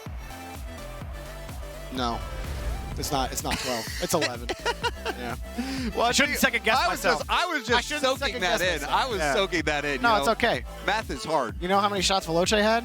2. Yeah, that's easy math. Yeah, I got that one. And you know, it's felt like this whole game was easy for Reciprocity. They were absolutely smothering Veloce. They really were. At some point in this game, though, I don't know if it felt easy. If I were Reciprocity, I just feel frustrated that you're doing all the right things, and yet somehow Veloce are constantly in the right position to take the ball away. Well, it was just massive amounts of stolen boosts. Yeah. Farah, Chaussette, and Freaky, everyone getting involved on the boost stealing. Fruity alone in that game, 5 stolen boost pads in the corners from Veloce. They were keeping them in a drought. It was a boost drought. And then Freaky, you know what he did with that boost? He lays the ball up, puts it on pat towards the net, and just deletes the defender.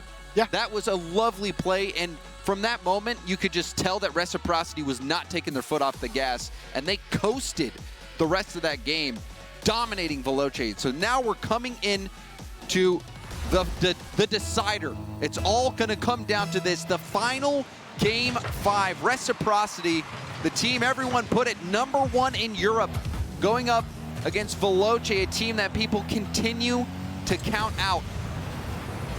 Fruity continues to be an impact player this season for Reciprocity.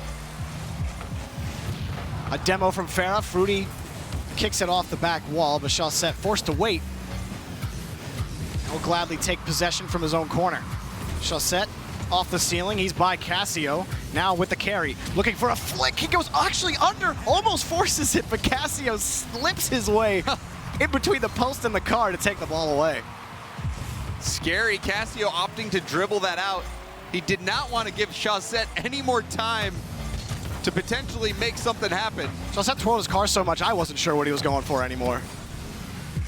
Like at first you're like, okay, you've like kind of flip reset. You just hold your breath. Flick. You wait and doodly-doo. But Cassio, he didn't want to wait for the doodly-doo. No. He wanted to get it out. Yeah, I think Veloce are done with the doodly-doos. But that's a wide open net after the demo. Freaky will score, and Veloce will have the lead. Take another look at this play. Fruity gets the demo, and Chaussette loses his challenge badly. Freaky destroyed him on that 50-50. Not only wins it, but wins it straight back. A perfect bounce to set up the goal. Veloce, they couldn't buy a goal last game. Now, just after that first minute of gameplay, they get the go-ahead. You know, yeah, I was going to say, Veloce, you know, they had the same problem Reciprocity were having. The only difference was they just couldn't get onto offense. So they were trapped. They were trapped in their half for a majority of the game. We'll see if Reciprocity can repeat that performance. But for Veloce, they respond with a demo of their own that leads to a goal, despite, you know, it might have come off a challenge and not exactly intentional, but it still opened up the net. And it may be the only thing that could give Veloce, keep Veloce's lead in game 5. Cassio. Oh, Cassio gets that second light touch to get over the defender. He's been playing so well this series, he picks up another goal. Just give him player of the day already. The late flip past Chaussette. Starting out the series with that pass down to Freaky. He gets the air brake goal, swings his car into the ball. Cassio is playing insanely well today, and he is helping propel Veloce to what could be a massive win. Integral in every phase of the game. Defense, passing, striking. Cassio's doing it all for Veloce right now. Farah on that catch at no boost. He'll collect and get out as Freaky heads the other way. Off the backboard, taken away by Chaussette. Reciprocity. A 2-goal deficit is going to be hard against this Veloce team to climb back from. They scored 3 in the last game, but you only got half the game to get it going. Chaussette's shot blocked. Farah tried to cover the distance quickly, and it's another net. If Cassio could have gotten back to it, the ball a little too high for him. But still, it just keeps Veloce with some space. One thing that Veloci's been doing well, Jorby, is dodging these demos and dodging these bumps. Just before that clear from Cassio, almost all players of Reciprocity were going for a bumper or demo. Veloce dodged every single one of them and managed to get the clear. So they're playing with confidence. They're starting to cope with that pressure that Reciprocity put them under last game. But there's still plenty of time left on the clock. And that's not easy to do. It's not easy to consistently avoid demos, especially at this speed, where there's so much you have to keep track of.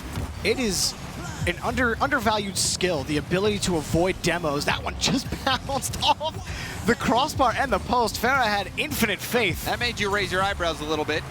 He got away with it. Oh, Flame looking for a bounce off the ramp, but he hit the top of it. If it bounces off the ramp, it's a look for Veloce for a shot. Instead, Reciprocity, well, I was going to say they get back on offense, but they're forced back to their corner again. Veloce constantly send Reciprocity back to their corner. They can't find any consistent pressure. Farah in front, he wins a 50. Can he win 2 of them? Yes. Chaussette will have to come in quick. And now off the back wall, Farah, another catch, pops it up. It's not going to matter. Flame will play it out to the corner. Reciprocity, they have about the room of a meter. That's about it. That's all they get against Veloce. Veloce. No space. In Farah on that challenge, Flame was right there to meet him. Veloce's jumping on it. They're not hesitating whatsoever, getting right in the face of Reciprocity. They don't want to let those centers come in. But now Reciprocity has some space. Great pass to Fruity, but again, it's cut out. Veloce, they're not having it. And Chaussette forced back to his left corner again. So the last 4 times he's tried to go for the ball, he's been forced back to that corner. And he wastes about 10 seconds off the clock. Veloce's going to get another goal with 19 seconds at all but secures a victory for Veloce. Cassio cementing himself at least as the nominee. That goal will put it out of reach for Reciprocity. Veloce with the upset over Reciprocity. What a series it was. And that was the question for Veloce. You looked at the previous matches they've had this season. They're like, okay, you got another test up here against Reciprocity. So if you have questions about whether or not Veloce are consistently good, I just couldn't think of a better way to say that. The point is, Veloce are here to stay. Their play style works. It's successful. They just took down the best defense in Europe. And they made it work, James. You know, Cassio has my nomination, Jorby. I don't know if he has yours after this performance. He absolutely has. If I could decide to just give it to him now, I would, because he played that well. As you would say, James, Cassio was surgical. He was doing it all. If he had the shot, he took the shot. And sometimes it took a lot of finesse to make the shot happen. And if he had to pass it, he made the pass. And it was a team effort as well. Freaky was making some big plays. Flame on defense.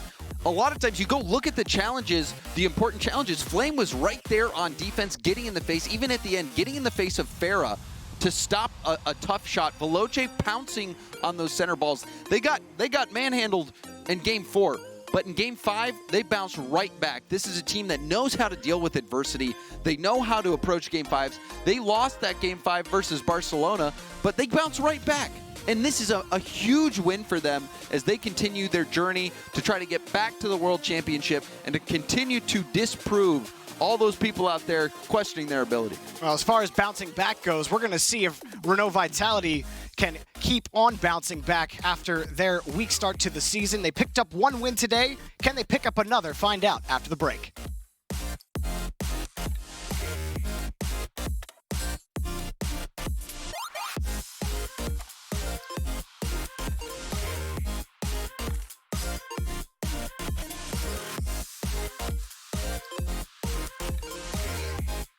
CDW, we get. You want happy, productive employees. That's why we've made our office pet friendly.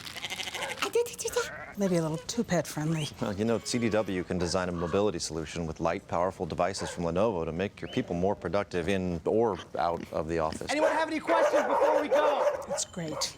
I really need to get out of here. Snake people are freaking me out. Hey, Cheryl, do you have a sec? For workplace productivity, you need Lenovo and IT orchestration by CDW. People who get it.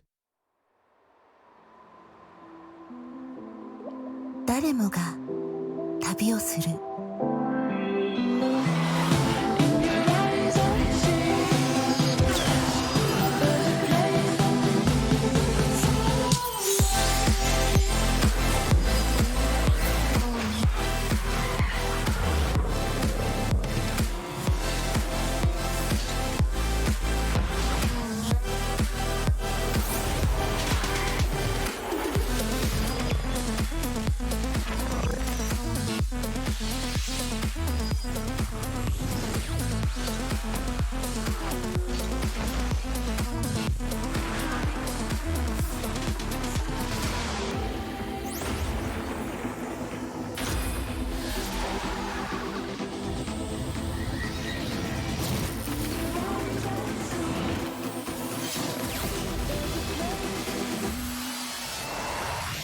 ここまで来た。あな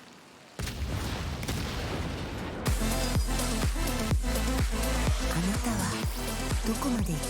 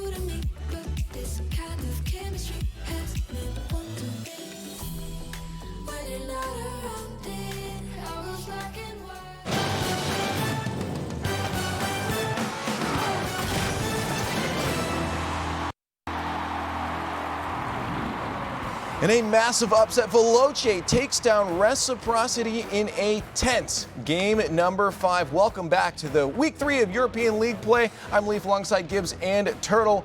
And oh my goodness, you literally cannot doubt Veloce anymore. You talked about it before, maybe you don't want to watch it, but their play style gets wins. And it's consistent. But that was a good performance. You can't doubt. Oh, yeah. Absolutely. And I think Fireburner's not coaching Cloud9 anymore. I think he's coaching this team because it seemed like every 50-50. single challenge went Veloce's way. So frustrating to play against this, where the Reciprocity, they're trying everything, and it's just like, oh no, but it's about to be 50-50. We lose those automatically. We have to reset everything. There was a couple misplays, I think, on defense by Rec, with Fruity moving up when he probably should have stayed back. So that gave maybe 2 free goals away, but overall, very close series, and the defense from Veloce really stepped up. I'm just really happy because we're seeing somebody from Veloce actually step up and be a star player. And that for me was Cassio. He finally took initiative. Somebody on Veloce, it wasn't just them punishing. Cassio actually made so many movements we see here in Game 5. And then earlier, Freaky becomes a monster in Game 5 because that earlier challenge, the first goal of this game, was off of that 50, like you said, Gibbs. He just doesn't lose any of those challenges, and so far, Veloce, it's about time that we see them really show up. And it was exactly the same last week. Cassio was the one creating that offense. It wasn't a lot of offense, and again, here, they only scored 7 goals in 5 games, but their defense really paved the way, and then Cassio just cleaned it up just enough to take down the #1 team. And I'm not going to lie, this is actually getting into very scary territory for Veloce. It's like they're evolving. First off, their play style was let's wait, let them make mistakes, and we'll move in, we'll clean up, get goals. Now, they're forcing mistakes through those 50s you talked about, Gibbs. Well, if we could just make them reset and then score off of that, we're going to win. And that's exactly what they did here.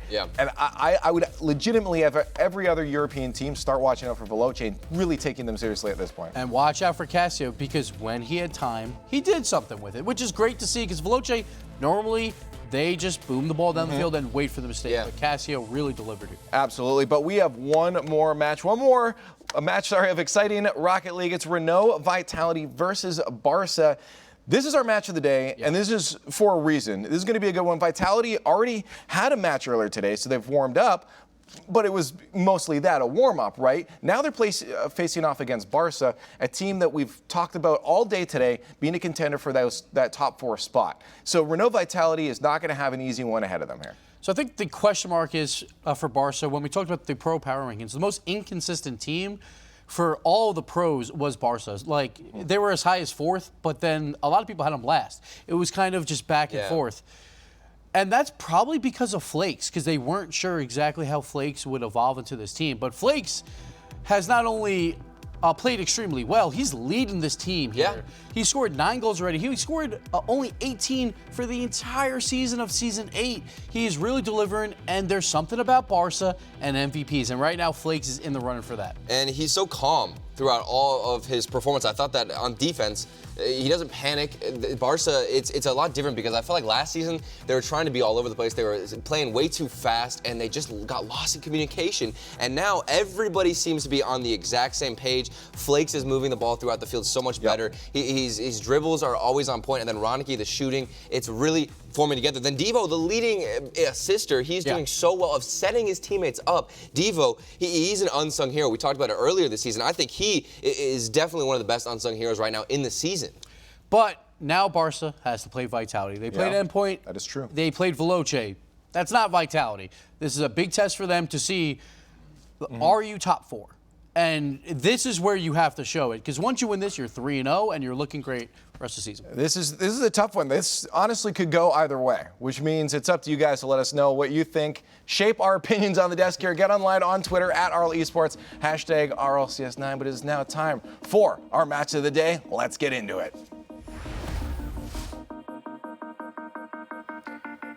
Renault Vitality versus Barça Esports.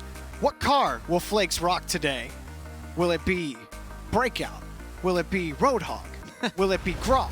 Could it possibly maybe be Twin Mill? I mean, I was Find out. I was a fan of the Gizmo. I love Gizmo. And sorry for interrupting you. No, I'm just saying. Like, so when I was watching Flakes on stream last week, he was playing in Gizmo, and he was doing really well with it. I'm like, man, that Gizmo looks real comfortable. He's like, yeah, I actually kind of like this car. So I'm like, you're welcome. He played very well with it, and I'm surprised at your knowledge of cars. It sounds like you studied up since. I might have looked at all of the cars. I looked at Wavepunk's tier list of vehicles, and now I know every car.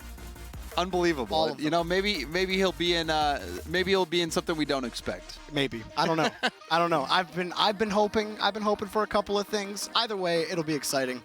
And this is a very important matchup. This is for me this was a split matchup. I actually thought that Barcelona was going to win this one coming into today, especially with how Alpha was struggling in previous weeks. It looks like the last series of the day, Alpha has started to get mixed in quite nicely with his teammates, so he was making it work. But Barcelona, so you're feeling a little different. Yeah. I still think that Barça has this. Okay. I think they had all of the pieces that it takes. Flakes right now, #1 in scoring. He's going for that Golden Striker title. Ronicky is right behind him. I think the offense that those two alone bring is going to give Vitality a lot of issues. Especially if Flakes can get some of these dribbles, some of these aggressive plays that he is very good at making. And also, Ronicky, even if Flakes doesn't want to take the shot, Ronicky's right there for the pass to clean it up for him. Well, not only that, but Barça are also consistent when it comes to offense. They're the best shooting team in the league right now. They shoot at 26% as a unit. And what is this car, Jorby? I mean, you looked at the tier list. Oh, hang on. I got to look at Flakes again. I'm looking at Alpha right now as he pitches it downfield. You know what? This one's got me. I'm not even going to try. I looked at the tier list, but I think I ignored this car. Is the Ghostbusters? I think so. I love how the back doors swing open when he boosts. That's amazing. So now anytime he scores, we're going to say who you're going to call. Flakes. Flakes Buster. Well, never a dull moment watching Barça play. So Ronicky pulls off that ball, and it actually gave Flakes space. The defender was expecting Ronicky to go for that. Ronicky almost has the shot, but it's blocked by Fairy Peak. It's something that I still think is going to plague Vitality in this series against a good offense like Barça is their defense barely hanging on. K-Dop having to race back for that save. Vitality moving back down the pitch. Alpha trying to find a touch. It's not there, but that touch from Devo wasn't good enough. Fairy Peak's shot is blocked again, this time by Ronicky. And now Barça get out of danger. Back the other way. Flakes tried to sneak it in. Fairy Peak has the save. A good pre-flip from Flakes to get to that ball. He also got the bump. He's been on low boost forever. Finally getting a full boost, or full tank of boost rather. Good tip at midfield as well. He'll stay with it. Every time it cuts to his car, man. That's a shot blocked. Again here by Fairy Peak. Devo wraps around on the flick. Drops it on the nose, no boost. Great win on the 50, but it's cleared away by Alpha. We saw Alpha really get involved in the offense, like you said, the last time we watched Vitality play today. And that's exactly the explosiveness that Vitality wanted when they picked up Alpha 54.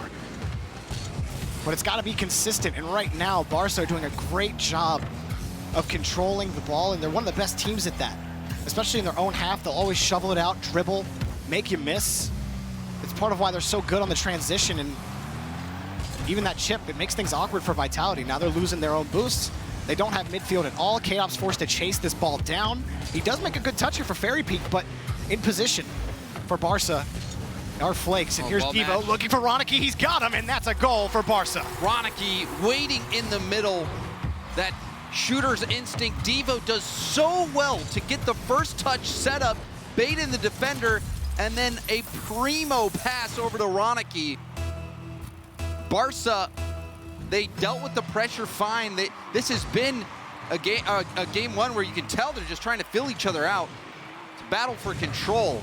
Barcelona, they're matched up nicely to this Vitality giant. And even when Vitality seemed to close, here's a shot from K-Dop, it's blocked. That one off the back wall. Another shot high and blocked. Ronicky standing up in net. Flakes looking for the clear. And Flakes made a huge save just before that as well. Oh, Devo tried to find the read. He didn't need to. And Devo is not a player we've mentioned on this Barça squad, but he's kind of like the Casio of this team. He's doling out the passes, he's keeping it close, and he's looking for his teammates, and he always finds them. That was the role Devo played last season when Bluey was on this squad. I just felt that Devo was inconsistent in that department last season. He's been much better. Yeah, you can see it just from that first play, and it's the reason why he's leading the league right now in assists. Came in averaging over an assist per game. That shot is off where the crossbar and the post meet. Vitality, despite pressure, despite winning this 50, Fairy Peak's got no boosts. Devo fighting against K-Dop. K-Dop waited for the touch shot, blocked again. Ronicky or Flakes or Devo, it doesn't matter who's on the line. They answer the call. Another save, and now going the other way. Ronicky's got space, he's got Flakes down, and it's blocked. Knocked away this time. Devo takes it away.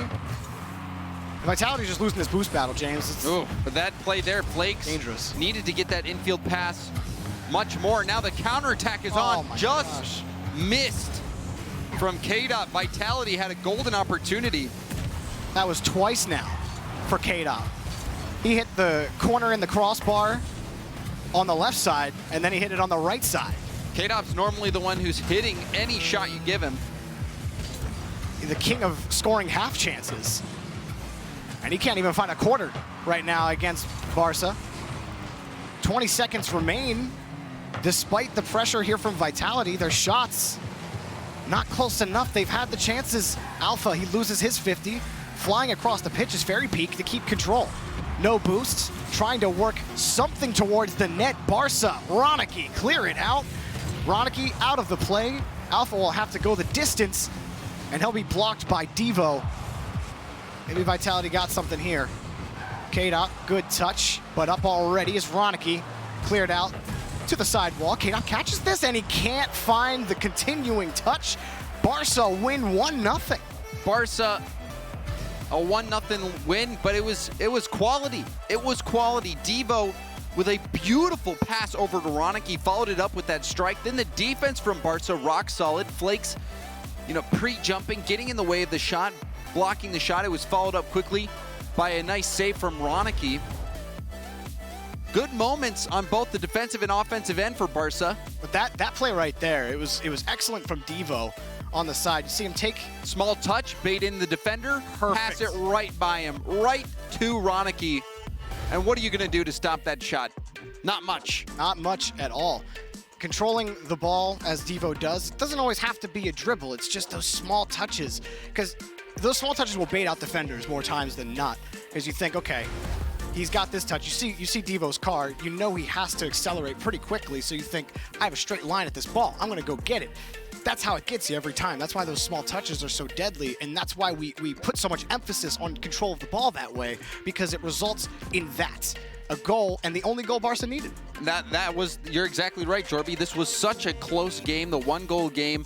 The thing that put him over the top was Devo's ability to pass, his ability to bait in that defender.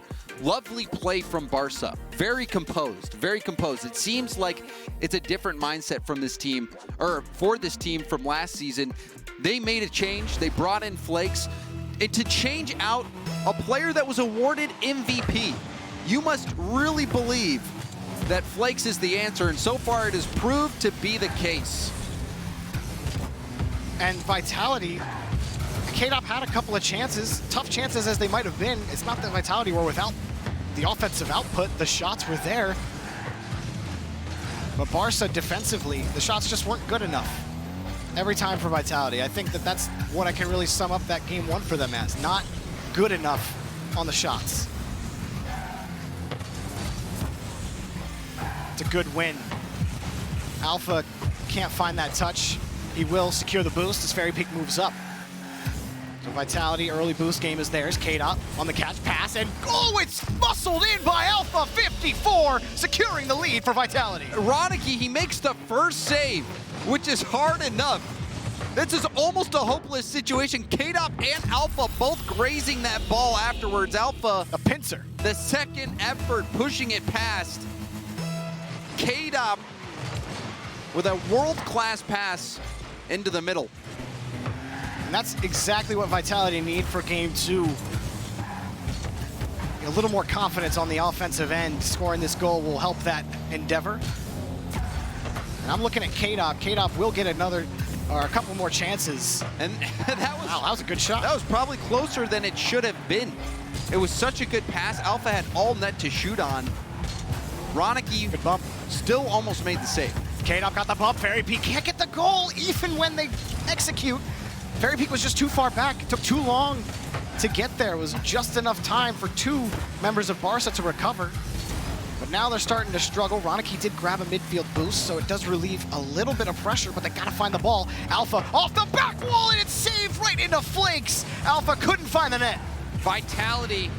It seems like Barça threw a rock at a hornet's nest with the way that Vitality has come out in this game. Swarming, and it's a goal for Devo. It came for free off the backboard. Tie game for Barcelona. Just as I say it, K-Dop, he's retreating back towards net. Flakes doesn't get the touch whatsoever. He might have been expecting Flakes to get a touch there, and when he didn't, Devo was right there to read it off the backboard and get the equalizer. The defense that Barça played up to this point has been very good. Even though they did let that goal in, they have stopped other chances that were threatening. Most defenses would let those in as well. And right now, Flakes against the corner. I thought Barça had another chance there, but it is thrown away. Again, this is the most efficient offense in Europe in Barça Esports.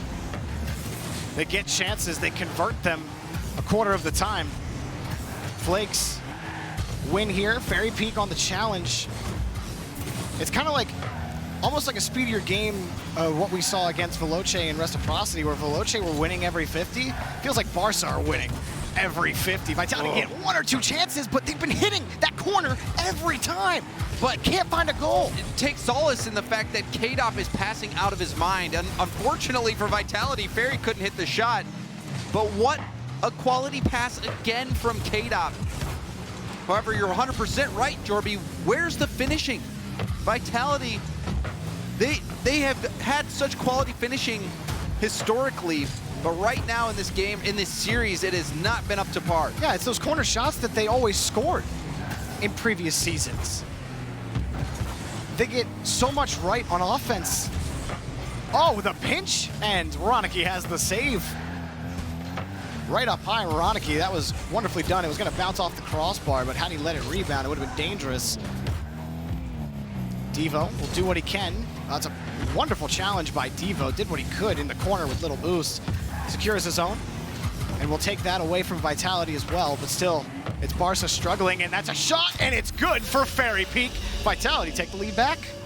You can't give Vitality this many shots on net and not expect them to score.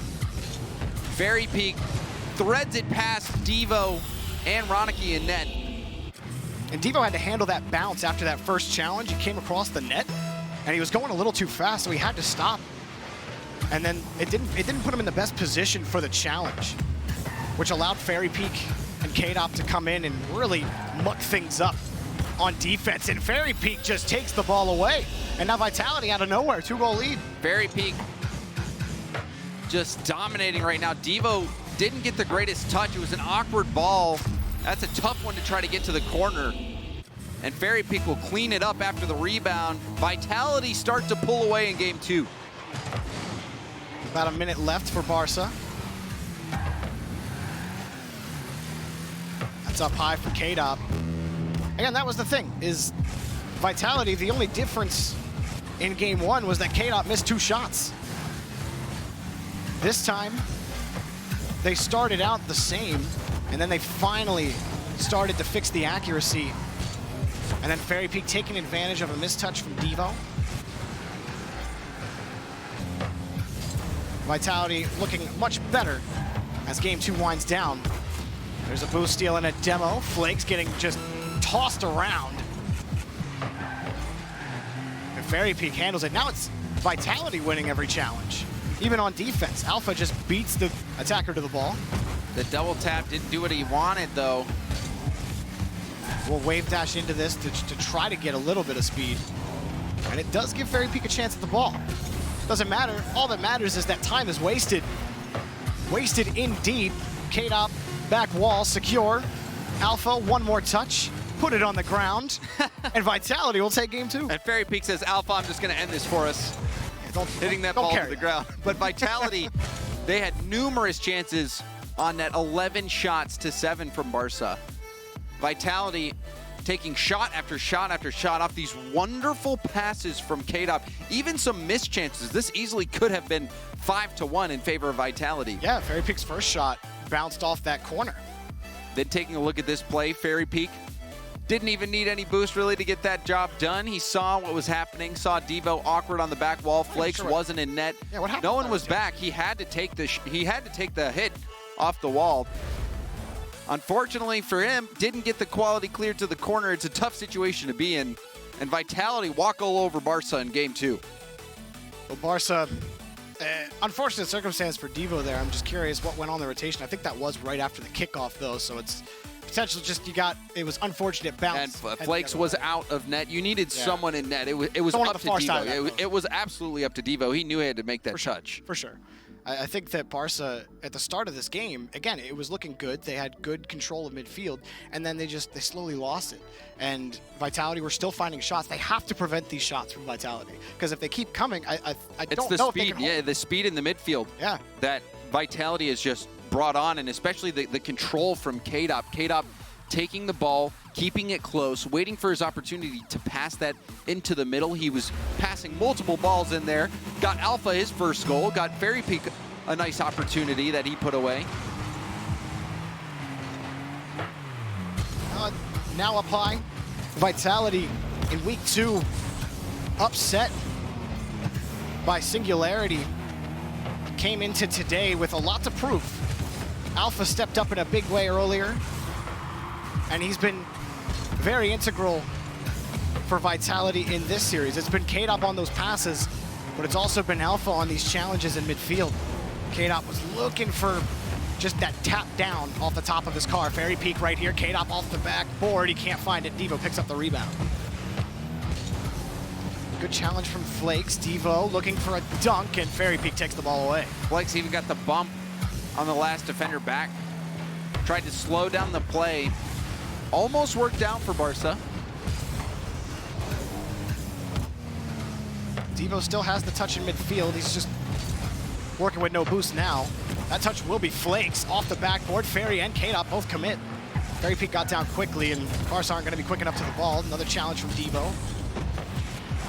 Can't secure Vitality's boosts, and Flakes will play this off his own backboard. Love this from Flakes. Beautifully carried off his own backboard and wins this 50.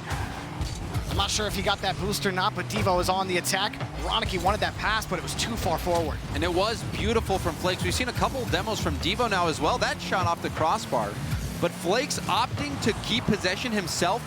He took 2 defenders out of the play, opened up so much space for Barça to go for that infield pass. Barça just couldn't convert. But regardless, heads-up play from Flakes, and a confident one. That Ghostbusters card doing him well. I was trying to watch it a player cam. Every time you boost, the back doors fly open. It's amazing. It's a great car, and he looks comfortable in it. Like, those catches, those dribbles look very, very easy on the eyes. And he's clearly comfortable right now. And that's the, oh, what a bump from Devo, but Barça playing safe on the rotation. Sorry, go ahead. Barça gets the lead. Flake scores off this touch from Fairy Peak.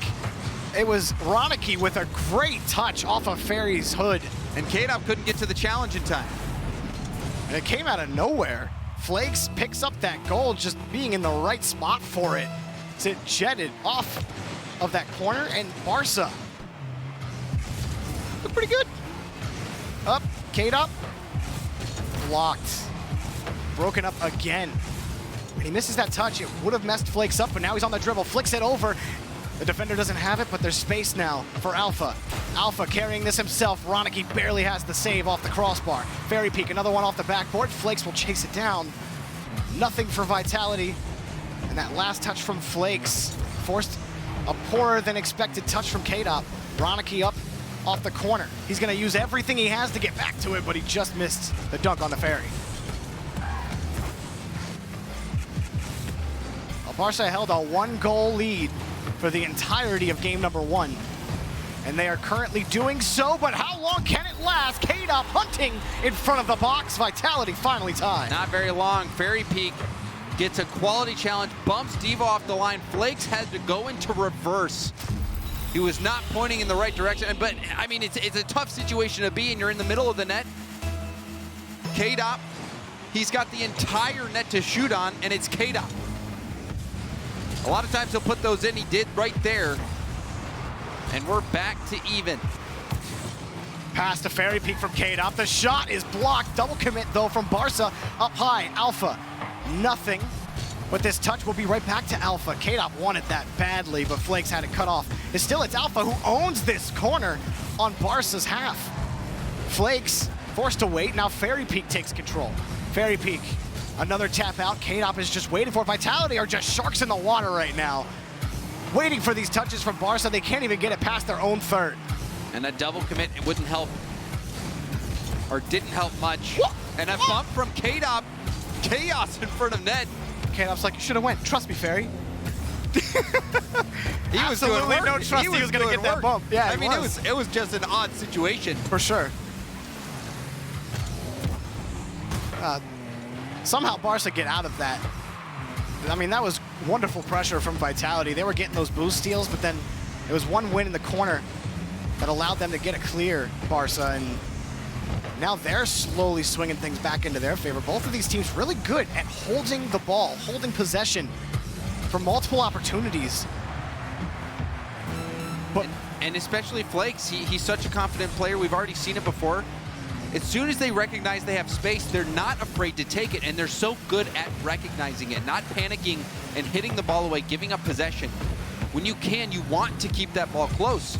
Just like Alpha's doing right here, getting past multiple defenders. Ooh. Had he not got chipped there, he might have had a 50 against Ronicky too.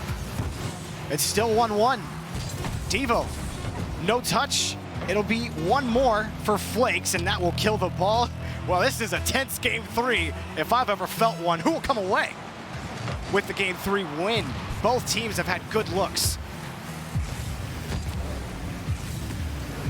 High off the backboard. Barça are a little jumpy on defense. That could bite them if they're not careful. They do clear this ball out. We've seen it a couple times, Jorby, where they are jumpy and they send 2 players at the same ball. So far, it hasn't really come back to haunt them. But in overtime, one mistake, that's all it takes to cost you the game. Flakes opting for control. Ronicky having to side flip back to it. Pass from K-Dop to Fairy Peak. It'll be out to the corner. Oh, favorable bounce for Alpha. Off the ceiling. How does he find the read? K-Dop's shot is blocked for now. Fairy Peak will score, and Vitality take the lead in the series. You called them jumpy, Jorby. We'll take a look at this. Flakes and Ronicky both jump for that. Flakes got the first block, but Ronicky used up all his boost when he initially jumped and wasn't in position, didn't have boost for the follow-up. Vitality overwhelm Barça in overtime and get the game 3 win. And this was such a flow back and forth where Barça would take control of midfield. They would have those passes, but it was Vitality stopping the ball on their back wall in the corners. Then Vitality, it would switch back to them where Alpha owned Barca's corner for a straight 20 seconds and kept just shoveling the ball back in front of the box, back in front of the box. And then Barça would somehow come away with it. And it led to this low-scoring game between these two teams.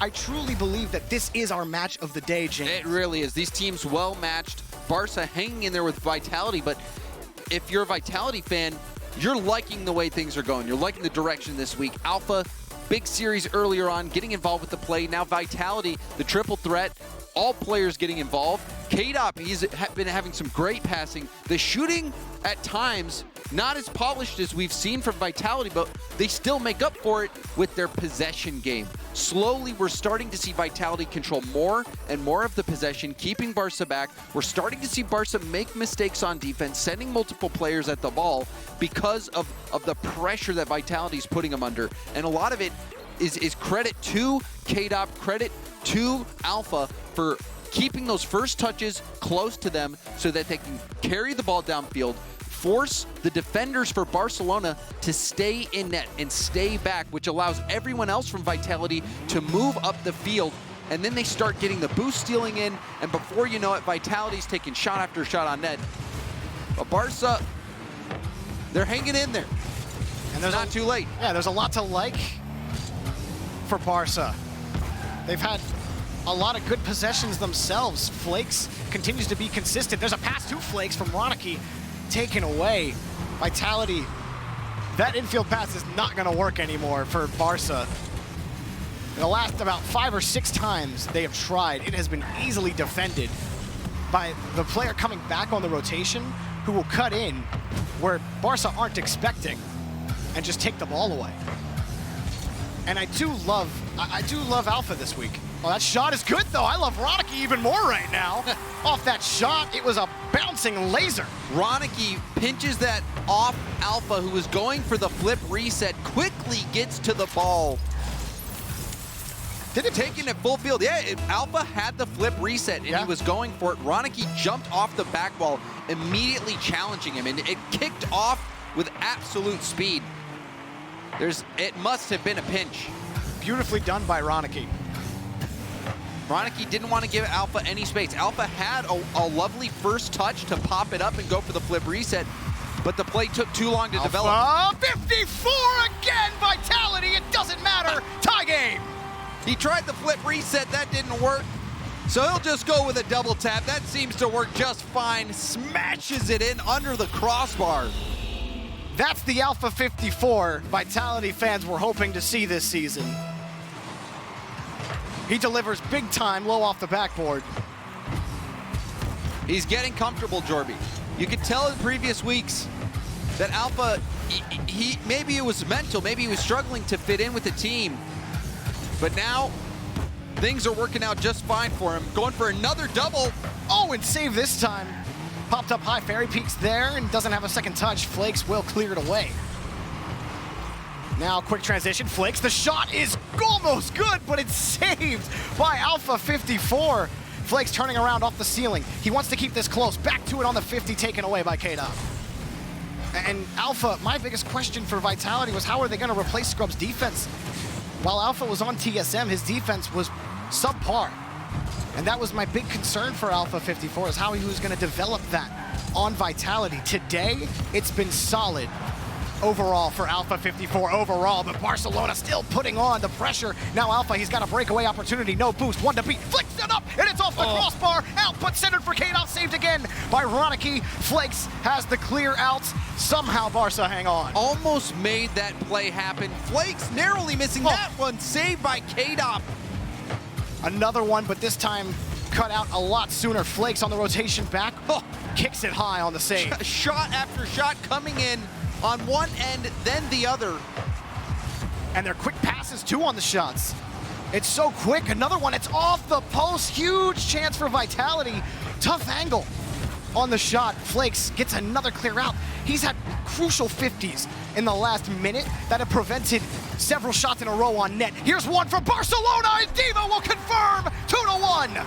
A gorgeous shot from Devo. He sees Alpha coming in for the challenge, and so he side flips, which allows him to delay the contact timing of his hit and get around Alpha and put it past him. Well, that was next level from Devo. And that was after a flurry of shots from both teams.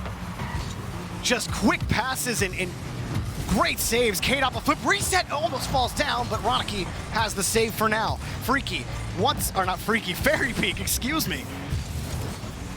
No shot for him, and Alpha carrying it back around. No, they used to be on the same team. I got a little excited. I used to struggle with that all the time. Both their names start with F, close enough. Well, Fairy can't force his way through. Alpha 54 will try to carry it around for him. Pace is slowed down a little bit, but you know it's just one shot you're waiting for on some of these touches. Flakes chasing this down with Devo. He'll pick up a demo on one, but it's Fairy Peak with control. The Fairy up around the corner.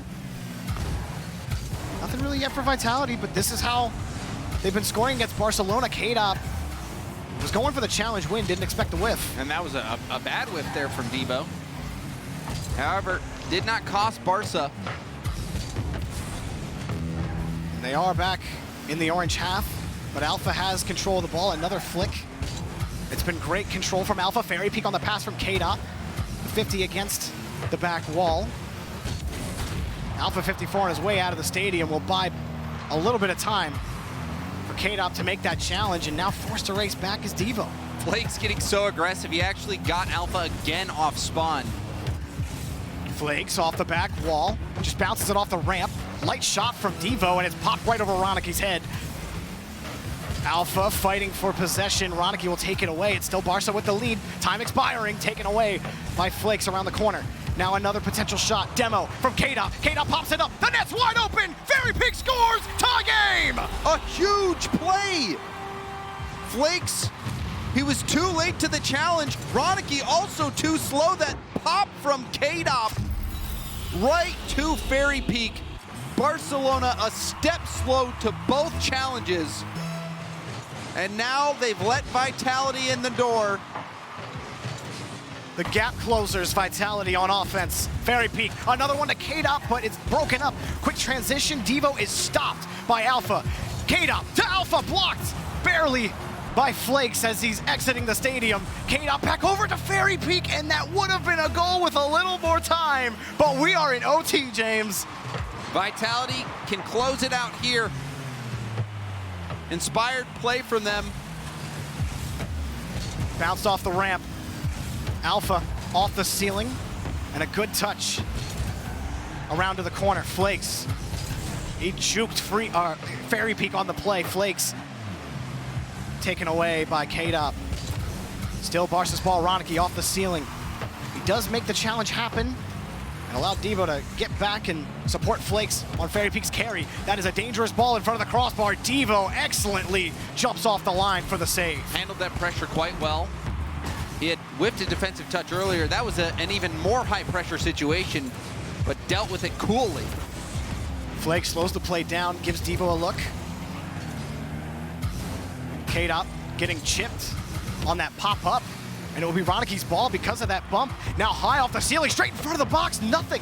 Devo has to muscle his way through Alpha just to get a chance at the ball. He takes it away from Fairy Peak. Flakes has that next touch. Alpha again up for this. It is a battle in the air, a dogfight in the skies between Vitality and Barça. Who comes away the victor? Who stands after this? K-Dop's shot is blocked by Roniki. Barça hang on defense. It looked like K-Dop might have been in position to end it right there, but didn't get the shot he was looking for. Good stop from Devo, but it's right back to K-Dop. Fairy will take Flakes out of the play as well. K-Dop, flip reset. Oh, on the win too. Fairy Peak just couldn't get there again. That second man on both sides of the field has been critical in keeping the game alive for both teams. Alpha now, space, pops it up high. He's gonna take it himself. Alpha over Flakes and taken away once again by Devo on the backboard. He flips over one. Roniki close behind him, chips one away. It's been a physical game in overtime so far. Flakes off the corner. K-Dop just gets to the touch. Back to his own. He can't. Taken away by Roniki. Devo tried to get Alpha on a demo, but Alpha waited, delayed, ended up having to throw his car into reverse. Flakes' touches have been pretty dangerous as he's controlling the ball in the air and on the ground, but here's Alpha. He's got Fairy Peak, the tip in, and Vitality take the series! Fairy Peak in the perfect spot, comes off the wall, and it looked like he'd even touched a defender of Barça. Alpha, he saw Fairy, was trying to get it to him, and it went right there. What an OT. Baby! That Vitality right there. Vitality, you know. That is the Vitality that everybody was like, Vitality are S tier. This is why they made the move, Jarby. This is why they made the move. They believe in Alpha. K-Dop has never been a player that's afraid to shake things up. He left the best team in Rocket League history to go start anew, and it worked out for him. Scrub Killa, they made it to the grand finals with him, but they bring in Alpha. He's a player that does what he wants, and he gets results. And Vitality getting results in this series, it was a fun one to watch. Barça matched up nicely. They were playing. It could have easily been 5. They were playing beautiful Rocket League, both teams. But Vitality was they're back. Vitality's back. I totally agree. I agree on all counts, James. I think Barça, there's so much to like about this team. And every time, even in high-pressure situations, it was very few times this Barca team cracked under pressure. It was just relentless from Vitality. And Barca returned the favor many times over. Barca, they started strong. They started strong, but near the end just started to sputter out, and Vitality kept building momentum through the entire series. Their passes, their possession game were just too much. It was just too much, and then that's when Barca's defense started to crumble a little bit. So the defensive plays, they need to tighten that up a little bit for Barca, but their offense is still something to marvel at, and I can't wait to continue to see these teams play out the rest of their league play and maybe even see them clash at the regional championship. It could be a matchup we see in the future. Vitality have a huge week, 2-0 today, to put themselves right back in the thick of the conversation. Leaf, guys, how about that series? How about it indeed? Renault Vitality with the victory there, as we just witnessed over Barça. Barça put up a good fight though, but Vitality, this is the Vitality that we wanted to see, I think, today. And this is why I harped on it at the beginning. These guys took time with Scrub, they're taking time with Alpha, and they hit it now in week 3. This is their stride, and they're looking absolutely good and absolutely dangerous. We answered 2 questions today. Vitality, they are the real deal. Barça, though, a true contender. This was an incredibly competitive series. Barça could have easily won this. A lot of great goal line stops from them, but eventually the offensive Vitality, nearly 12 shots a game, was just too much for Barça. This is my favorite series of the day. It was so close, and you could see both teams battling it out. I love the way Jorby said it. It was literally a battle in the air. Who could get the best shot? Devo, I thought he was fantastic on Barça. So many setups. Even in the first game, he started out so strong, but then as it progressed, Vitality, they got control of the ball, controlled the pace, and then in the air, you saw Alpha going for so many flip resets. K-Dop had a few, and then Ferry so positionally aware and always with solid touches out into the midfield. The triple threat is back. Like Alpha, fantastic series, and Fairy Peak as well. That pop from K-Dop. Fairy Peak was phenomenal. Yeah. Fairy Peak was having a rough season, and he popped off today as well. This is what we expect out of Vitality. Very similar to when they had Scrub. It's just a little bit different, but Alpha, like that play right there, 2 of them going at him. He doesn't go for the shot. The clean pass, so smart. That's what we want to see from Alpha. Played exceptional. This is what I was saying about Alpha before, back when he won MVP for this season too, is Alpha, even the season before that, was a player that generates creative offense. He's always there to make sure that he's doing something just a little bit different that the defense of their opponents can't figure out. He can pop that ball out to his opponents like you saw in many situations there. He's also just really annoying because multiple times on that perspective. No. Which is a good thing on the field because you could see him driving literally. I'd see him multiple times back and forth between the corner boosts, just taking all the boosts, getting in their faces, stalling time, and then that lets K-Dop and Fairy Peak do whatever they want. And that's his main role. Like, even weeks 1 and 2, he was taking all the boost on the field. It's just he wasn't creating that into any offensive opportunities. Exactly, yeah. But now, because he's doing that as well, now the team is boost started on defense, and it's just fantastic to see from them. It's crazy too, though. I mean, like you look at that shooting percentage, but it just came down to both teams playing good on offense and defense. Insane, you had shots on target, but they were being stopped. It's so scary too, because K-Dop came into today 1.2 goals per game, leading everyone.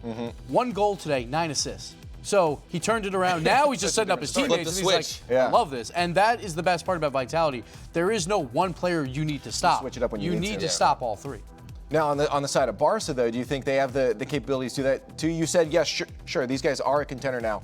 For those top teams, do they have that same capability that Vitality has where any of those guys can switch it up when they need to? I think if this is Barça going against last weekend's Vitality, it would have been the other way. And Barça, to be fair, they both just stepped up huge today. And I think Barça, they're a very fun team to watch. I love, seeing what car Flakes is going to be on and the way that they can move it. And Devo, I think he's becoming more of a fundamental key to the way that they play. So both teams looking great. Huge game from Ronicky, 2 goals, 2 assists, 14 saves. So he was doing a great job on that goal line. But again, he had to make 14 saves and they still lost the series. That's how good Vitality was. Well, that's what I'm saying. You mentioned, like, okay, if they went against Vitality last week, then maybe they could have had this. but that's not the Vitality anymore. And the other teams are going to start stepping up too. You know, Barca's going to have to make sure that they continue to make changes. What are those changes for this team at this point? For Barca, it's hard to tell because it just feels like those small defensive mistakes. Again, that was a main thing for even Singularity. You just saw a couple of these missed chances, a couple of misses on the defensive side like that. 2 people going at the same ball for Alpha. Yeah. Things like that, you need to just fix up a little bit, tighten that defensive up, and then you're set. I think that they could have taken it to Game 5. So those small mistakes will lead to 30 seconds more possession for Vitality, which equals 3 more shots. Yeah. It's just more scoring chances against you. Well, it's time to talk about a very important accolade of the day, and it's Player of the Day. And James was touting this a lot earlier, and he was absolutely right. Cassio for Veloce, an incredible win for them, an incredible performance for Cassio. We've been waiting for this. We wanted someone from All Veloce to create offense. And I was ragging on him a bit because that TSM series was really boring, but Cassio stepping up again this week, taking down the #1 European team in Reciprocity. Beautiful performance from him. And I love the passing that Cassio always provides to Veloce. I think that whenever he gets himself into that corner position, he can control it and then just feed it out into the middle. And then again, you know, even if it wasn't Cassio, we also saw Freaky clutch up in a lot of the games. So Veloce, this is probably one of the most pivotal weekends from them. Very limited opportunities. They are a defense-first team, but he made those chances count. Yeah. 4 goals, 2 assists. Great job. Well, this is exactly what we were talking before. You're looking for someone on Veloce to step on offense because before, and I'm just going to reiterate what we talked about, was Veloce was a team that just kind of waited for those opportunities. They waited to see if a problem was going to occur on their opponent's side of the field, and then they moved in and they took advantage and got goals. They were nothing fancy. They just kind of put them there. But now they're generating their own opportunities. Cassio's like, I'm going to go in there, and the whole team, great 50-50s. You're setting up your own chances for your opponent's failure, and you can take advantage of that. That's dangerous. Yeah. Very dangerous. I mean, what I love about it is that they're doing it slowly. You know, they also kept that style of where they're playing defensive and they're waiting for mistakes. But on top of that, you can see Cassio maybe go for a little bit more aggression. It's not like they just tried to switch their play styles. If anything, they're just adding a little bit more to their defensive style originally. So where do we put Veloce in the talks of everything now? Because I mean, they've just taken down Reciprocity, who earlier today we said... That's what I said. I cursed them. We literally mentioned me cursing them by talking about how Reciprocity was going to be strong at #1, and then all of a sudden Veloce. Well, next week, they got 2 games, so it'll be a big week for them. I'm just curious where we put them at this point. But anyways, let's just take a look back at the matches that we had today. There's only one sweep. Only one sweep overall. The rest of the matches were super close, at least teams taking 1 game off of their opponents. So the one sweep, too, was Endpoint finally taking down Monaco. They played 9 times through the rival series. They only won 2 of those games, but they get the big sweep here for their first win.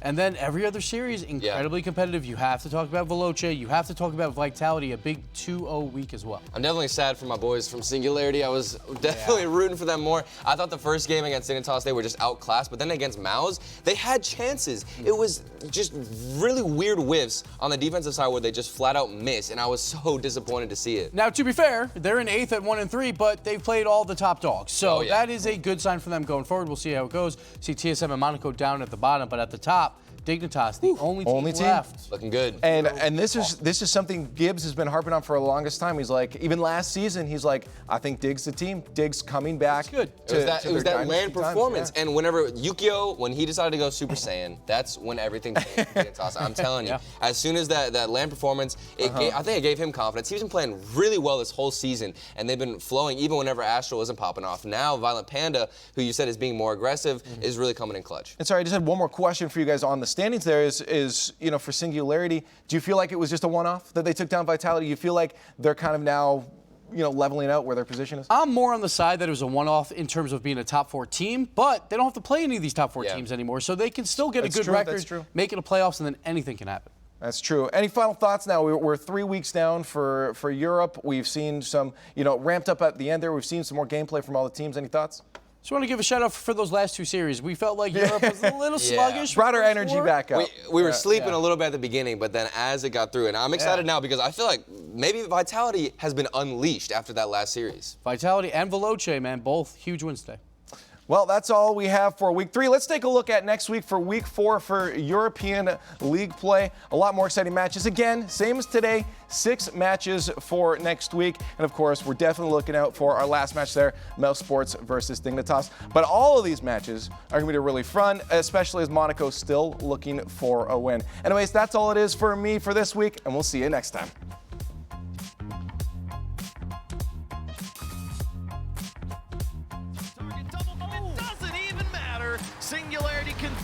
stay perfect in overtime. Ignite comes in just to play some defense. A nice touch back to Ignite. Can he get it through? All three defenders just muscles it through, and we got a tie game. There's one bump, now a pass, now a shot, and a block is the follow-up. Wow. No! Oh, the defense holds.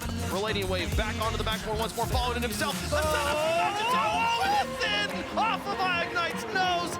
Into the mouse corner. Speed plays across the box, and Godsmilla punishes on the clear. And overtime, definitely a possibility. Nolly gets bumped out of the way, and Scrump's going to get one with 2 seconds left. Magnus looking for the pass over to Remco. It is on the target. Double. Remco for a second touch, and it goes for Remco, and 17 seconds left. TSM take the lead. Now Farah shot is good. Farah scores. Reciprocity tie the series. Best chance for Reciprocity to equalize or to take. Oh! They do it. What a play! Fruity getting the demo over Casio, but the play took too long to develop. 54 again. Vitality. It doesn't matter. Tie game.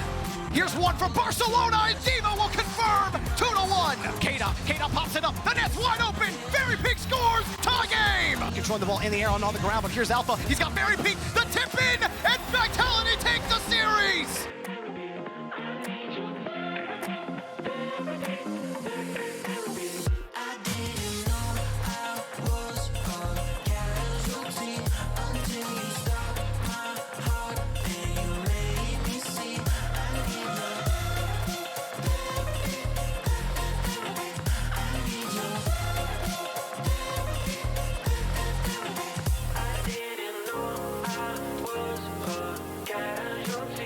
But when you're gone, can't find